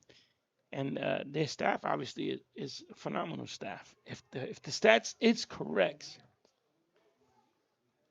so you know this is our first time seeing them. So this is an amazing thing here. These young men here are doing something that is unheard of. Oh, the punt. Oh, no. And there would be a situation where a punt would be. I think it was a shank on the punt, but it might have been partially. Well, anyway, it went bad. But the fact that number 33, Isaiah Ufen, like went right to him. Yeah. And he was able to flip it. 10. All right, so the 10U coach from Lindenwold, 434. Thank you, coach. To nothing. How many games? I'm being told that it's 10 games. I don't want to believe it, so please tell me I'm being lied to. Please tell me that you played some preseason games. Please tell me that yeah. Please tell me that you played some preseason games and you won games like 20 to nothing or like 16 nothing, which I could understand. But 434 to nothing. Now, we were talking about they played regular season. Oh my God. Oh boy. 10 games. Oh my God. Good. Oh. Good job. I don't want to ask the question, but I kind of want. So, if you're looking for an MVP, on a team The that went Lindenwold's coaching staff. 434 to nothing. No. You don't give it to the coaching staff. I'll get. Look at He this caught catch. it. He caught Great it. Yeah. catch. Nice catch on that. Nice ball by Covington Yeah. again. Yeah. No, I know you don't give it to the staff, but think no, about it. I know exactly who you give it to. You give it to the scoreboard operator because that was the hardest working person. My God. You know, or the ref. There's- I don't know. I mean, You know, we spoke about the referees having, maybe like Right. tennis elbow from throwing so many flags. The scoreboard operator for Lindenwold must, like, his fingers must be in like a sling. yeah. Oh, just an incomplete pass there. Good try. One of the rare incomplete passes Right. Covington has thrown. But yeah, it's got to be this. It's got to be the scoreboard operator be the MVP because whoever that is, their fingers must be heavily damaged, like ligaments, and it must be an absolute. My goodness, it's insane. So for the second quarter, we have 3 minutes and 25 seconds until the half. And to make it even worse, a short field for Lindenwold. It appears as though, yeah, Yep. It is leaving us speechless here. So, dive up the middle, and yeah, yep, there it is. another touchdown, and So number that's 3, the Joshua second. Lagura, second touchdown of the day. Wow. Okay. 26-0, and yeah, we're moving on. Yeah, it's my goodness, running clock all season. Yeah. Wow. Yeah. It should run. Yeah. And even though it's running, it seems like they still. Look at this. Oh, man, and on the he Incomplete. dropped it. Almost. It was still a great football thrown by Isaiah Covington. Mm-hmm. Jeez. Yeah. Wow. Well. Yeah, you gotta give credit to both teams. Mays Landing with three teams in this in these championships. So, that the Lindenwold is just really dominant like that, and it's a great thing. Yep, and for Mays Landing to get through and make it to the finals here, it's a good job on their part. So, yep, and we're still having a conversation as to the color of these jerseys, but But whatever it is, Yeah. it works. it works. Definitely works. So Yeah, I'm listening. I'm at a loss for words, which is Really? rare. But Yeah. you know what this, ironically, what Lindenwold reminds me of, being that Oh, they are the. Oh no, anybody got to get that? It's time to go north, young man. It's time to go north. And wow. didn't get north enough, but Mays Landing will pick up the possession at around the 7-yard line. So I will say, if they do remind me of Air Coryell. You talk about the Chargers. Yeah. Those boys put up some numbers. Yeah. Now, funny enough, you're familiar with the Brooklyn Seminoles in terms of minor league Yes. football, right? Yeah. Very dominant team, and my teams have been playing against the Seminoles for years. The times in which I've been successful against Spina and the Knowles, which is rare, but I've gotten the best of them a couple times. You have to keep their offense off the field. Yeah. And although in cases where I had a high-powered offense and I could go no huddle just like Mays Landing tried to do on their second possession, I know that if I go no huddle, I'm going to give them back the ball quickly. quickly. So you try to shrink the game as much as possible. So we would always go into that week saying, "Hey, look, we got a shot at this thing if we just limit what Yeah. we get the ball first. Let's literally run clock. Right. So let's get 3 or 4 first downs and then punt the ball some distance. If they score, they get 1 score in the first quarter, right? Second quarter, we get the ball back. We try to run, move the clock as much as possible. Right. Try to give them the ball. If we score, great. If we don't, at least we give them the ball back where it's tough to get down and score a touchdown, right? Mhm. So worst case scenario, it's 14-0 at halftime. That's your worst case Right. scenario, right? But what happens is with these teams, and I'm not going to say that Lindenwold would have fallen into this trap, is that when teams that have high-powered offenses like Lindenwold, when you starve them of the ball, when they finally get possession of the ball, they try to score 40 points on every possession. Right. And that's when you get their offense off the field. That's when they make a mistake and either give Right, up a right, right. fumble or give up Yep. a interception. And they try to scramble because they're like, we're used to scoring. Oh, boy. There you go. Good We're play. used to scoring 40 points a game. And if they find themselves behind, because those guys, especially if they're that competitive, which they appear to be, Right. they are clocking themselves against their year's best. They came in here wanting to put up numbers. Right. Exactly. And if they You can find see that. themselves behind the pace, that's when they're going to start racing against themselves. And that's when you could kind of sneak one through or what have you. Right. But And be that one team to score something on them all year long. yeah, Good punt here. and you definitely have Oh, to get. no. Oh, there it is. Oh, Oh, possible? no. Nope. They recovered it. And by the way, since you have that type of weaponry, punting the ball out of bounds would probably serve you best in these type of Right. scenarios. I mean, please give me a shout out. Either that Call or me giving. Junior. Okay, Junior, we're giving you a shout out. All right, Junior. You know what also might work? Because you have a lot of weapons. I don't think you could take one. Funny enough, I was like, Warren, man, you gotta double cover Warren. Mm-hmm. And then Hopkins, you're like, oh, you have to triple cover Hopkins. And then you got Joshua Lagur, number 3. He's now showing out, so you got to double cover him. Right. And yet now you're running out of coverage. Yeah. So I have the answer to stop Lindenwold's offense. Don't play them. No, Oh, I can't do that. Can't do that. Come I'm on, a Joey. defensive guy. You're right.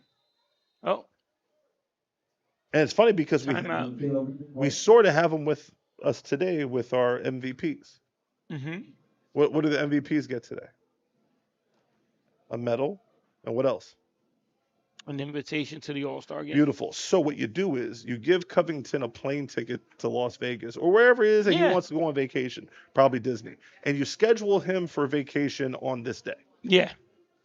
There That it is. appears to that, be that, the that would only be, thing. yeah, that'll work. Because I don't think you could have another. I mean, you have weapons around you, Right. He has everything. but Covington has been on point with these throws. Yeah. I gotta say, like we've seen some minor league games where we haven't seen quarterback play like Covington. No, you're right. So and he's not to say much, but he's a little guy out there doing his thing, and his receivers are like so tall. He's been able to get the ball out to some big targets, and his backs are just really good with the way they run the ball. They run hard, and they're big. And the small defenders in the second level do not want to even try to make an attempt on making a tackle on them. So it's tough. Absolutely is. So that is the way to stop the Lindenwold Yeah, offense. give him a ticket to Disney World. Yes, you definitely do. It's send him and his family to Disney for the week that your game is, and that's how you can shut down. And just hope that whoever his backup is. Oh, look at that. One Perfect. step back, and good Perfect pass dot. and Perfect touchdown. throw. Covington. Who is with this on the touchdown now? again. At this point, he has thrown touchdowns to pretty much everybody on the roster. Yeah. Pocket presence, footwork was prime, and he delivered a dot, like an absolute dot. That was a good And again, pass. and by the way, he's again not the biggest kid. No. He's throwing to these big kids, and not even throwing in a way that because he's big, Yeah. he caught that. That ball that he just fit into that Yeah. window was a big time throw, and he is playing some big time football right now. He's my again. It's early, and Mays Landing might be able to pull off a Buffalo Bills, Yeah. Houston Oilers type miracle. But if Lindenwold can hold on here, Covington coming around the turn, so to speak.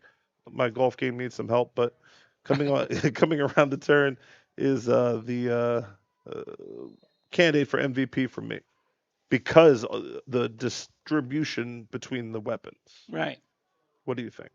It's called pick your poison. Absolutely. Yeah. So if it's pick your poison, to me the MVP, and again, let me hear it in the comments who you think so far the leading candidate for MVP is. For me, it's Covington because of the distribution of the ball. He has the weapons, but Right. he's keeping all of his weapons happy. Right. He's passing getting the ball around to every player there. So here's another pass. Look at this. He got Great right on target. pass. Again, it doesn't matter if that throw, that receiver could have been 3 feet tall. He could have been 8.5 feet tall. It did Right. not matter. That ball was exactly where it needed to be. Great route, by the way. But that ball was exactly where it needed to be, and it did not matter who he's throwing to. Covington is that dude. And here it is, right? We're at 54 seconds to the half, right? And they're 33 points already. So they might hit their season average in the first half. yeah, for sure. But I mean, they are halfway to putting that 60 up, though, right? So it's it's not like it's not a possibility. Yeah, we would hope that Mays Landing can come up with some sort of defense here. Or, hey, listen, special teams. Let's see what we can get. It is very hard to stop a team that plays great on both sides of the field. That is true.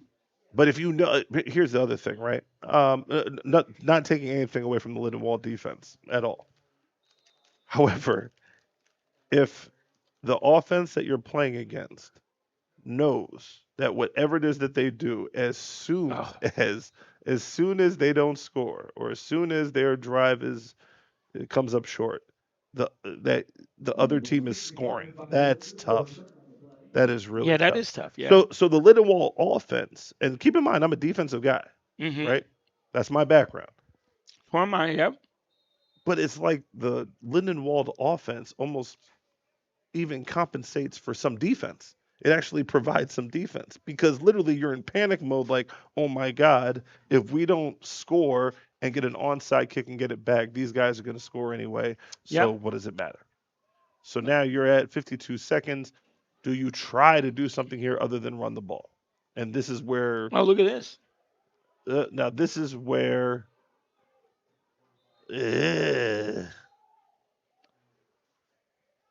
Probably needed to shift. Now, Offense. Play first calling down. the dogs off. Mm-hmm. And I've been on this. I mean, with us, it was grown man football, which is a little bit different. Calling off the dogs. I'm gonna call off the dogs, but if you're not surrendering, I'm not calling off the dogs. Right. So Mays Landing is not coming out with formations and strategy that shows that they want to get out of here intact. So if you're throwing the ball and you're still trying to, do something other than run, dive, and get to the next play and run Mhm. clock, then we're still playing football, fellas. Yeah. Good run. That's a good run on that one. Good solid run. Short of the first down, but that was a good run on his part. Now that wouldn't offend me. Again, that type of run, that's Right. what we should be doing. Run the clock. Let's keep it moving because my defense wants to pitch the shutout, and especially a championship game. Mm-hmm. Right now, that's what Lindenwold is playing for. They're playing for perfection to the fullest extent. Because, I mean, you go all season not giving up any points. You don't want to give up anything here. And Mays Landing just called timeout, which means that they're not. When I say giving up, surrendering. Right. Would be the way. So if you're surrendering, then I'm going to call off the dogs. But if you're Mhm. not surrendering, then Dogs got to stay in the game. We got to do what we got to do. whatever number. And by the way, who you putting in because we're on the Lindenwald sideline and there is 1, 2, 3, 4, 5, 6, 7, 8, 9. Yeah, not too many guys there. 9 players, and they don't look too shabby either. No, right. That's And it. one of the players, number 99, looks like an icebox. Yeah. And one of the other players that's currently on the sideline, by the way, is Isaiah Covington. Mm-hmm. So that leaves you with So, 1, 2, 3. which is something that you don't see. You know, it's not as Not- rare. You normally see a quarterback. He normally is back there playing safety of some sort, but here he is over here. He's on the sideline. I mean, that's how tough this defense is. They don't need him out there. Yeah. So your second team might legit not really change much in terms of the pace of play today. Mm-hmm. So we shall see. This dive play by Mays Landing gets immediately Okay. stopped. Let's see if they call a timeout or if they're at this point gonna wave the white flag and just go into the half. I think you take this into the half. You know, down 33, and Yeah, I don't give Linda Wall another possession. Yeah. Right. I don't think you want to make them mad. Yeah. Let's. All right. And what the conversation amongst the officials is going to be is how fast can you possibly make a clock tick? Mm-hmm.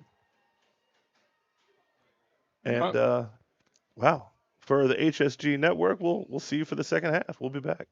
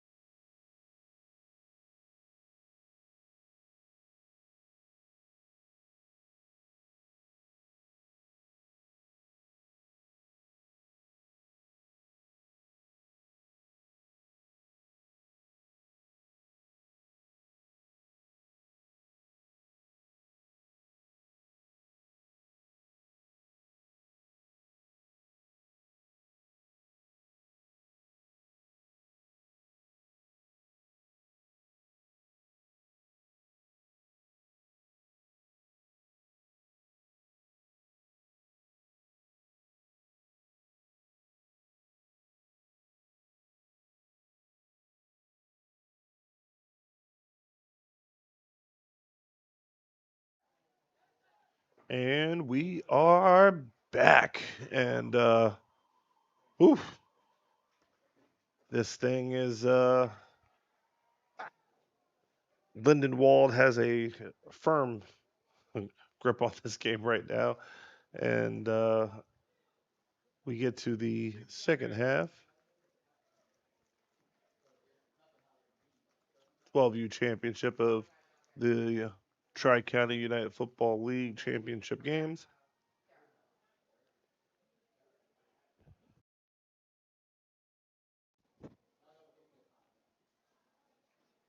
We've gotten some information on Lindenwold during the course of the first half, including the fact that they have not been scored upon this year, and they have put up 434 points. And they will get the ball to start the second half.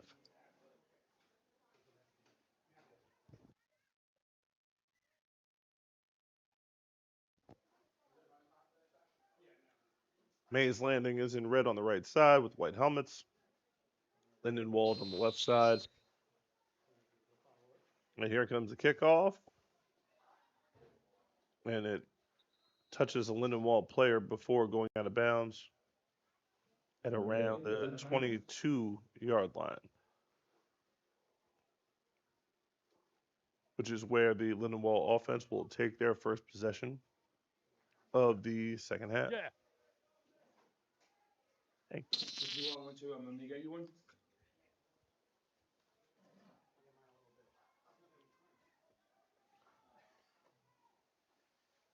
So this Lindenwold offense has been quite the juggernaut, but not on every play. If there can be some type of criticism, it would be on a few, actually on every possession. There has been a big-time Mays Landing play, just not enough to actually get Lindenwold off the field.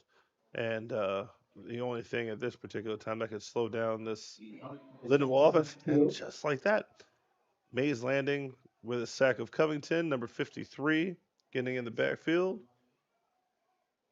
Great job by him. Julian Anaya, who's had a big game today. Great job by him. It seems like the only thing that could stop Lindenwold's offense would be the run. But Mays Landing has had their shine, their opportunities to get the Lindenwold offense off the field. They just have not closed the deal on any of their drives. Lindenwold has scored on every single drive. Covington goes into the huddle. Yes, definitely. Long day here. There's a whistle that stops play, and as you can see, Yep.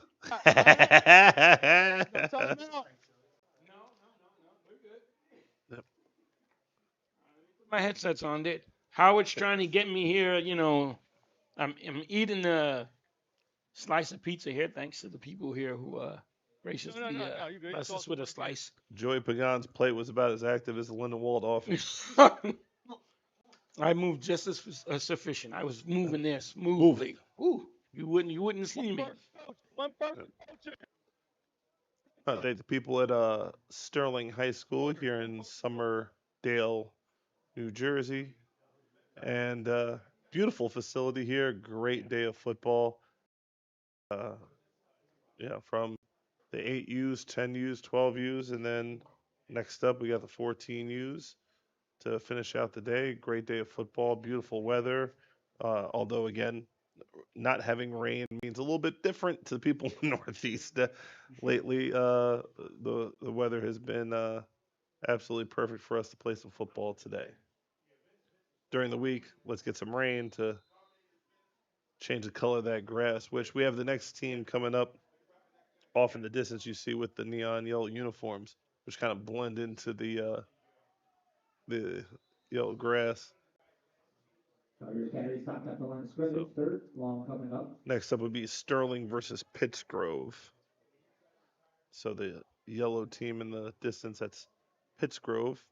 And we went from all red to those guys. It looks like their uniforms plug in at night, and we can definitely see the numbers. So we shouldn't have a hard time identifying them. Unfortunately for Mays Landing, it looks, although this isn't over, it looks as though they will have come up short on the short end. But hey, you know what? 3 of their teams got to the championship, and that definitely is something that is an achievement in terms of the program that they've gotten their team this far. Lindenwold's offense gets back to work. Covington back to pass, sprints out, throws another perfect pass in the open field, and he has another weapon. This is number 0 this time, and Aiden Summers picks up a huge gain. And again, as we said on every possession so far, it starts out with a big play by the Mays Landing defense, but not big enough to get Lindenwold's offense off the field. And then once that happens, Lindenwold recovers and Covington throws another dot or hands the ball off and goes for another big run by either Tyreek Hopkins Jr. or Joshua Lagur.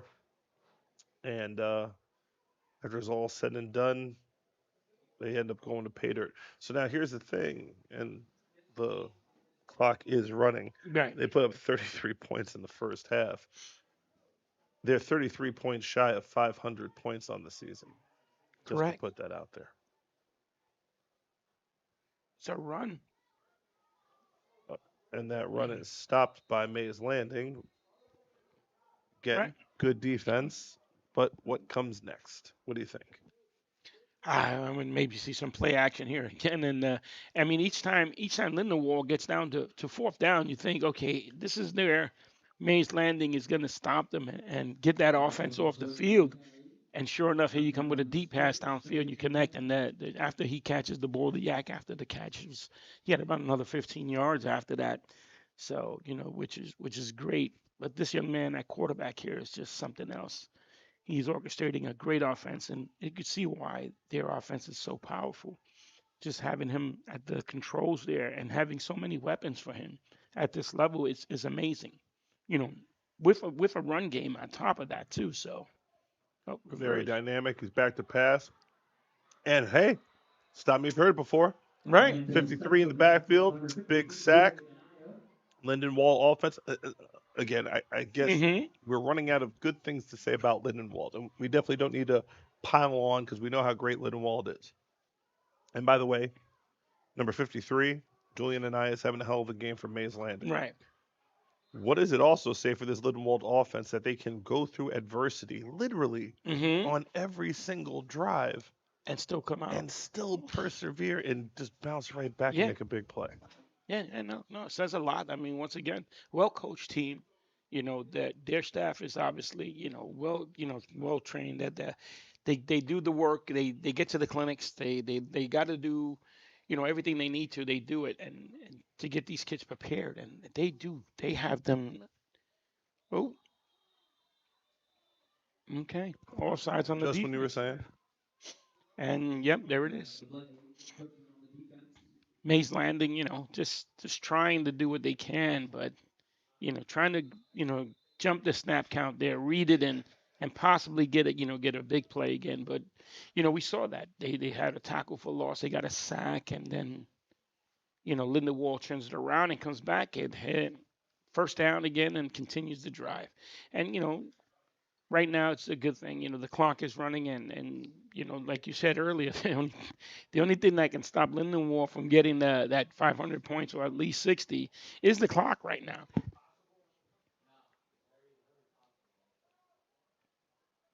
All right. Indeed. Let's see what happens after the second level again. Here he is. Guess who it is. And God, those Mays Landing kids are still fighting. They're Yeah. not going to just give up. And Tyreek Hopkins with a big run. But, yeah, still pursuing, still fighting, still going. Right. I mean, you could see that, there's no fight right now. I mean, they're not giving up. They have their foot down, and they're looking to just keep driving. So, Mays Landing needs to come up with something, a fumble recovery, but at this rate, it's gonna be tough because Lindenwold, they protect the ball well too, make mistakes. There, on the carry, good started step there, and then he just turns it right upfield and starts running and gets close to a first down there. So now it's 2nd and 3. It looks like they might have gained 7 yards on that, which is great. Once again, that's how this offense is they're doing well. They're doing their job. Said there was some either equipment question or something, but yeah, the clock is moving with the game at the score that it is. Covington meeting with his coach, trying to, I don't know, maybe they're discussing next stock trades, something like that. But it seems like when it comes to the football thing, they got that pretty much well. Yeah, well they covered. definitely do. They definitely do. So here Mays Landing needs to come up with something.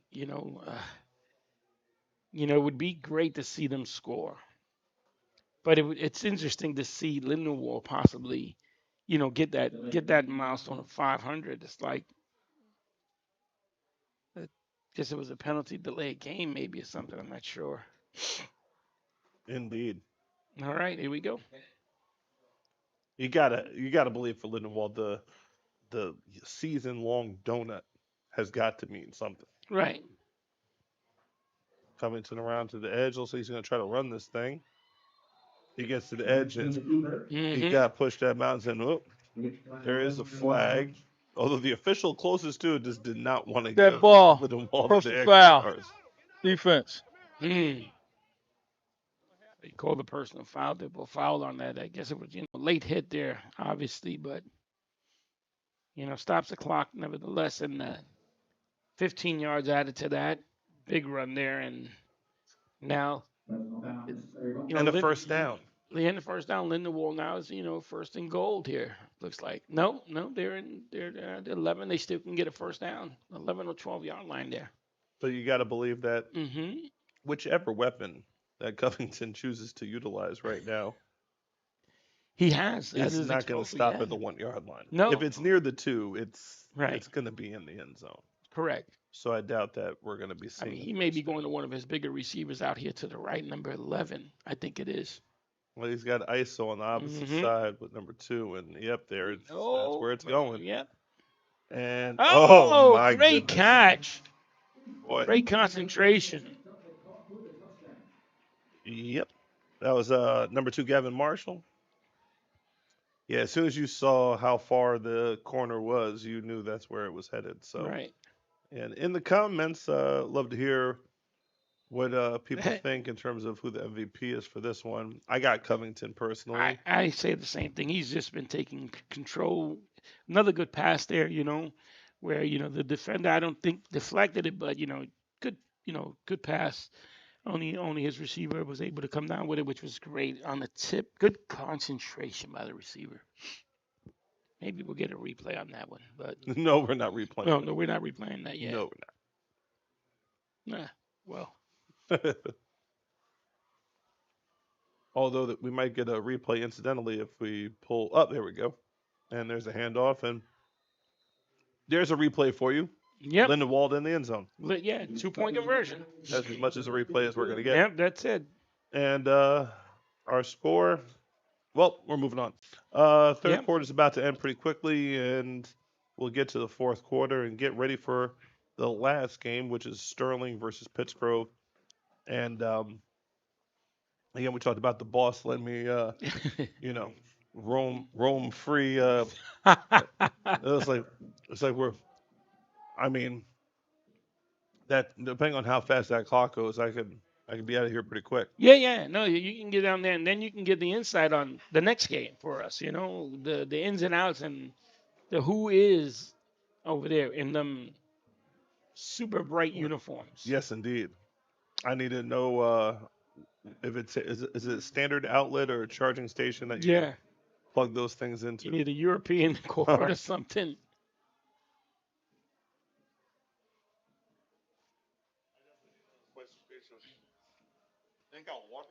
No.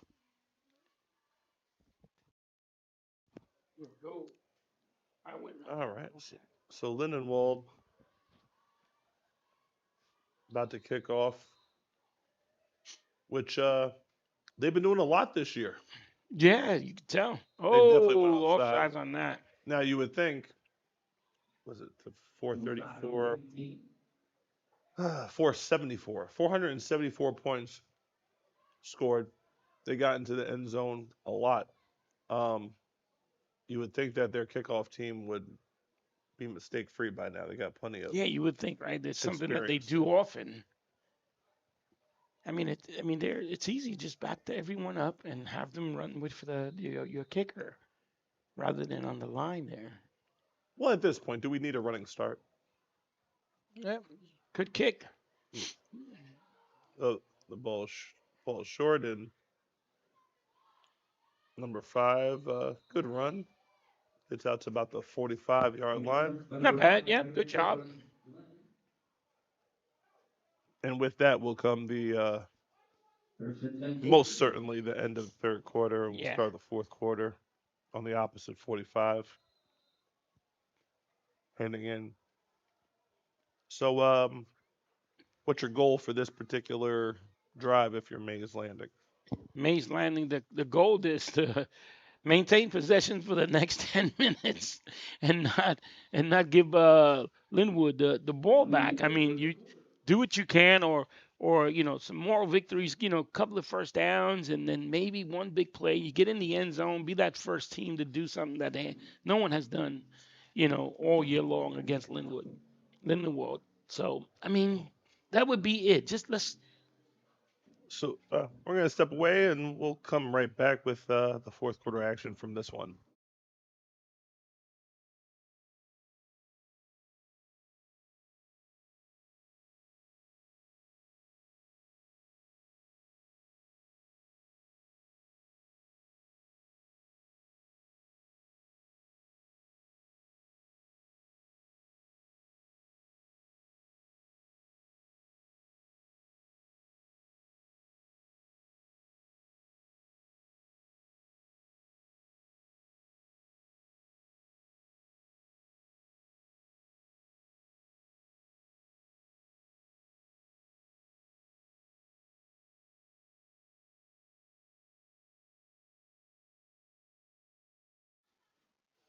All right, here we are. Start of the fourth quarter now. Mays Landing with the ball here, looking to do something with it. In this last quarter of the championship game, 12U.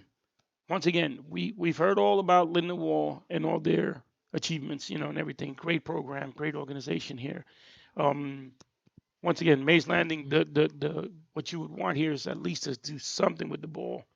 Oh, he did have a receiver open there, just a little underthrown. Good try, though. Good try. I mean, once again, as we saw earlier from the other two teams from Mays Landing there, no give up on at all whatsoever. Continuing to fight and continuing to do what they can here in the sense of trying to be able to score. So or do something, continue to move the ball as far as they can. And it's a great thing. You like to see the kids continuously fight, and not give up even in a game like this, knowing that your opponent is a great opponent. No, the ref. Oh boy, you got a flag here on an interception by the defense, number 5, and he's still on his feet. Oh boy, broke a tackle. Oh boy. Another flag on the play. Wow. There are 2 flags on the play. But let me ask you, right? What you got, Jay? The receiver went offside. So we got illegal shift on the offense. Decline. Okay, so he On the said illegal return, shift. got block in the back. To me, Turn what to I the- saw here, he called an illegal shift, but what I saw was that the receiver was past the line of scrimmage, even while he was trying to check with the ref. Hey, am I okay? And the ref's telling him to move back. So when he steps back, the ref throws a flag instead of then says illegal shift. Now not if giving the ref says you're fine, right, you're fine. No, he didn't say he was fine. He told him to move back. So the minute the young man moved back was when he threw the flag for an illegal shift. Which is what it is. Right. So, you know, Which means that if you're a quarterback, you have to make sure that your your receivers receivers are set. are set. Correct. Which means that they've already checked with the ref and have made the proper adjustments. Right. So here we have a turnover now, really quick. 8 minutes left. What do you think? I'm thinking it is more important, Oh, especially if Mays Landing gets the ball back, which they probably will. mm-hmm. It is more important not to give up 50 points than it is to score a single point. Right. It is a horrible, horrible decision to have to make. Mm. However, 50 feels a lot different than 40. True. Even if it's 49. Oh, he got a little 50, scramble. oh, Look at Kellington him. gets away from it. He gets to the sideline. Good job. Good run. Smart play. I mean, way to get out of bounds too. I mean, for them, I mean, you know, you would rather have the clock running, but that he got out of bounds, stopped the clock. You know, if they're looking to score more points, then yeah. Yo, 50, watch your mouth.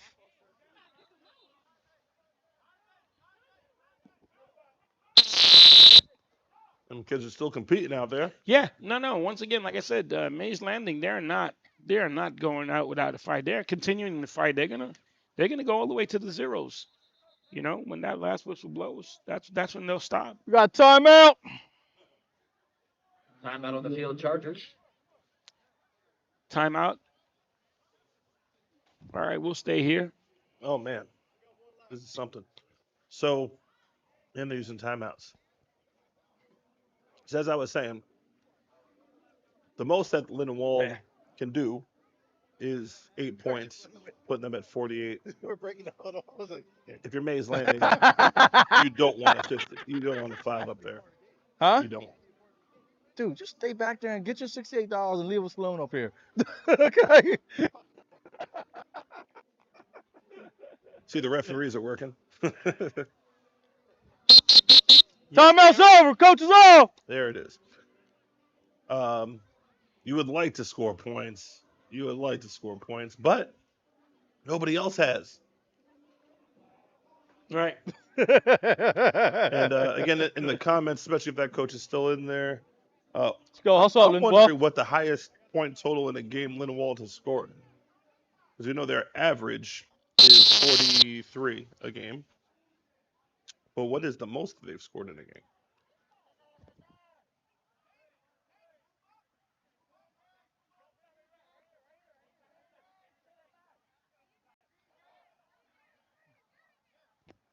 The Pittsgrove Cougars are the neon team. Those uniforms are bright. Handoff. Number 33 gets the edge, and he's running with purpose. And he's going to run all the way. Oh, great stiff arm at the end there. Good job. End zone for another touchdown. Isaiah Ufen. Yeah. Yeah, well, there's the average, right? And by the way, it's not just, oh, we appreciate you. Thank you very much, Coach. By the way, it's not one kid dominating. No. By the way, if Tyreek Hopkins is on your team, he himself could score 7-8 touchdowns. Right.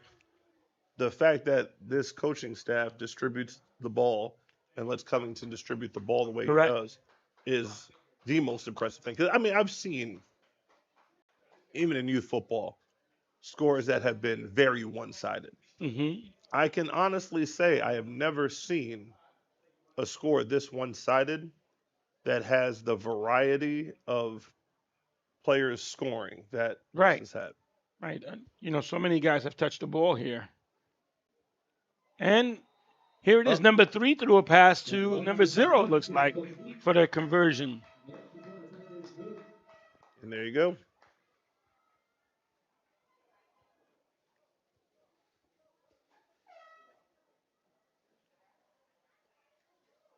So at this point, I don't know why that clock's not running, but if you are, I was trying to get him to run it through the score. He ain't paying attention. if you have Mays Landing, I'm trying.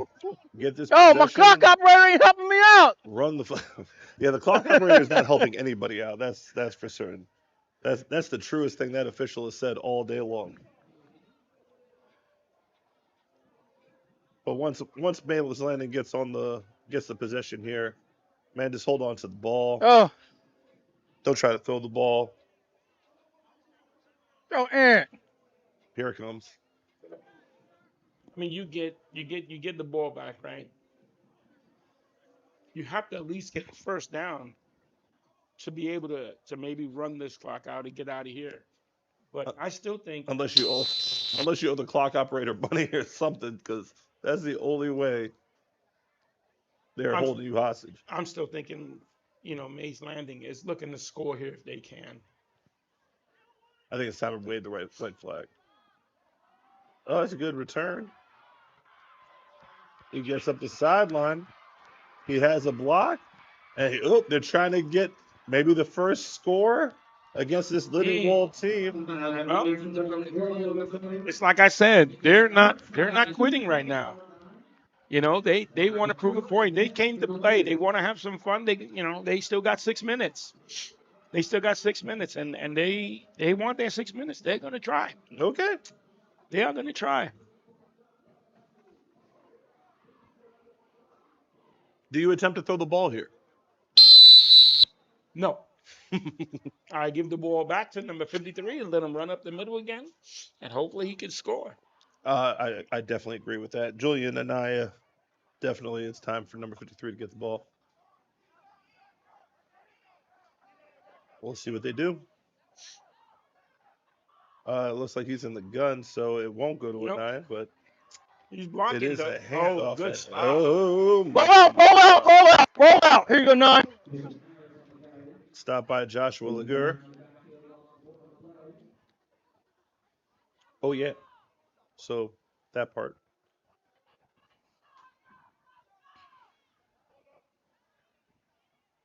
It does appear 500 is not in the works, though. So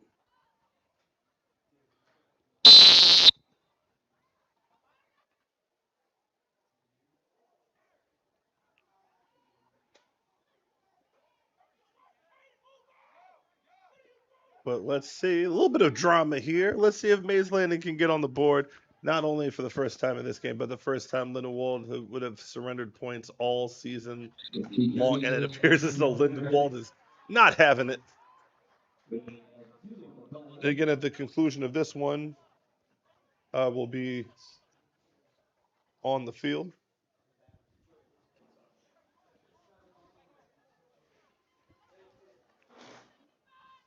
At the conclusion of this one, I'll be on the field with our MVP. Oh.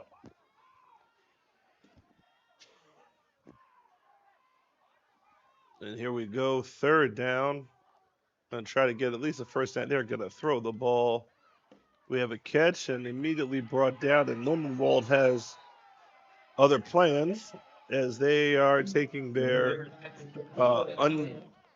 unblemished, unscored upon record.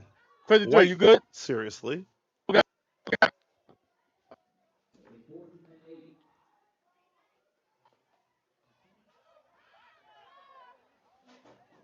And this will bring up 4th down.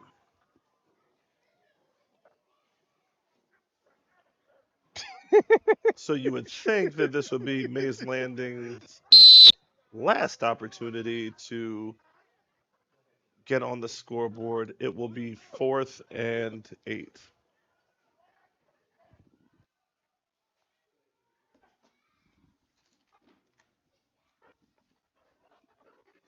All right, well. 4th down here. Let's see what they do. They're trying to run the ball to the outside. Nope. Here's that stingy defense. Preserving that 0 there. Look at that. Great job. Great job by Lindenwold's defense.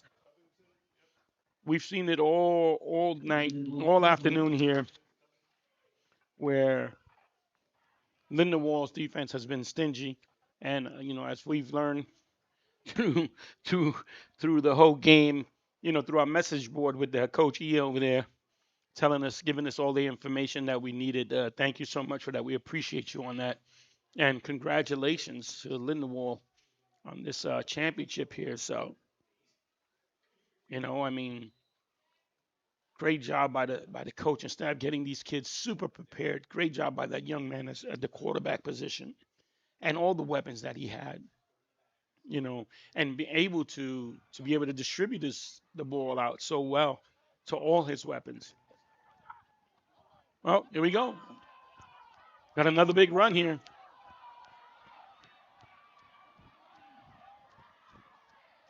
All right.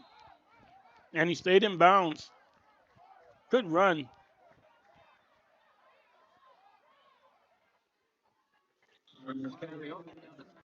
Gain on the play. At the 40-yard line. Looks like Lindenwold's not looking to give up here with a minute left almost in this game. I mean, don't look like they're looking to do a victory formation either, but I'm not sure what coach is going to call here.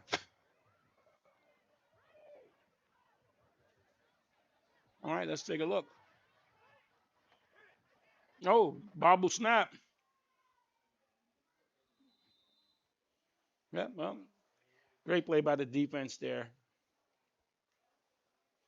I mean, this is what we saw all game, right? Where Lindenwold would get a possession and then, get a big play by Mays Landing, and then turn around and score again. But I think now I'm hoping to see a victory formation here. Although your quarterback is not in the game, but I'm still thinking that's what we're going to come out with here. It's got to be. Can't be anything else, which it looks to me as that what they're going to do. Once again, thank you so much for tuning in here. HSG Network and Patterson and Joe Pagan here. Look at this run again. Good job. Chargers carry forced out of bounds. Thank you so much. We'll be back shortly with Dave Patterson on the field with our MVP. Thank you so much. Congratulations to Lindenwood on their championship. Thank you so much. Tune in for the next game, but we're going to go live with Dave on the sideline.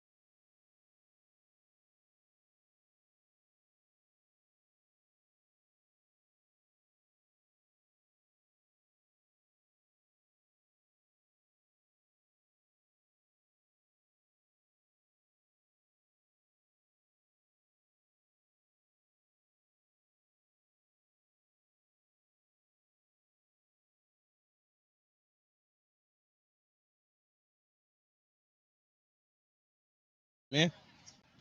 Hey, what's going on? David Paris at HSG Network. We're here with the champions, unbeaten, unscored upon Lindenwold Chargers. I'm here with MVP Covington. You had an amazing game. Here you go, sir. Here you go, sir. Now, the reason why I brought the band out here is I want to know how on earth, with all of these weapons, that you keep them all happy and keep them all, feeding the ball. Yeah, touchdown here, touchdown there, 2 touchdowns here. How do you keep them all happy? I don't know. They ignore me all the time. I just give them the ball when they need it, and then they score. I don't know what else you want me to say. That's awesome, man. We saw some dots that you were throwing today, man. Like going into this game, this has been you all season, but particularly today, did you expect to have the precision passing that you did? Yeah, I mean, every game I kind of do this. I gotta escape because my line. Sometimes the D line be coming through, so I have to escape and I get some easy rollout passes because my wide receivers and running backs be wide open on flats. Gotcha. Now, although this is an award for this young man, you absolutely you need to shout out somebody in terms of who got you here for this MVP award. All of them did. All of them did. So I'm sure you'll disperse the award as well. Kickoff for the senior Go game. celebrate with your team, guys. Great job. HSG Network, David Patterson here. Back up to the booth.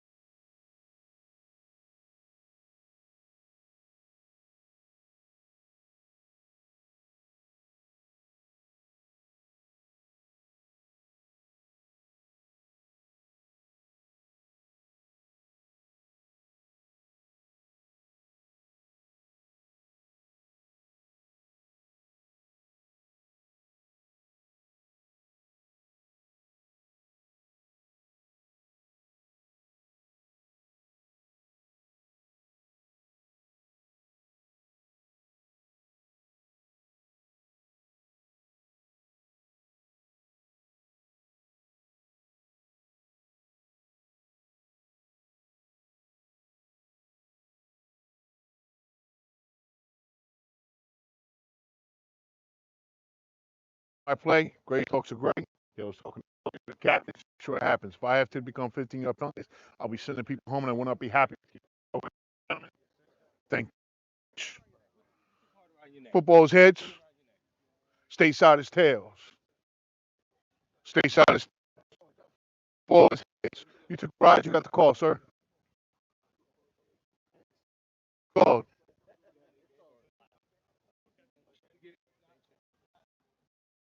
Tails. You want to toss. You're deferring to the second half. You want the ball, correct? Yes. Oh, do you want to defend, sir? You want to defend, so you're going to kick it towards the scoreboard. Right here, face inward. In front of these officials, facing inward. Perfect, thank you. Dunnings want to toss, they defer to the second half. They will kick, goal, shake hands, play football. I forgot. Yours. You know, Thank you. my crew's special. They're badly Gentlemen, if you could all please spoiled. relax, direct your attention to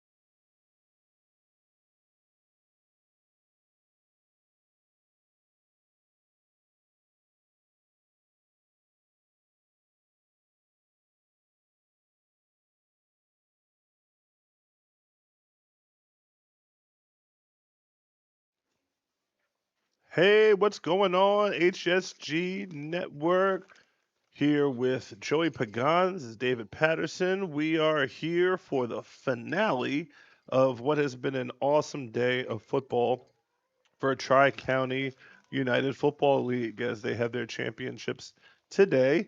Go Birds! As we got Eagles fans in the house, and she's asking me to call her, which is kind of weird.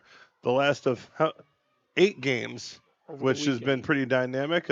Penns Grove is in highlighter yellow, and Sterling is in the silver. Oh, I said Penns Grove.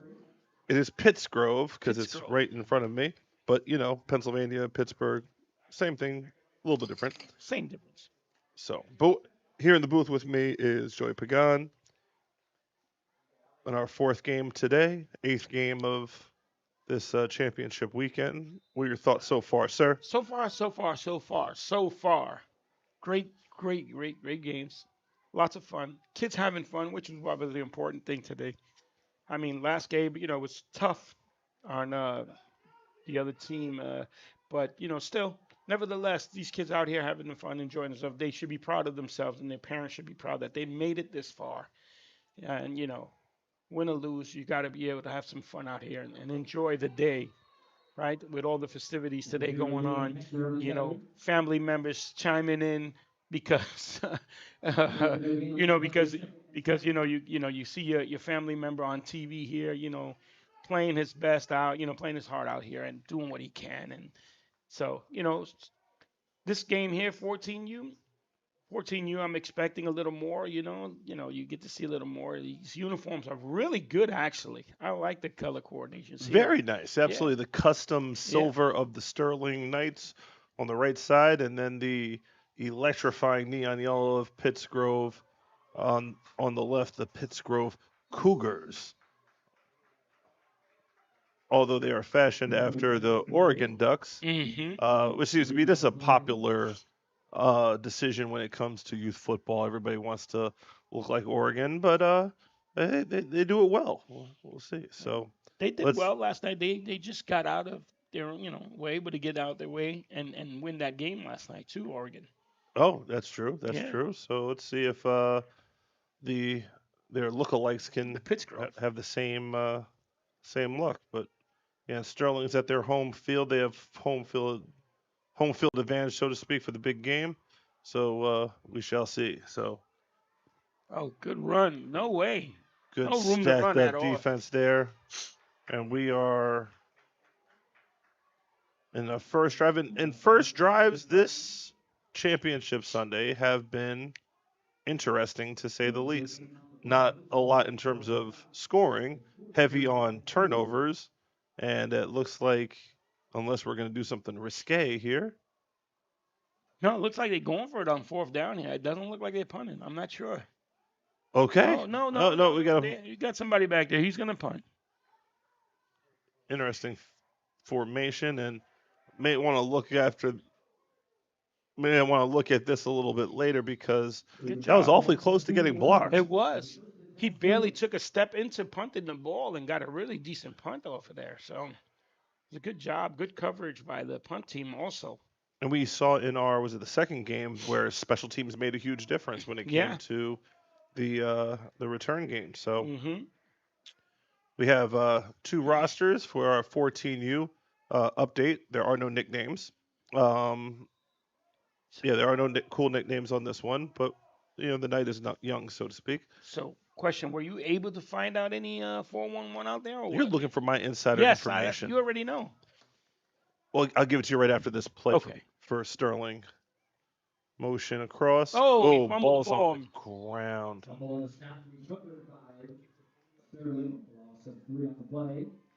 So I do have some insider info. First bit of insider info is that Sterling actually has a kicking game. Oh, okay. So I'm hearing that he can make up to 40 yards. At 14 years old, that's pretty good. Yeah. That's really impressive. Yeah. So okay. We again, HSG has insider information and proof that he did it. Indeed. Now in pregame, I had conversation with some of the the Sterling coaches were having conversation. I was kind of ear hustling. Oh, okay. You know what I'm saying? Nice. Good job, Dave. Good job. And what I found out is that the Sterling offense is going to try to be dominant on the ground. They think that their offensive linemen are going to be able to root the day. And as you can see, number 8 was blocking second level on number Yeah, he had 97. him on skates, is how we call it down. He had him on skates way out there, but Indeed. you need the other 4 to help you out so that you can get some yardage there because they really got nothing. It looks like they might have even lost on that. Indeed. So my inside information is offensive line for Sterling against Pittsgrove defensive line. You've heard it here first. Stamp certified. Pittsgrove. All right, let's see. Yeah. Pittsgrove's defensive line looks pretty big too. So We have a sideline warning against the defense. okay. Ooh, okay. That's the first time we've heard this one before. Is the sideline needs to move back. Oh wow, look at this. Oh, he almost went off sides. Did he throw the flag? Did you see that, Dave? Did you see that? It looked like 11 was kind of like Dead ball. rope. Encroachment. Right. Defense. The offensive 5 line yards. simultaneously all got up and looked over to the sideline, which drew the defender to come across. So my inside information looks like it's looking. I mean, I'm assuming you were talking about we're going to get physical, we're going to block, and not this stand-up trickery stuff. I mean, if I beat you with my mental, Well, I'm yeah, still it's true. beating you. He's That's still it. beating you. That is correct. All right, let's see what they got now. More manageable third down situation now for Sterling. Shotgun formation, handoff of the outside good run, zone good play. run, good block. And Oh, the they ball pick came up, out? Oh, Oh, Nope. okay. it's ping-ponging all over the place with that thing. But as you can Mhm. see, I hate to say it, but I love to say it, is that offensive line looked pretty Yeah, impressive no, on that. they did. They really did on that one there. Yep. Tamir Logan on the carry. We're going to see a bunch of him. We shall see. And it's not Friday night lights. This is Sunday night lights. Can you imagine that? Yeah. All right. Handoff and Oh. now Joey, that was quite a flip there. Yeah. That was a clean flip away from the play. Now, aside from that, let's talk about the football end of it. I think that you kind of set that one up right there because you thought on the previous play there was a fumble. Right. So they said, no. No, we'll do it now. This is what a fumble looks This like. is what it looks like. Okay. Listen.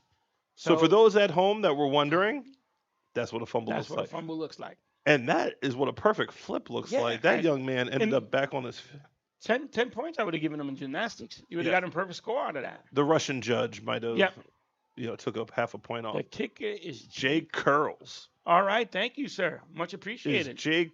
that's a nickname, I'm assuming? That is a cool nickname. So, handoff and not really running Good job. with conviction there. We gotta get north there earlier. Yep. But let's see if Sterling straightens that up. Elijah Campbell is gonna be the difference on the Sterling O-line. Insider All right. information. What number is he? Elijah Campbell is. Okay. No, I can't. Well, nope. Nope. 81. Elijah Campbell's number Elijah 81. Campbell. So if you can, we do have a lengthy roster here. If you could just pop the number that the young man is wearing, that would be. Yeah, he's also Well, playing defensive tackle for them too. So I saw him make a play, and they had like a little belly rub, him and his teammate. Oh, after that's making a elite. play. So we got to keep an Okay. eye on that. Oh, that's on the center. Yeah. Dead ball. False start. Offense. Now, 5 yards. Sterling does not repeat have third number down. 8 listed. Number 8 is the one that we saw blocking on the opposite side of the field. So, not sure. Maybe we just have a number switch or what have you. But yeah, number 8 was putting in work for the Sterling Knights. And he seems to be a pretty formidable size. But I do see 81 in the huddle. His calves are Yeah. man size. Yeah. Yes. And then he's it looks like he stole shoes from Pittsgrove. Anyway, shotgun formation, back to pass. He has a man. Good pickup on Oh, the good play, move. sidesteps, and he comes up just shy of the first down. So that's going to set up a little bit of a decision. Right. I mean, it's early in the game. You're on the other side. I think you go for it here. Their defense is not playing bad either. So I say you go for it here and see what you can do. Jayshon Waters, it looks like is the quarterback number 12. Maybe go hard count here. Possibly, yeah. Yeah, the fantabulous lookover would be something that, and they don't have their hands down yet, so maybe they will try to do the lookover. Might be a punt. Possible? No, they're in 2-point stance, which We've got a gives you a punt. good punt. Let's see where this thing rolls to. Ooh, we're going to get a little bit of love. And although I hear poison, this is something that plagues football. Yes. On a punt like that, there is always some, I call them magnet heads. Mm-hmm. The ones that have to, for some odd reason, even though there's no benefit whatsoever to being there, have to crowd around the football after a punt. I don't understand it. I will never get it. Don't know Yeah. why they do it. You get a head start getting back to the huddle. You get a head start going to the sideline. There's nothing good that can happen if you are on the receiving team of a punt. Right. I when the normally ball tell is my guys, if that one guy's standing around, just give him a little shove, see if he bumps into the ball and touches it. Now it's a live ball. So, Absolutely. Yep. So, Yep. yeah. Little gamesmanship, yeah. Looks like there's trips to the right, Oh, handoff. good Breaks the cutback. tackle. That young man is right through, and Okay. that speed is going to get there. Oh. Caden Brown. Yeah. Caden Brown in the open field, absolutely dangerous. And it looked like Tupac tripped him up. Yep. But all of that is for naught. As you can see, the star of the show is wearing stripes. And maybe I didn't see it because the laundry matches the Pittsgrove uniforms.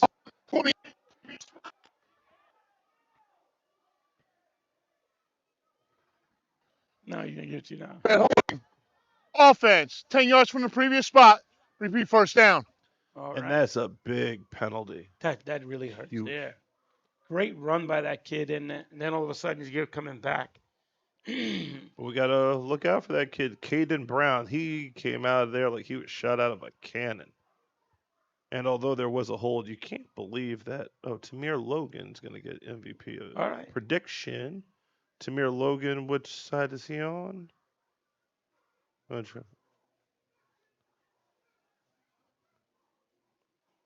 Tamir Logan. Okay. Gotcha. Okay. Interesting. All right, we're listening. We're listening. With Yeah, a little predictions. insider information. Okay. We're looking. Yeah, man. Make sure you keep the comments coming. Again, I feel we got number 5 coming this way, and Good job. Freddie Allen Jr. gets stopped on the play. It looks like number 38 and number 14.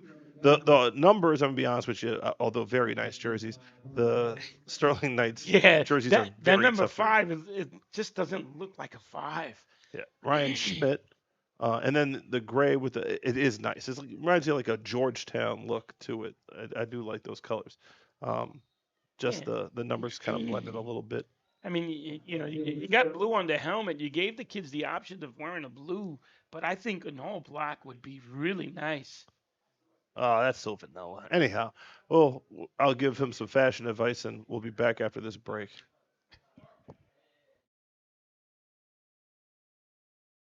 One of the best reasons to visit Williamstown is to experience Bleachers 322 Tavern. We offer a great time for people everywhere, and our delicious wings is the reason people keep coming back. On Wednesday, we have karaoke night with DJ Rob, including 75-cent wings and $2.50 Miller Lite bottles. Our R&B night along with karaoke featuring Big Al Entertainment is on Fridays, and Saturday has music by DJ Sterl with a 30 and older crowd, including a strict dress code that will be enforced. Each night we have food and drink specials with a private room available for parties of all kinds. If you'd like to ask us some questions or make a reservation, call us at 609-481-2043.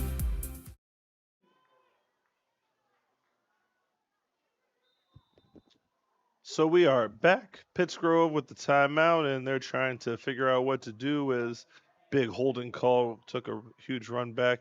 Quarterback's going to boot out, and the Sterling defense job is by the not defense. amused Yep. whatsoever. Good job by the defense not Yeah. getting fooled out there and staying out. Yep. Maintaining the outside possession. That was big number 8. Still don't have his name. And was that an 81 sighting too? Again, we were told about Elijah Campbell. I think Elijah Campbell was in on that stop. He's the other defensive tackle on the right side there. 28 is also over there, Eric Loper Jr. Right. Nice And then job. number 4, Brian Joel Spites. If anyone on that Sterling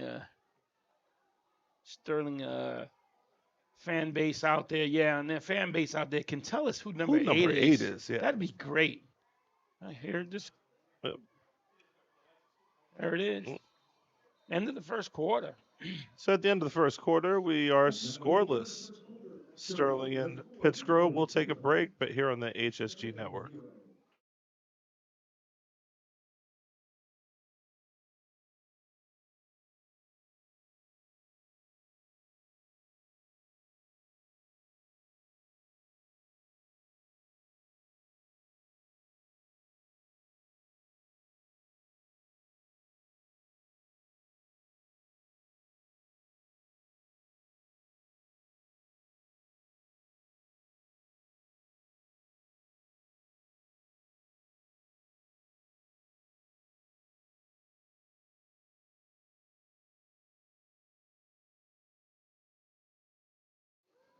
Oh, so this is interesting. Usually at the end of a quarter, we flip sides. And now we're going to throw the ball vertically and playing some dangerous football. That was an incompleted pass. Yeah. So with that's interesting. I guess they just like this side of the field for some odd reason. Yeah. But nonetheless, we're back to live action, sort of. Okay. 8 is Ryan Penderleaf. Thank you. Thanks, Jamal.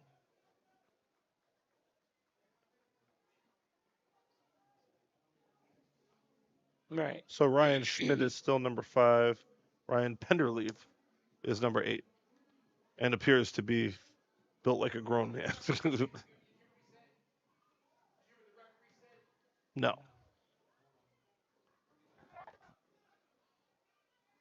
Tell him to say it now. I think he wants you to go back. Reset to 10 minutes.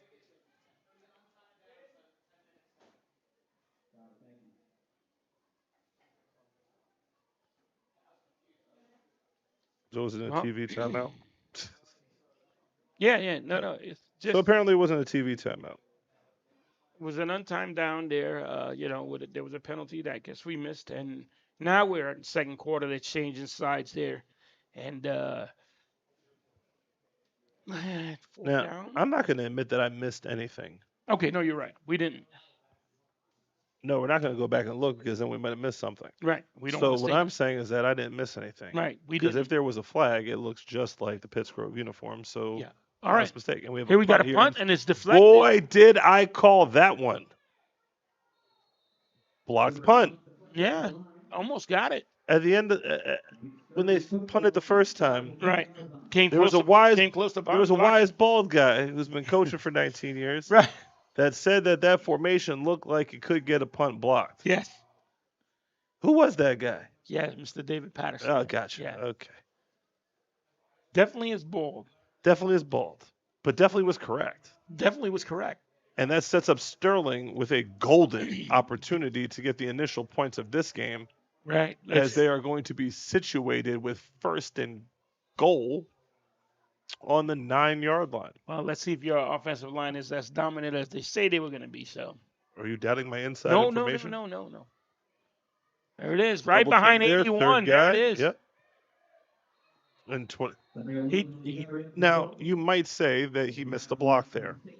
However, Everybody just got out of his way. He didn't need a blocking. Oh no, he was on the player. He was doubling on with someone else, and they just took. That was a great double team. And number Yeah. 8, Ryan Penderleaf, is definitely putting in work on the offensive line as well.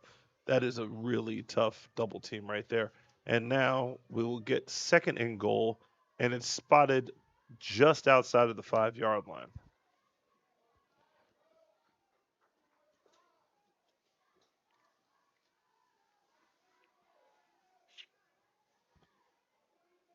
As the clock is running, it looks like this is taking a little bit more time. Do you have an extra rig so we can get it on the camera so that the guys can see? Here you go. Oh, that messes up. Oh, there we go. And here we go. Run up the middle again. Great job by the defensive line and not giving up anything really. Because of Joey. All right. All right.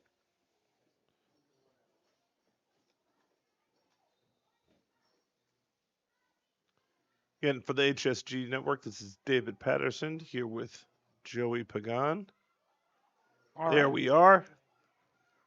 And there we aren't anymore. We in and we not. Yeah, so we got third down inside the 5-yard line, handoff. Left And side. a Wow, pancake close. into the end zone. No signal yet. No signal I yet. thought he was in. It looked No like that signal from yet, here, but I thought no he was in. signal there. Short. There was a big time pancake block that went into the end zone. It looked to me as though he was in. It did look like it, but you know. And from this is here, our angle. fourth down now. Mm-hmm. All right. Replay. Oh, so besides the championship trophy for the winning team, take a look at this hardware right here. Now that right there is a championship ring that these players will receive. When will they receive these? Today, right after the game. Today. Today, and just think, right after the game, even the 8U received these rings, the 10U, the 12U, everyone gets a ring at the end of the game, whoever's the champion. Great job. Oop. Touchdown. Run right up the middle. Number 11 with the touchdown. That is Tamir Logan, number 11. And dare I say it, Offensive line. offensive line. Yeah. This is a Number This- 14, Gabriel this ring has Thomas at little weight quarterback. to it, Yeah, too. it has a lot of weight to it. It definitely does. really nice stuff here.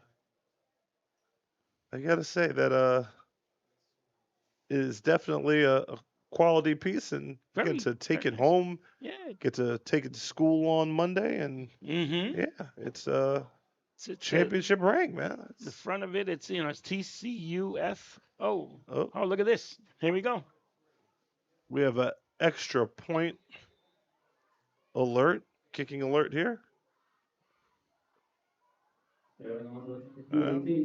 Everything looks like it's supposed to. Let's see.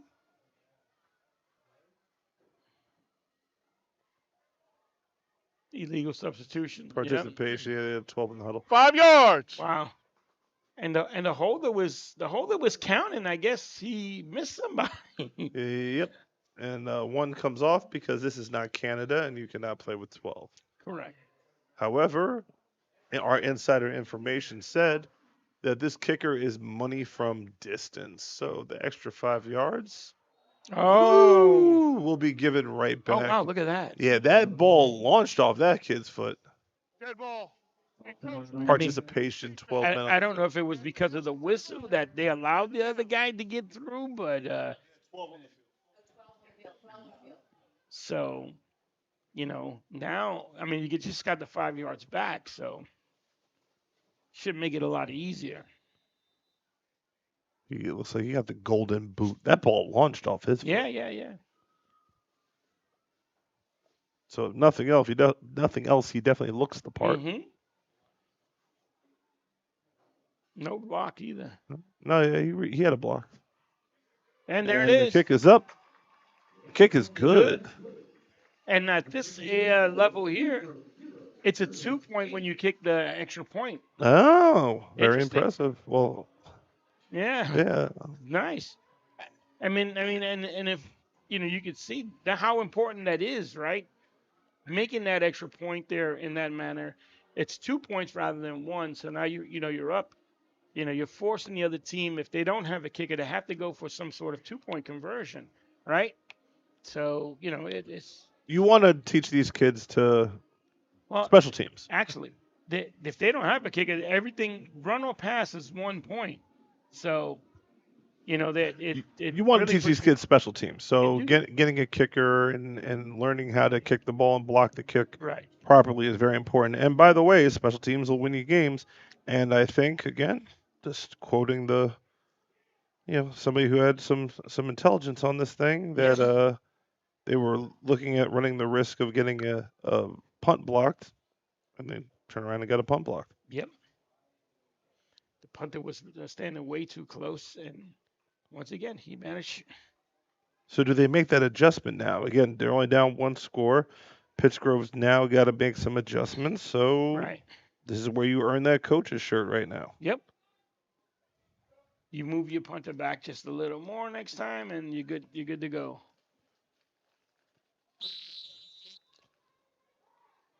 About to set to kick off from the 40-yard line. Let's see what he has in terms of a boot on this thing. All right. Little Decent kick. directional kick. Oh, that one's going to be trouble trying to pick it up. Good job. Good coverage on the play, and Pittsgrove will get possession on the 30-yard line, and we'll see what they could do with their next possession.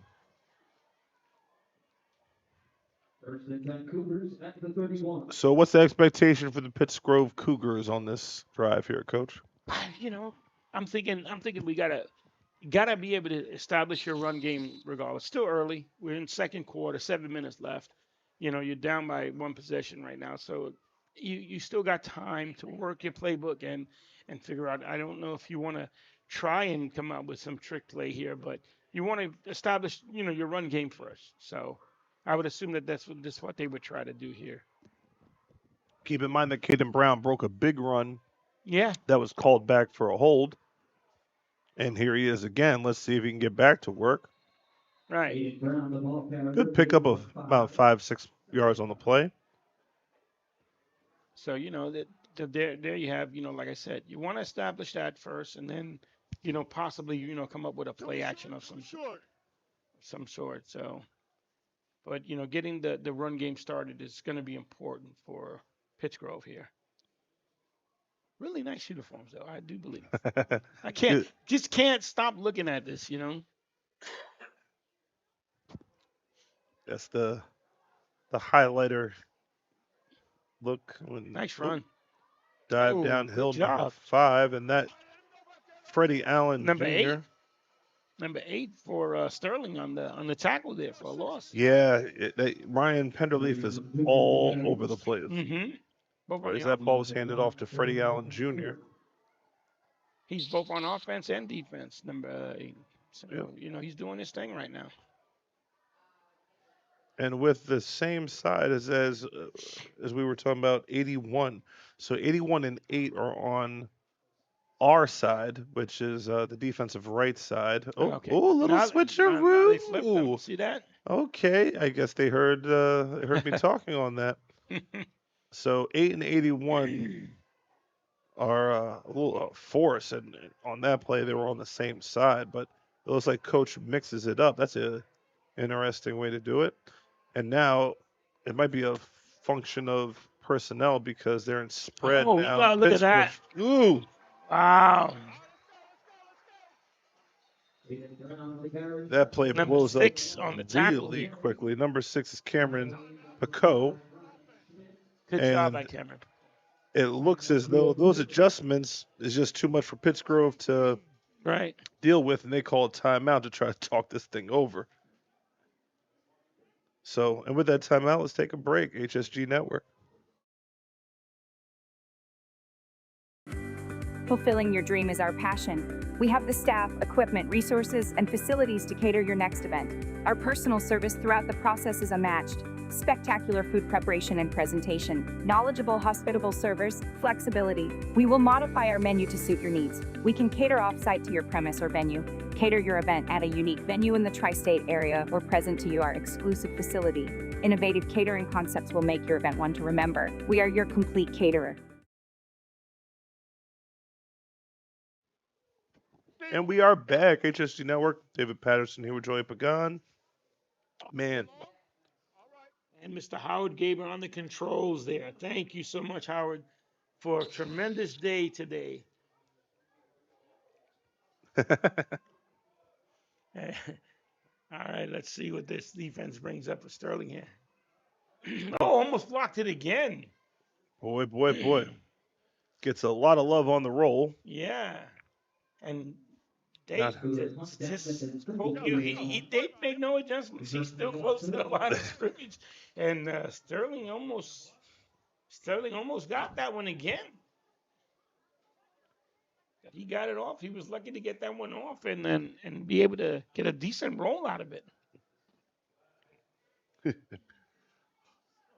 Wow.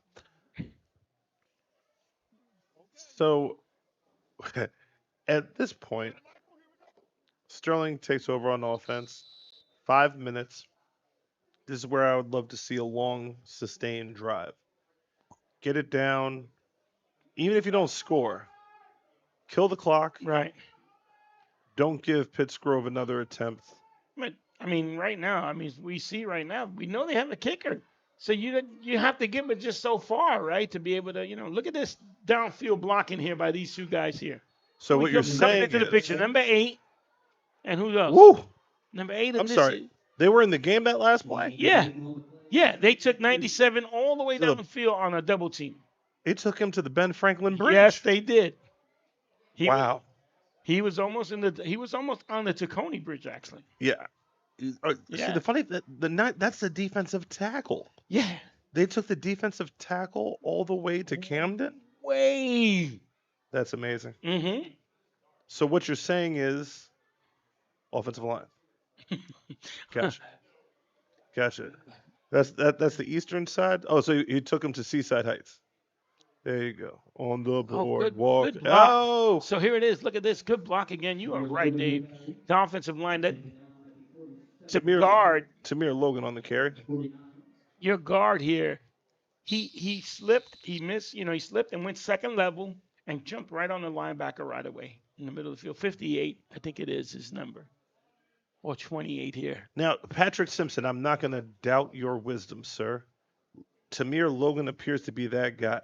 However, I think Joey Pagan can run behind that line right now. I think so too. Yeah, I think so too. Yeah, taking nothing away from Tamir Logan. That offensive line is opening up real estate. I mean, they are blocking D tackles all the way to the shoreline, like to Cape May.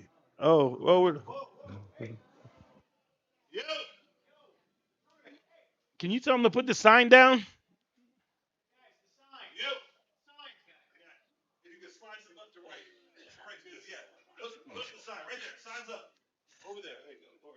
Oh, wow. So he looked really offended. The crowd is going wild out here, just holding up signs and everything, and Yeah, in the middle of a timeout, they're cheering so much in the middle of a timeout. Like, see, when you mentioned Howard Gaber, yes, that was it. That's what happened. They got into position. They said, "Oh, well, we'll fix that." We're gonna get on camera too. Yeah, we're gonna put a board up right in Howard's face. Shotgun formation. Back to pass. Oh, good pass. He has some time to throw the ball. Ooh! Now, I'm not sure. Well, he had a man. Now, I'm being told that he was hit when he threw the ball, but I refuse to believe that the offensive line would allow him to be touched. It's a good pass, though. Just a bit overthrown. He should have thrown it earlier. Yeah. You're not going to blame the offensive line. Not today. Not due to my insider info, I'm sir. not doing that anymore this evening. In the comments, please let us know who your MVP is. The line is doing business right now. They are doing work. MVP predictions. And Good hand run off, and there's again. Tamir again. Tamir Logan with another good solid run. And the referees are now tripping because they called a hold, and it must be on one of the receivers because it's not going to be on this offensive line. Let's see if we can get a number. Well, we got a call, yeah. Call 10. Yep, see, he knew that we're not trying to hear it. Holding. I mean, so. Offense. 10 yards from the previous spot. Repeat second down. Yeah, smart man. Don't put that number out there. Right, don't put the number out there so that we don't know who's holding. It had to be one of the skinny guys. Probably a receiver. You're right. Yeah. Maybe the quarterback. Maybe the quarterback. Yeah. Maybe the quarterback. Yeah. You're right. Yes, but the offensive line in this game. No, they're not holding. They're not. They not can at all. do no wrong today. Nope. When you're double teaming block a guy down 15 yards down the field. 15. He was at least 15 yards. He was 15 yards downfield, Yeah, but he was downfield. also like 40 yards on the sideline too. He had to take an Uber to get back to the huddle. Yeah. Shotgun formation. Oh, look at the guard pull around too. Look at that. Amir Logan again, and solid ball. Great. Solid carry. Tamir- Gets most of that yardage back. Tamir is a good back. He is running, but if you see number 181 come around the corner pulling, now you know why that hole opened up for him. Yes, indeed. Yes, indeed. So Elijah Campbell on the block. Let's give credit to Tamir Logan because, again, Marlon is that guard you're talking about. Marlon, it's quite a show. You see, when you have two coaches in the broadcast booth, you get that the detail, the attention to detail, right, that you ordinarily wouldn't get when you have like a Trey Aikman in the booth or Yeah. Tony Romo or something like that. Yeah. Or Tom Brady, terrible, but nonetheless. All right. Shotgun again. This is a big down right here. They're trying to pick up an easy 5 yards, not getting it. So we have a timeout on the field. Let's take a break and check out some of our sponsors for HSG Network. One of the best reasons to visit Williamstown is to experience Bleachers 322 Tavern. We offer a great time for people everywhere, and our delicious wings is the reason people keep coming back. On Wednesday, we have karaoke night with DJ Rob, including 75-cent wings and $2.50 Miller Lite bottles. Our R&B night along with karaoke featuring Big Al Entertainment is on Fridays, and Saturday has music by DJ Sterl with a 30 and older crowd, including a strict dress code that will be enforced. Each night, we have food and drink specials with a private room available for parties of all kinds. If you'd like to ask us some questions or make a reservation, call us at 609-481-2043. And we are back. Coach, what do you got here? It's fourth and what's this? Fourth and what? 10. All right. They're in the shotgun. Let's see what they come up with here. Well, they bled a lot of clock. It's down to Third down. 147 now. Yeah, third down. Got a screen play. Nice Good screen call. set up to Tamir Logan. He has some vision out in the First open down. field. Picks up a big first down. And again, the mission was to take down this clock. Right. You do have a kicker, so you don't have to be but so, Correct. much. But let's check it out. And you have one timeout in your pocket. Just get close enough. If you think so, you call that timeout, and that's it.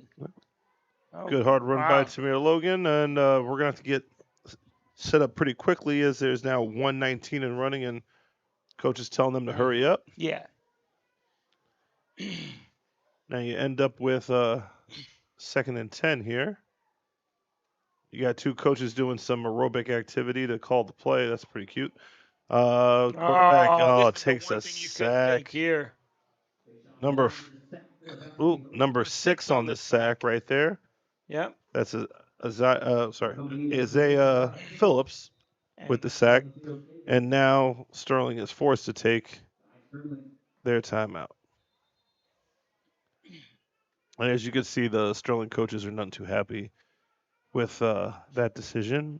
You got to understand the situation there and get rid of the football. Yeah, you got it, still young guy, maybe not too familiar with, hey, there's nothing there for me to either take off a lot sooner or throw the ball out of bounds to the nearest receiver and, That way you don't lose the line of scrimmage. But now you got, I think it's a 4th down.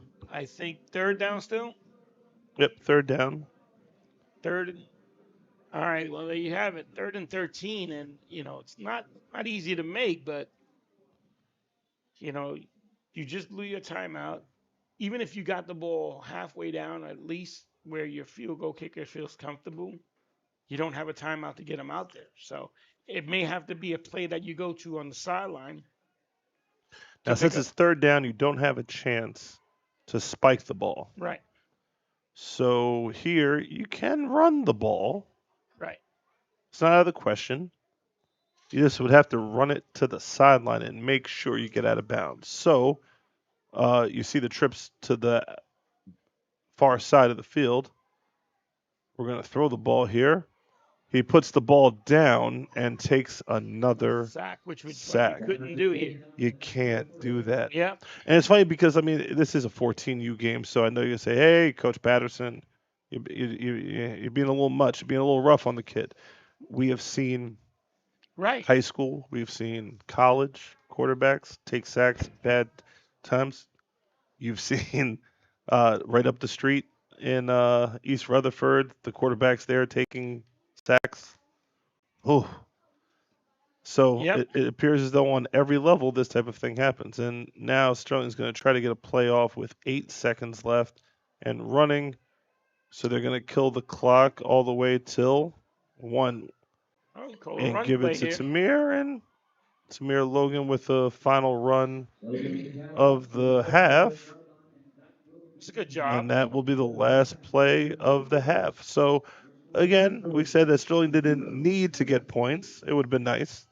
But they killed the clock. Pittsgrove's offense doesn't have a chance to get any momentum, doesn't get a chance to even get on the field. Right.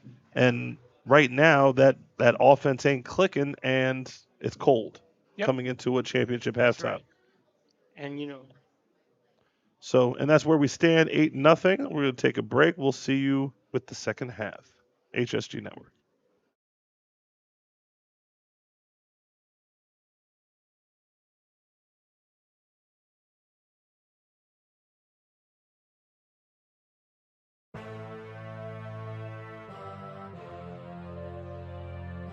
The National Youth Football Championships, held over Martin Luther King Jr. weekend in Las Vegas, is poised to become a premier event in youth sports. Bringing together top young athletes from the East and West Coasts, this event offers a platform for competition, exposure, and advancement in football. It's a must-attend for athletes and fans alike. The Las Vegas Invitational and National Showcase offers a premier championship experience for athletes ages 8 and under through high school. Emphasizing talent development and skill building, the event provides a national stage for young athletes to shine. By inviting top teams from across the country, the competition is intense, pushing athletes to deliver their best performances. A key feature of the event is its focus on exposure and recruiting. Attracting sports writers, prep school coaches, and college recruiters, the showcase allows athletes to display their talents to those who can propel their careers forward. Opportunities abound for athletes to earn spots on high school teams, gain interest from college programs, or catch the eye of NIL representatives. The Vegas Invitational, part of the National Youth Football Championships, was launched in March 2018 to provide young athletes from 8 and under to high school seniors a platform to showcase their talents. Unlike many youth sports events focusing only on seniors, the Vegas Invitational offers exposure to athletes of all ages, enabling younger players to make connections and explore future opportunities. The Invitational stands out with its comprehensive approach to athlete exposure and development. By connecting younger age groups with influential sports figures, it opens doors for media exposure, additional training opportunities, and networking with sports professionals. Since its inception, the Vegas Invitational has launched hundreds of athletes into prep school and college scholarships. Its focus on recruiting opportunities makes it a favorite among scouts and recruiters, providing a venue to discover talented players. Many participants have gone on to successful college and professional careers, underscoring the event's commitment to helping athletes achieve their dreams. The 2025 Las Vegas Invitational will be held from January 16th through the 19th at the Link in Las Vegas. This central location, with top-notch facilities, ensures the event runs smoothly. With multiple venues nearby, the Invitational accommodates numerous participants and spectators, creating an exciting atmosphere. Are you a certified player? Then you must go to the website and register in order to join this thrilling event as a participant or fan. Visit Las Vegas for a weekend of exciting football action and unforgettable experiences. Watch as top teams from the East and West Coast face off and cheer on the next generation of football stars. The Las Vegas Invitational is an event you won't want to miss.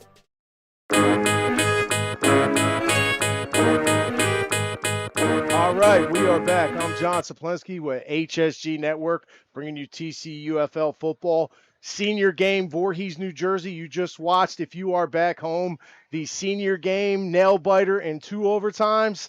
This is the guy we chose as our MVP. I'm sure everyone at home choose this guy as our MVP. This guy's the real deal. Tell everyone back home who you are. My name's Mason Caving, and I'm the quarterback for Delsey. Mason Kate, we couldn't get your name It's all right. for the longest time. I know. And you had family chiming in and stuff. Yo, you're a great quarterback, but you showed up on defense, man. You took this game on both sides of the ball. Overtime, you took the game on them 2 game-saving tackles for losses. You're the real deal. You got a bright future. So how old are you? I'm 13. 13 years old. You're playing way above your level. Great speed, great accuracy. You ended up with 106 yards in regular season, and the only touchdown in the regular part of the game. And then the game winner in overtime. What do you think about this game? Nothing. I just want to thank my Lord and Savior Jesus Christ for keeping me going through. And wow, that's great. Yeah, that's amazing. A humbled young man. So you're 13 years old. Where you go to school? I go to Delsey. Oh, you go to Delsey right now. Great. Favorite NFL player? Josh Allen. He's my man. Ah, nice. He's a great quarterback up there in Buffalo. I'm from upstate New York. Not a Buffalo fan, though. Yeah. And favorite team? The Bills. You're a Bills fan? Oh, Yep. Josh Allen and the Bills. Good for you. Thank you. Quarterback or defense? What's your go-to? Honestly, I like to be the quarterback, but I'm a really good defensive end, too. No, you. What was going through your mind in this game when you were making all these plays? Just where's the ball? That's all I needed. That's what kept me going. Where's the ball? Where's the ball? And on offense, all I needed to do was find a hole and hit it. That's all. Find a hole. You did. You very confident quarterback from the start. We knew you were a playmaker. You really are. You were a playmaker. You found a crack. In this offense design, there's a lot of clock management, and you controlled the clock very well. But you're a strong leader out there. You're going to grow. And how many years you been playing football? I've been playing since I was a sophomore. Sophomore, so you got about 4 years in. I would say about 4 4 years, years in, and you hit the high school next year. Yeah. They're gonna love you. They're watching. I know they're back home watching you right now. It's a great program. I follow Delsey. You know what I'm saying? Show everyone back home the ball, man. That's your MVP. Now, before you go, everybody back home, who do you want to give a shout at? I know you got family out there. I just want to give a shout out to my mom, who keeps the food on the table and washing my clothes. Wow. And I want to thank my dad for keeping me pushing, keeping me going. I love you, Dad. Love you, Mom. Thank you. Wow, that is your MVP. Yo, Voorhees, New Jersey, HSG Network. We thank this young man coming up and introducing himself to everyone back home. We appreciate you, man. You have a safe trip home, and good luck next week, man. Keep that win column. You keep playing like you are a playoff team this year. Yes, sir. It was a pleasure. I'm Thank John you. Saplinski. We are out. See you next week.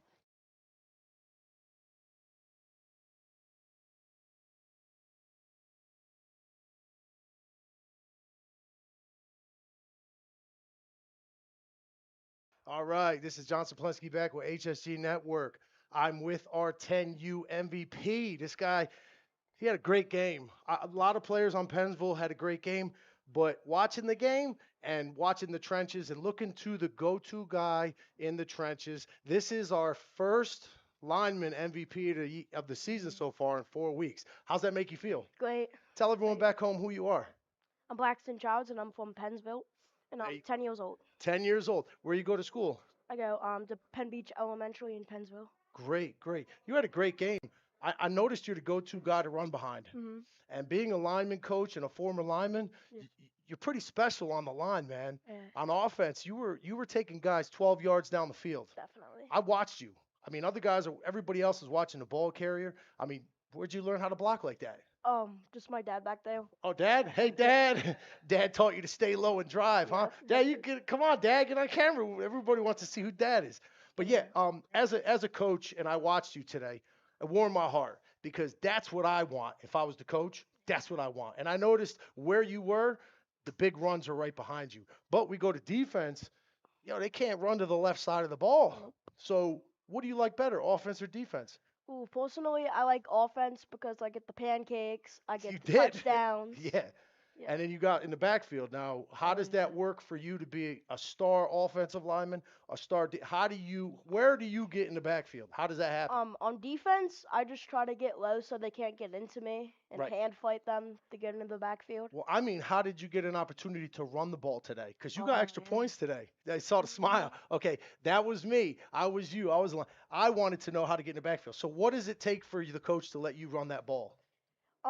We have like a designated play where the big boy gets the ball to So kind the of big get like boy. to pick up a few yards. Yeah. I like that. Okay, now told everyone who you are. We talked about your accolades. You told us a little about you. Yeah. Anybody back home that's not here you'd like to talk to and say hi to right in that camera? They're right there. You can take a look at them and give a shout out to anybody you want. This is your moment. Hey Nana, if Nana? you're watching, hopefully. Yeah, good. But you are MVP. What's your guys' record? We didn't have the standings today. 4-0. 4-0? Yep. It shows. See, that's what we were trying to figure out because we went on the website. You can show everyone back home the ball. This is the MVP right here. There you go, our TCUFL MVP. But favorite player in the NFL? Ooh. Tough Go one. with retired or Any player. Who's your favorite guy? Jason Kelsey. Jason Kelsey. Yep. Oh, okay, I can see that because you play like him, man. Yep. You're the next Kelsey, possibly, right? Yeah. Favorite team, the Eagles. I'm more of a Ravens guy. Okay, I like the Ravens too, and Ray Lewis was there, but that's good. But we don't want to take much time from you and get you back to your team. But this is our MVP, 10U. This guy is the real deal in the trenches. And again, our first lineman MVP. I'm John Saplensky. Stick around. 2 more games to come, the juniors and the seniors. Take care, buddy. It's a pleasure for you to come up here. Yep.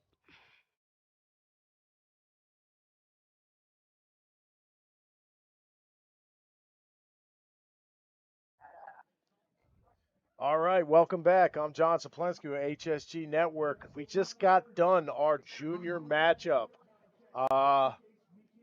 This is our MVP. Big game, man. You took the game in that fourth quarter a little bit there, but you had a hard-fought game the whole game. Tell everyone back home who you are. My name is Nathan Gilbert, and yeah, I really played football for a long time, so I'm dedicated to this. Oh, wow. Well, it shows out there. You're a strong leader. Yeah. Way over 50-something yards and a touchdown. 2 touchdowns on the day. You took that 80-yarder. What was going through your head on that 80-yard kick return? I thought it was just going above past my head, and then I caught it and just started running. Have you ever scored a kick return like that before? Yeah. Oh, you had a couple of them, so it's just like easy money, right? Yeah. You're good at it. You also had that extra point. Yep. Great running back, but you also had a great day on defense. Yeah. What do you like better? I like offense. I like running the ball. Like running the ball, being yeah. a superstar, right? As a Yeah. big leader.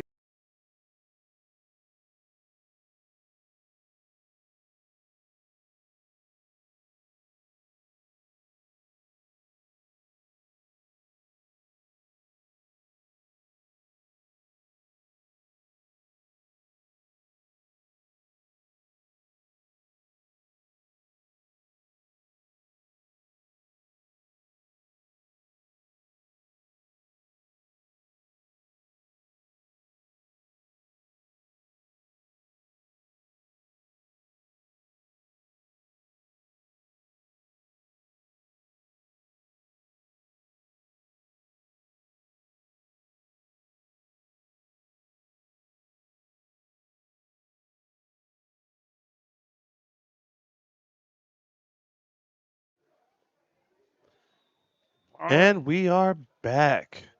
Last half of the last championship game. Onside kick for Pittsgrove. This is game 8. Last half, game 8. And speaking of 8, Sterling's got 8 up on the board. They were trying to drive to extend that lead, and they came up just short.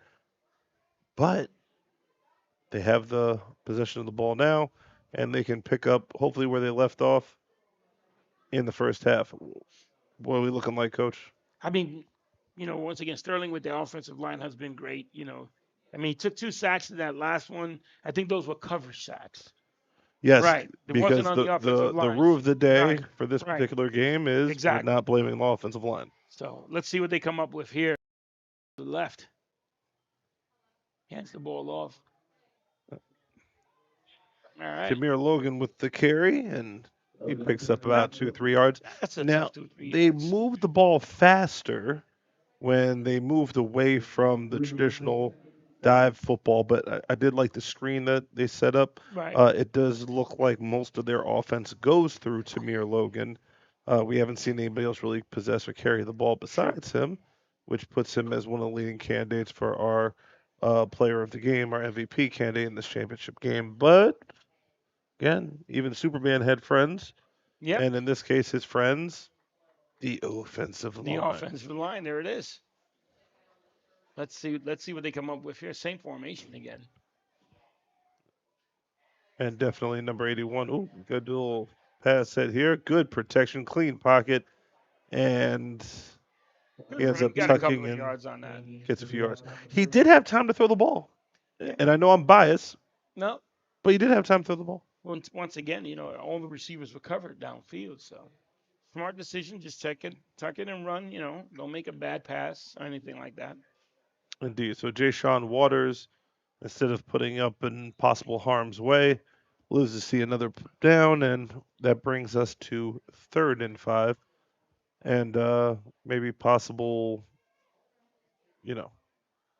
trying to catch him off sides or catch him off Possibly, guard. yeah.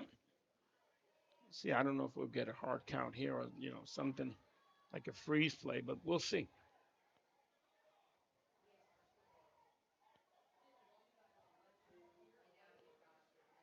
Handoff, and this one goes to, Guess of who? course, Tamir Logan. Mm-hmm.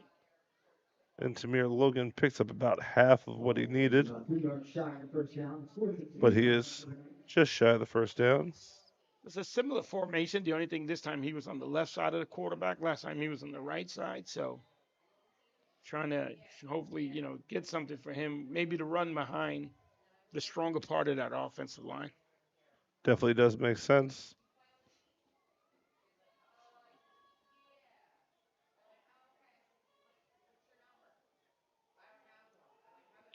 All right. Shotgun formation again. Same formation. 3 receivers to the left, 1 to the right. Ooh, Screen. backward pass to number 5. He Good gets up the move. field and picks up enough for the first down before getting caught up by, among others, number 3, Jaden Henry on the stop, but well-executed play. Yeah. Had the other receivers in front of him blocking, managed to give him a little bit of space to be able to get that first down, which is pretty cool. So it's against Sterling, moving the ball slowly, methodically upfield, continuously to work the clock. You don't need too many points. You just need that clock to continue running, and you can get out of here with the victory. So, and their defense has been playing pretty well. So, Absolutely, indeed. So trying to use the clock to their advantage and kind of move this thing. And if you end up with getting a drive, you got a field goal kicker to extend to a 2-score lead.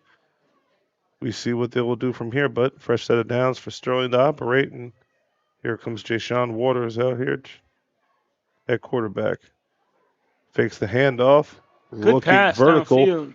Oh, but interception. It is intercepted, and Pittsgrove is going to try to attempt the return here. Number 3, Jaden Henry, big tackle on the play, but damage already done. Pittsgrove takes over right there. I believe that was number 8. And then we were talking about Ryan Penderleith. Sorry. Yeah. I mean, so he was on the offensive line blocking on that play, and then went downfield after the interception to make a tackle.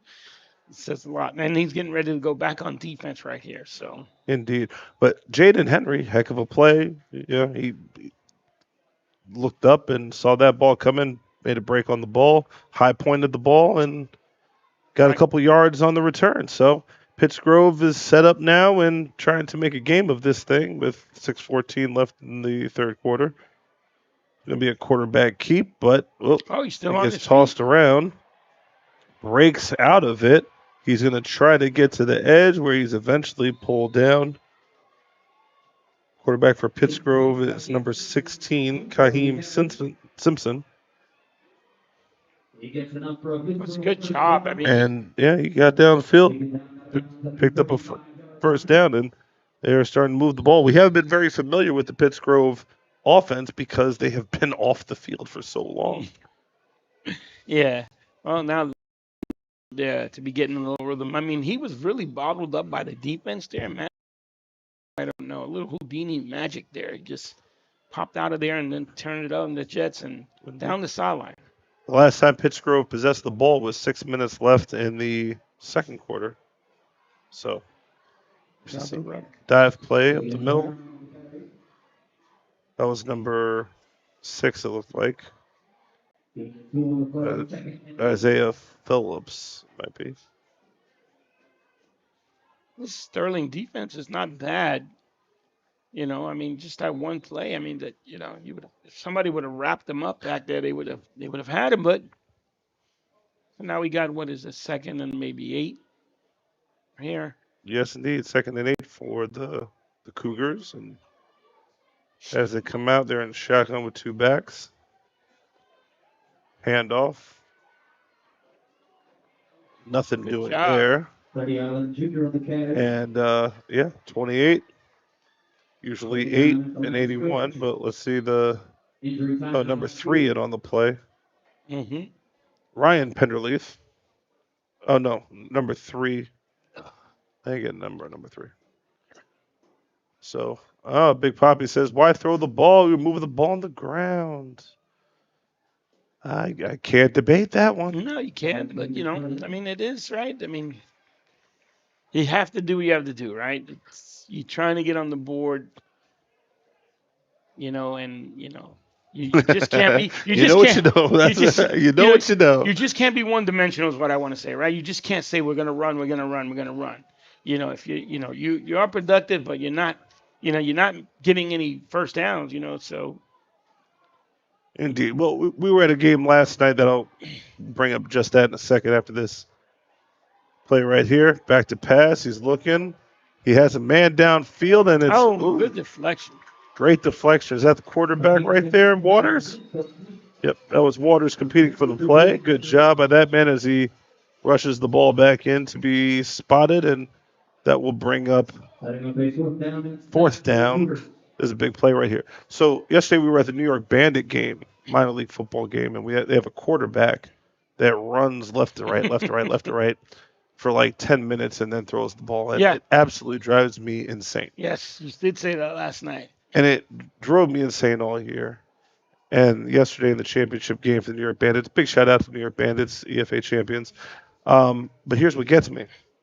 In the championship game, he does it, and it's not working in the first half. And somebody asked me, what do you think about that? I said, well, that's what brought them to the dance, even though I don't like it. So however it is that the Cougars got themselves in this position, Yeah. as they punt the ball, and it gets really close to getting blocked again. But it was a great punt, though. Yeah, that's a tough one to look at, but yeah, who knows? So when the quarterback from the Bandits is running left to right, I said, "Coach, what do you think about that?" I said, "I don't like it. I've never liked it, Mhm. but for right now, if you're asking me, I like it." They said, "Why?" I said, "Because that's what got you here. Right. You dance with the one that you brought. That's the old True. adage, so to speak. So if it got you there, you don't hit when you're playing billiards, Mm. you don't hit the 8 ball any different than the previous 7. It's Right. the same balls, the same pockets, it's the same table. But when you scratch and end up losing, that's usually the reason why. As what has worked for Sterling has been handing the ball off to Tamir Logan, so that's what they're going to do. Good fight. And you're going to expect Still on a his lot feet. more of that as he picks up a good 7 yards on first down. And that's exactly what they need. Right. As, again, you're looking at the clock. And we had this conversation in the previous game. If you limit the possessions of the other team. Now, we're not familiar with Pittsgrove that much, right? Correct. But they got to this championship game somehow with some offense. Mm-hmm. But their offense has been on the bench for a very long time. Yeah. And not for nothing. It's getting a little chillier this evening. To be standing around so long, it's not a good thing. So the Sterling offense back to work. And Good again, run. heavy dose of Tamir Logan. And why would you do anything different at this Yeah, point no, in no, time? you're right. Now it makes sense, right? You're third quarter. You got 3 minutes in this quarter here, and you want to be able to just continue to work the clock for you. It is only a one possession game, and well, two possession because Pittsgrove does one possession, and you just want to be able to get something out of here. Once again, we know they got a great kicker, so I mean, you let's get down close enough for field goal range and make that if we don't score. He waters the shotgun, but we're gonna go to 81 on the pull the again. handoff. Oh Look yeah, at him oh upfield. my goodness, 81 was downhill with really bad intentions. And there's another example, number 5 on the carry, by the way, Ryan Schmidt. He didn't even go to the ground at all during that play, and that was a tough run. I mean, 14U and you get a guard pulling. And a guard pulling like that, getting upfield, looking for someone to hit, once he goes through the hole, the back is following him. And then right after this offensive series, regardless of whether they score or not, he goes and he plays defensive tackle. Indeed. So, and he's got some size to him. And he's running around like it's okay. Great job. Absolutely. So now, very manageable second down. But ordinarily, I would say let's throw this ball vertical. But why would you do anything different than what works? And that's right. Going downhill. Offensive line gets stacked up, and ooh, man, it appears as though the backs for Sterling are not going to go down on this day. No. No. So 3rd down and 1 coming up. Yeah, I think it's 3rd down and wait, is it 3rd? It looked like he was going to flip it. 3rd down and 2 more like. But you're in 4 down territory Yeah. right here. And more importantly, again, we brought it to your attention, and maybe we asked the boss man for a bigger budget. We can get one of those fancy boards Yeah. where it breaks down the time of possession. That'd be great. Yeah. Yeah, that's what we need. So, like, I would say that altogether, the Cougars have possessed the ball maybe 4 minutes the whole entire game. Yeah, that'd be interesting to see once you get the film in to see how many possessions they had offensively. Shotgun formation. Handoff. Oh, good play from behind, though. Way to come up with the linebacker from his position there. So they stack them up. They got a good spot on this thing. It's about 2.5 yards. The last 3 handoffs have gone to ball carriers not named Tamir Logan. Right. So guess what I'm going to suggest here for this 4th down? Give the ball. Give the ball to Tamir Logan. But do it starting in this 4th quarter, because it looks like the clock will expire on this 3rd quarter. Right. And we end up with quarter number 4 in our 8th championship game of the weekend here with the Tri-County United Football League championship weekend. This is our 14U championship game, and we will be right back after these messages from HSG Network. One of the best reasons to visit Williamstown is to experience Bleachers 322 Tavern. We offer a great time for people everywhere, and our delicious wings is the reason people keep coming back. On Wednesday, we have karaoke night with DJ Rob, including 75-cent wings and $2.50 Miller Lite bottles. Our R&B night along with karaoke featuring Big Al Entertainment is on Fridays, and Saturday has music by DJ Sterl with a 30 and older crowd, including a strict dress code that will be enforced. Each night, we have food and drink specials with a private room available for parties of all kinds. If you'd like to ask us some questions or make a reservation, call us at 609-481-2043.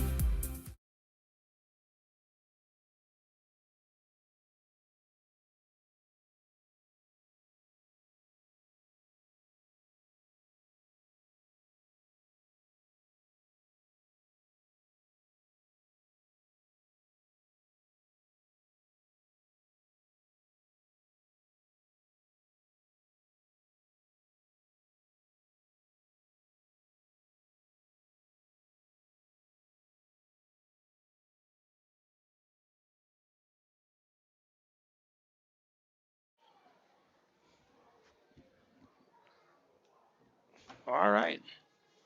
Welcome back to the 4th quarter here. The HS last. the last quarter of the David Patterson here with Joy Pagan. As you see, score 8-0, Sterling over Pittsgrove, and handoff on big fourth down. Guess who? down. Oh, No. I was wrong. They give the ball to number 6, Cameron Picot. Right. Great job. Picks up a first down. We're definitely checking the comments, so please let us know what you think and give shout-outs to your favorite player, regardless of which program. Yeah, there it is again. There you go. There's My Tamir. boy, Tamir. Great job. The young man has been running well tonight. I mean, he is. Let's go, Pittsburgh. All right. He is the workhorse for them here. He has been working. Great job on his part. Maybe they were trying to keep him fresh to the last push. I guess. Possible. Let's see. There you go. Short gun, hand off up the middle. Good, solid run right good there. run. And he's picking up a whole bunch of extra yardage. He doesn't get tackled until about the 22-yard line. Right. And then we haven't said this in a while. Flag. Ooh. Oh, boy. We haven't said this in a while. Flag on the play. We got unsportsmanlike.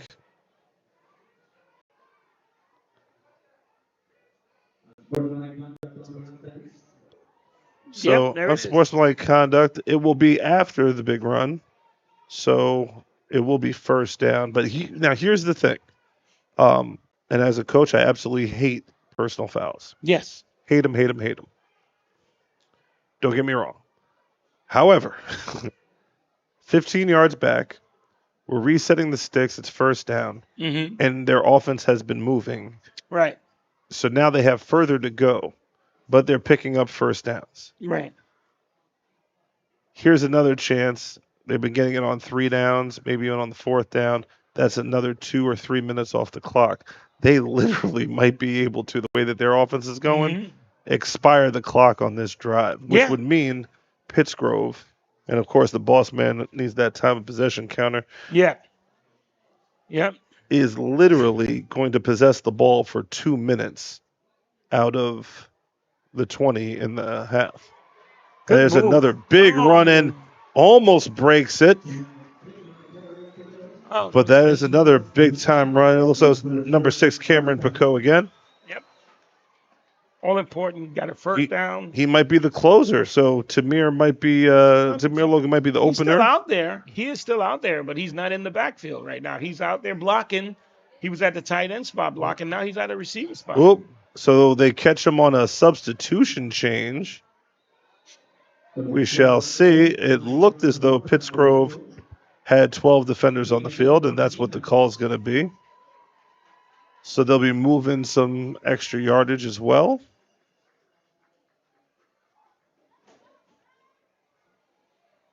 So Sterling not only catches Pittsgrove napping when it came to the running play, but then got up to the line of scrimmage and caught them in a substitution. How does that happen? Yeah, wow. So, defense didn't get the line change in there quicker, whoever it is that we're trying to sub in. I mean, it's tough. You want to, as a coach, get the right personnel out there. You might have felt that you needed something different, but you were a little hesitant and didn't get out there quick enough when the player didn't get in and the other player didn't get off on time. So now you have this, Sterling pushing here to go up and score again. Now, I don't like using timeouts, but this might be a time where you need to take a timeout if you're Pittsgrove. Right. Handoff up the middle, and breaks a tackle and carries a defender down to the 1-inch line. Right. And I'm not going to just avoid the obvious. Offensive line. The offensive line is really doing the job right now. Yeah. I mean, where were we on the 1-yard line? Not even this, maybe a half-yard line here. So what would you call here? That's a good question. I would just go. Thank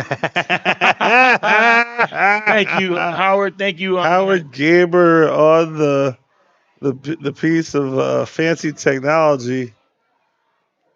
My goodness. Timeout, Pittsgrove. Let's go back to as the drive. conventional wisdom would have it. Right. Okay, the first part I'm going to say is I definitely said call a timeout. And you're on the 1-inch line, you need a timeout now. Now, if you're looking at our screen right now, right, time of possession, Sterling has possessed the ball for a majority of the second half. A lot. So much so that it'd be considered to be A lot. a lot. Now, as a result of that, Pittsgrove, who has not possessed the ball a lot, has now gone and been relegated to the area of Not much. indeed. So we even spoke Yeah. the long drive at the end of the first half, Right. right? So they get down, they kill the whole entire clock up until the last. Literally, they possess the ball until the end of the first half, Right. and then after that, they take. Even though they didn't get the points, they get the kickoff for the second half, and then take forever again. Yep. They only give up the ball for 2 minutes. Their defense gets the ball back after 2 minutes. And then the rest of the time, they've possessed the ball That's up right. until now, 7 minutes and 21 seconds left. So time of possession is a lot for Sterling. Yes. Not much for Pittsburgh. Oh, good big defensive play in the stand there. backfield right there. Double zero number and 10. Caden Brown and Jacob Pender. Listen, it's not a time left, and it's only a one-possession game. A lot of time. Yeah. That would be a technical term to Yeah, well, Sterling. that's for Gotcha. time of possession. You're right. In Sterling time, that would be a lot of time. Now, here's the thing. Even though that was a great play by Pittsgrove, the clock is still running right now. So if you give up the second score, there's only so many times that you're going to make this stop before you say, hey, look, we can't give this thing up. Dive play up the Now middle. look at this again. Great And stand. short. Now, if you're going to give up a score here, if you're going to give up the touchdown here, you got to do it quickly. Yeah, if you're going to give it up right away so that this way you can get the ball back. And right now you end up with 4th and goal. So the max amount of time has been pulled off the clock. Right. Unless something freaky happens, like a penalty, something that gives you a fresh set of downs. Well, let's see who they get in the backfield now. Okay, well, I'm not seeing Tamir Logan in the backfield. he's on the slot receiver position right now, I believe. Ah, okay. Oh. A little option play, and he puts the ball on the And that's floor. there it is. You got a defense to Option stop. to Cameron Picot. Did they outthink that one? I believe they did. Because having such a great kicker here, you were there, 4th down, I would have went for a field goal. Or put your better, not that the other young kids were not running well because they were 4 or 5 yards, but if you're your premier back, you put them on a slot rather than in the backfield to run the ball. That didn't make too much sense either. I thought they were going to put the young man to run the ball back there, but he went to a slot. Yeah, I don't see how running east to west on that one did you Yeah. any good, especially when Cameron Picot has been running pretty well north and south. Exactly. And, of course, Tamir Logan just dominated. But here we go. Pittsgrove with the ball. Let's see what they're going to do with it. Now they're starting to run the ball. And we go back to Caden Brown, who, again, had a huge play that was called back in the first half. Correct. Since then, I'd like to say we haven't seen much of him, but we haven't seen much of anybody in Pittsgrove. Yeah, because they've been on the sideline most of the offense, and if not, then they've been playing defense, the same guys. So Indeed. So they got the ball back with 5:51, and now we're going to take a look at the clock and to see how long they could possess this ball. But they need to score, and they need to score relatively soon. So, quarterback outside and it gets bottled up quickly. And that's going to go for a short loss. Right. And now we have 3rd down. So Yep. it's good. It's a tough sledding for Pittsgrove, especially when Mm-hmm. you're facing a defensive line that has Penderlith and Yeah, exactly. Elijah Campbell on it. So those guys have been putting in some work today, but you have to understand that this might be your last drive. Right. Too. Yeah. This could be your last possession here, and this you got 2 downs. You got 2 downs to get 7 yards, 8 yards here to continue this drive. Still plenty of time on the clock for them to get down and score, but That's assuming that they don't give the ball back to Sterling. all right, here we go. He gets He's to the getting out to the outside. outside. cuts it back inside, still on his feet, and now he starts to go sideways again, and it does look like he has the first down, though. He was dangerously close to losing the first He down. was by running backwards. You're right. I thought he should have stayed outside more. So now here's the play for Pittsgrove. You got to play for. Oh no! Here's the thing. You got to play for the tie right now. Right. Because you need to drive, and you need to drive and understand that if you give up the ball, you will not get it back. Right. No, for sure. For sure. So you need this. They have to score here. This is their game right now. And if you don't have a field goal kicker, you might want to figure something else out right now. Like get somebody in the parking lot. Oh, and fumble on the play. Nope, looks they got it back. And it's going to be Pittsgrove's ball, but they will have a huge loss on the play. And the clock is still running, and Pittsgrove has to call a timeout. So timeout on the field, 3:21 left. Pittsgrove with the ball. Ordinarily, 3:21 is a lot of time, but with the Sterling Knights offense, it is not a lot of time. Right. You need to figure out how to get to the end zone, which you haven't figured out all day. Right. You have to do it in 3 minutes and 21 seconds. So what's the plan, Coach? Wow. I mean, they're having trouble getting started with the run. They're not having much success blocking. So. Yeah. Yeah.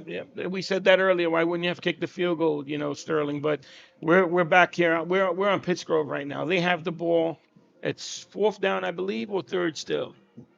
It's about 3rd and 2nd and a mile. 2nd and a long mile, right? Yeah. So you still 3 minutes, and I think you have 2 timeouts left. I'm not sure as for whether it's that, So. You can. There's a lot you can still do. You can try to, get the ball in your running back's hand, who had a couple of good plays, but then got a penalty. But I say somehow you got to work the ball downfield here. You got to run that. You got to take that chance and work the ball downfield. I will answer the question about the field goal kick after this 2nd and 19 play, because I think that's a very good question. Back to pass. He's looking. He's got a man deep. He has a step on him. He's got the catch. He's at the 50. He's at the 40. He's at the 30, the 20, 15, 10, 5. Touchdown, Cougars. Yes. Wow. And we just said it. They got to score. They got to score fast. And that's exactly what they did.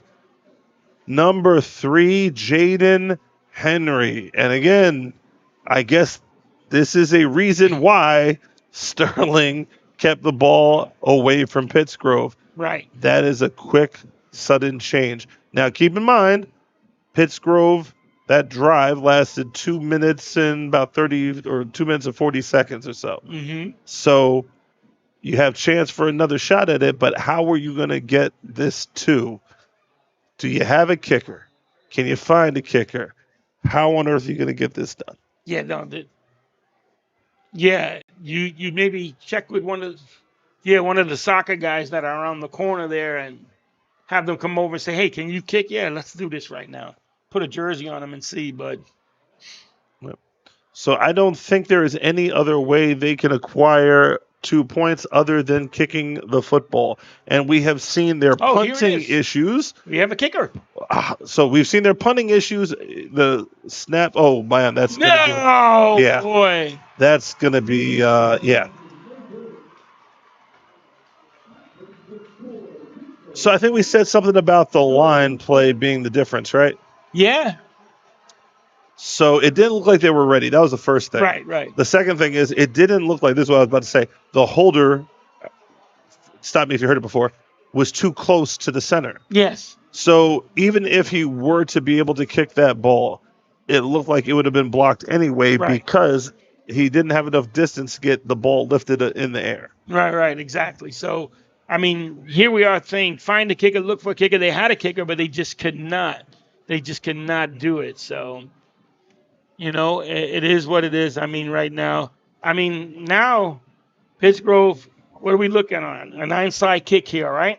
Looking for an onside kick here, and big shout out to Eric Loper Jr., who we had somebody in the comments saying that We feel like a big play is going to happen from that young man, Eric Loper Jr.'s number 28.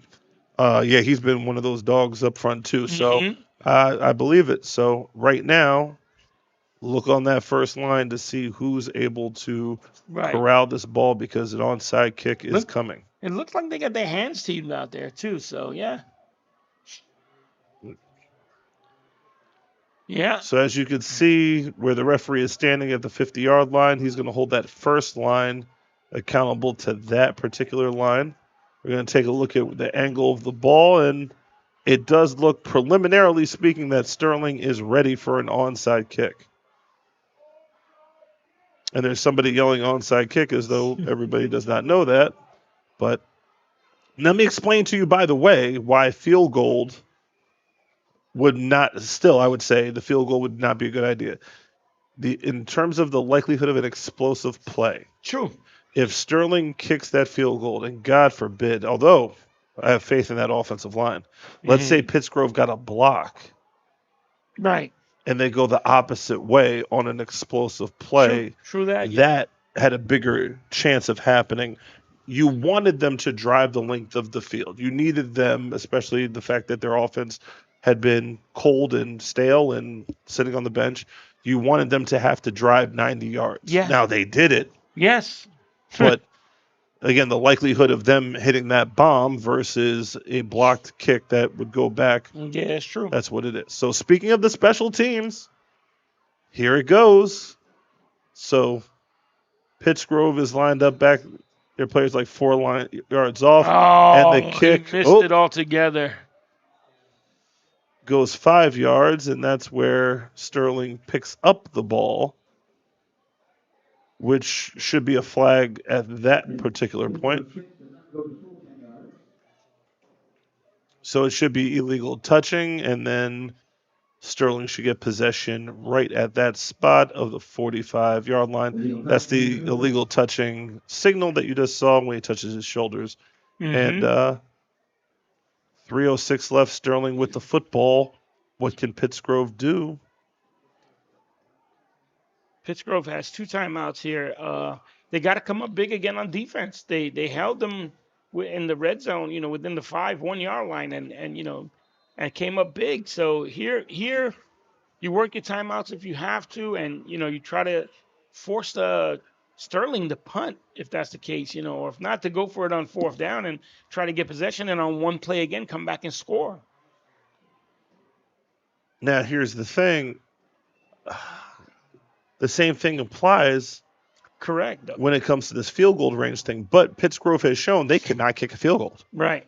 So I think you Good penetration avoid by the that. line. Oh, Handoff up the middle, there it is. breaks it loose, Saving and he's now at the 20-yard line, which again, not a fatal mistake, but pretty close too. Number 6, Cameron Picot. Now keep in mind what the 4th down call was, that option to the outside with the pitch that ended up on the floor. When Picot goes up the middle, A lot more effective. a lot more effective. That's So correct. So- Sterling coaches, great job on that one, figuring that one out. Yep. I'm still wondering why we're not seeing Tamir Logan with a few said more the carries. same thing with a few more carries, but apparently, just like you said, this is how they finished the game. Could be a rotational thing. Mhm. No. But right now, if you're looking at an MVP, I think if Pittsgrove pulls this out, Jaden Henry, number 3, is the runaway candidate on that. If it's Sterling, you got 81 and you got 8, I think, are the leading candidates. What do you think, Coach? Yeah. Do you Yeah, still, yeah. or do you still go with, or do you go with Tamir Logan? But during crunch time, if we didn't go to him, Right. Full start on the offense here. So we're moving the wrong way, Dave. And time doesn't come off the clock. that much is true.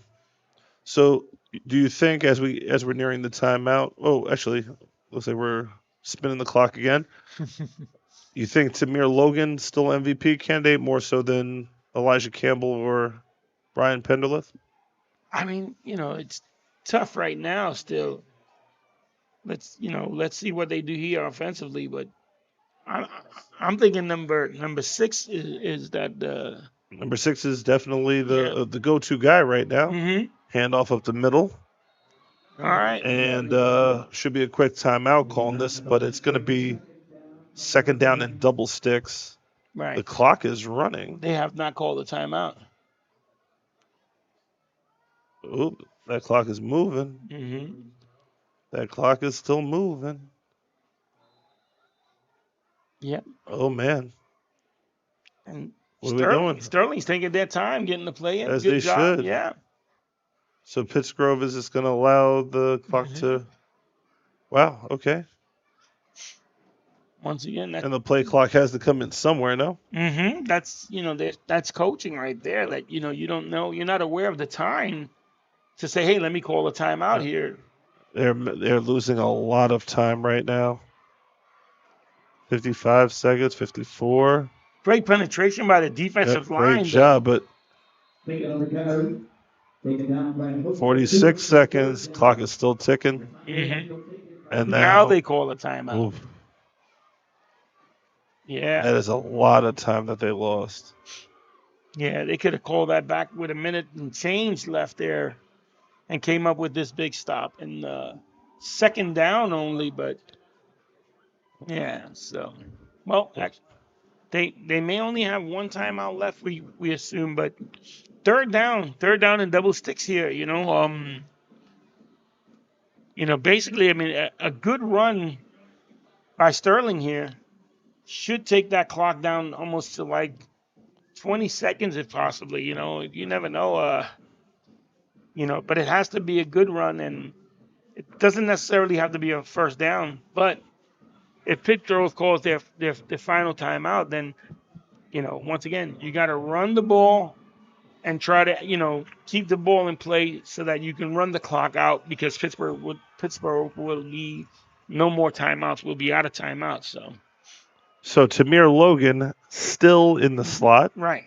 As you can see, he's the young man with the black helmet that was getting a majority of the carries throughout the game. And looks like they have a very close. They're taking a knee. Yeah, like we said, our timeouts are unofficial as far as what we have on the scoreboard here, but taking a knee just. Oof. Yeah. So fourth down.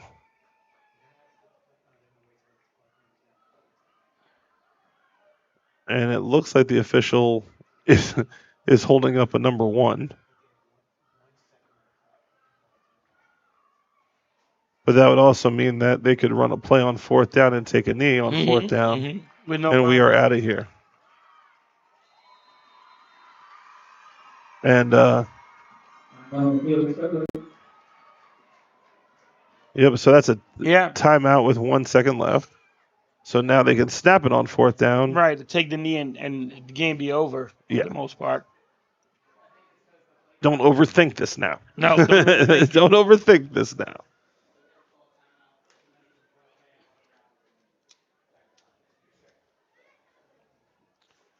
You could definitely take a knee. And if you're thinking, oh, spike the ball or something like that, just take a knee. There you go. Timeouts on the scoreboard were unofficial, and Pittsgrove has run out of timeouts. So that will do it, and we'll head down to the field as this one is over. All right. Announce the MVPs now. Number 6. The one who was running the touchdown for the win. Sterling. Who scored the touchdown for Sterling?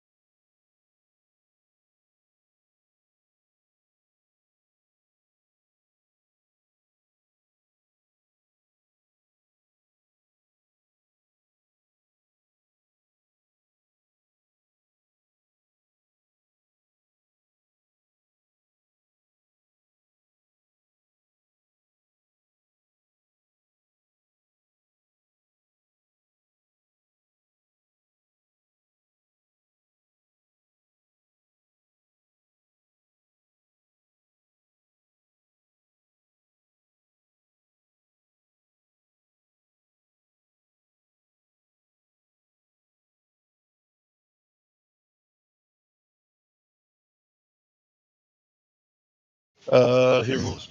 Oh yeah, here. Okay. Here you go. Put that on for me.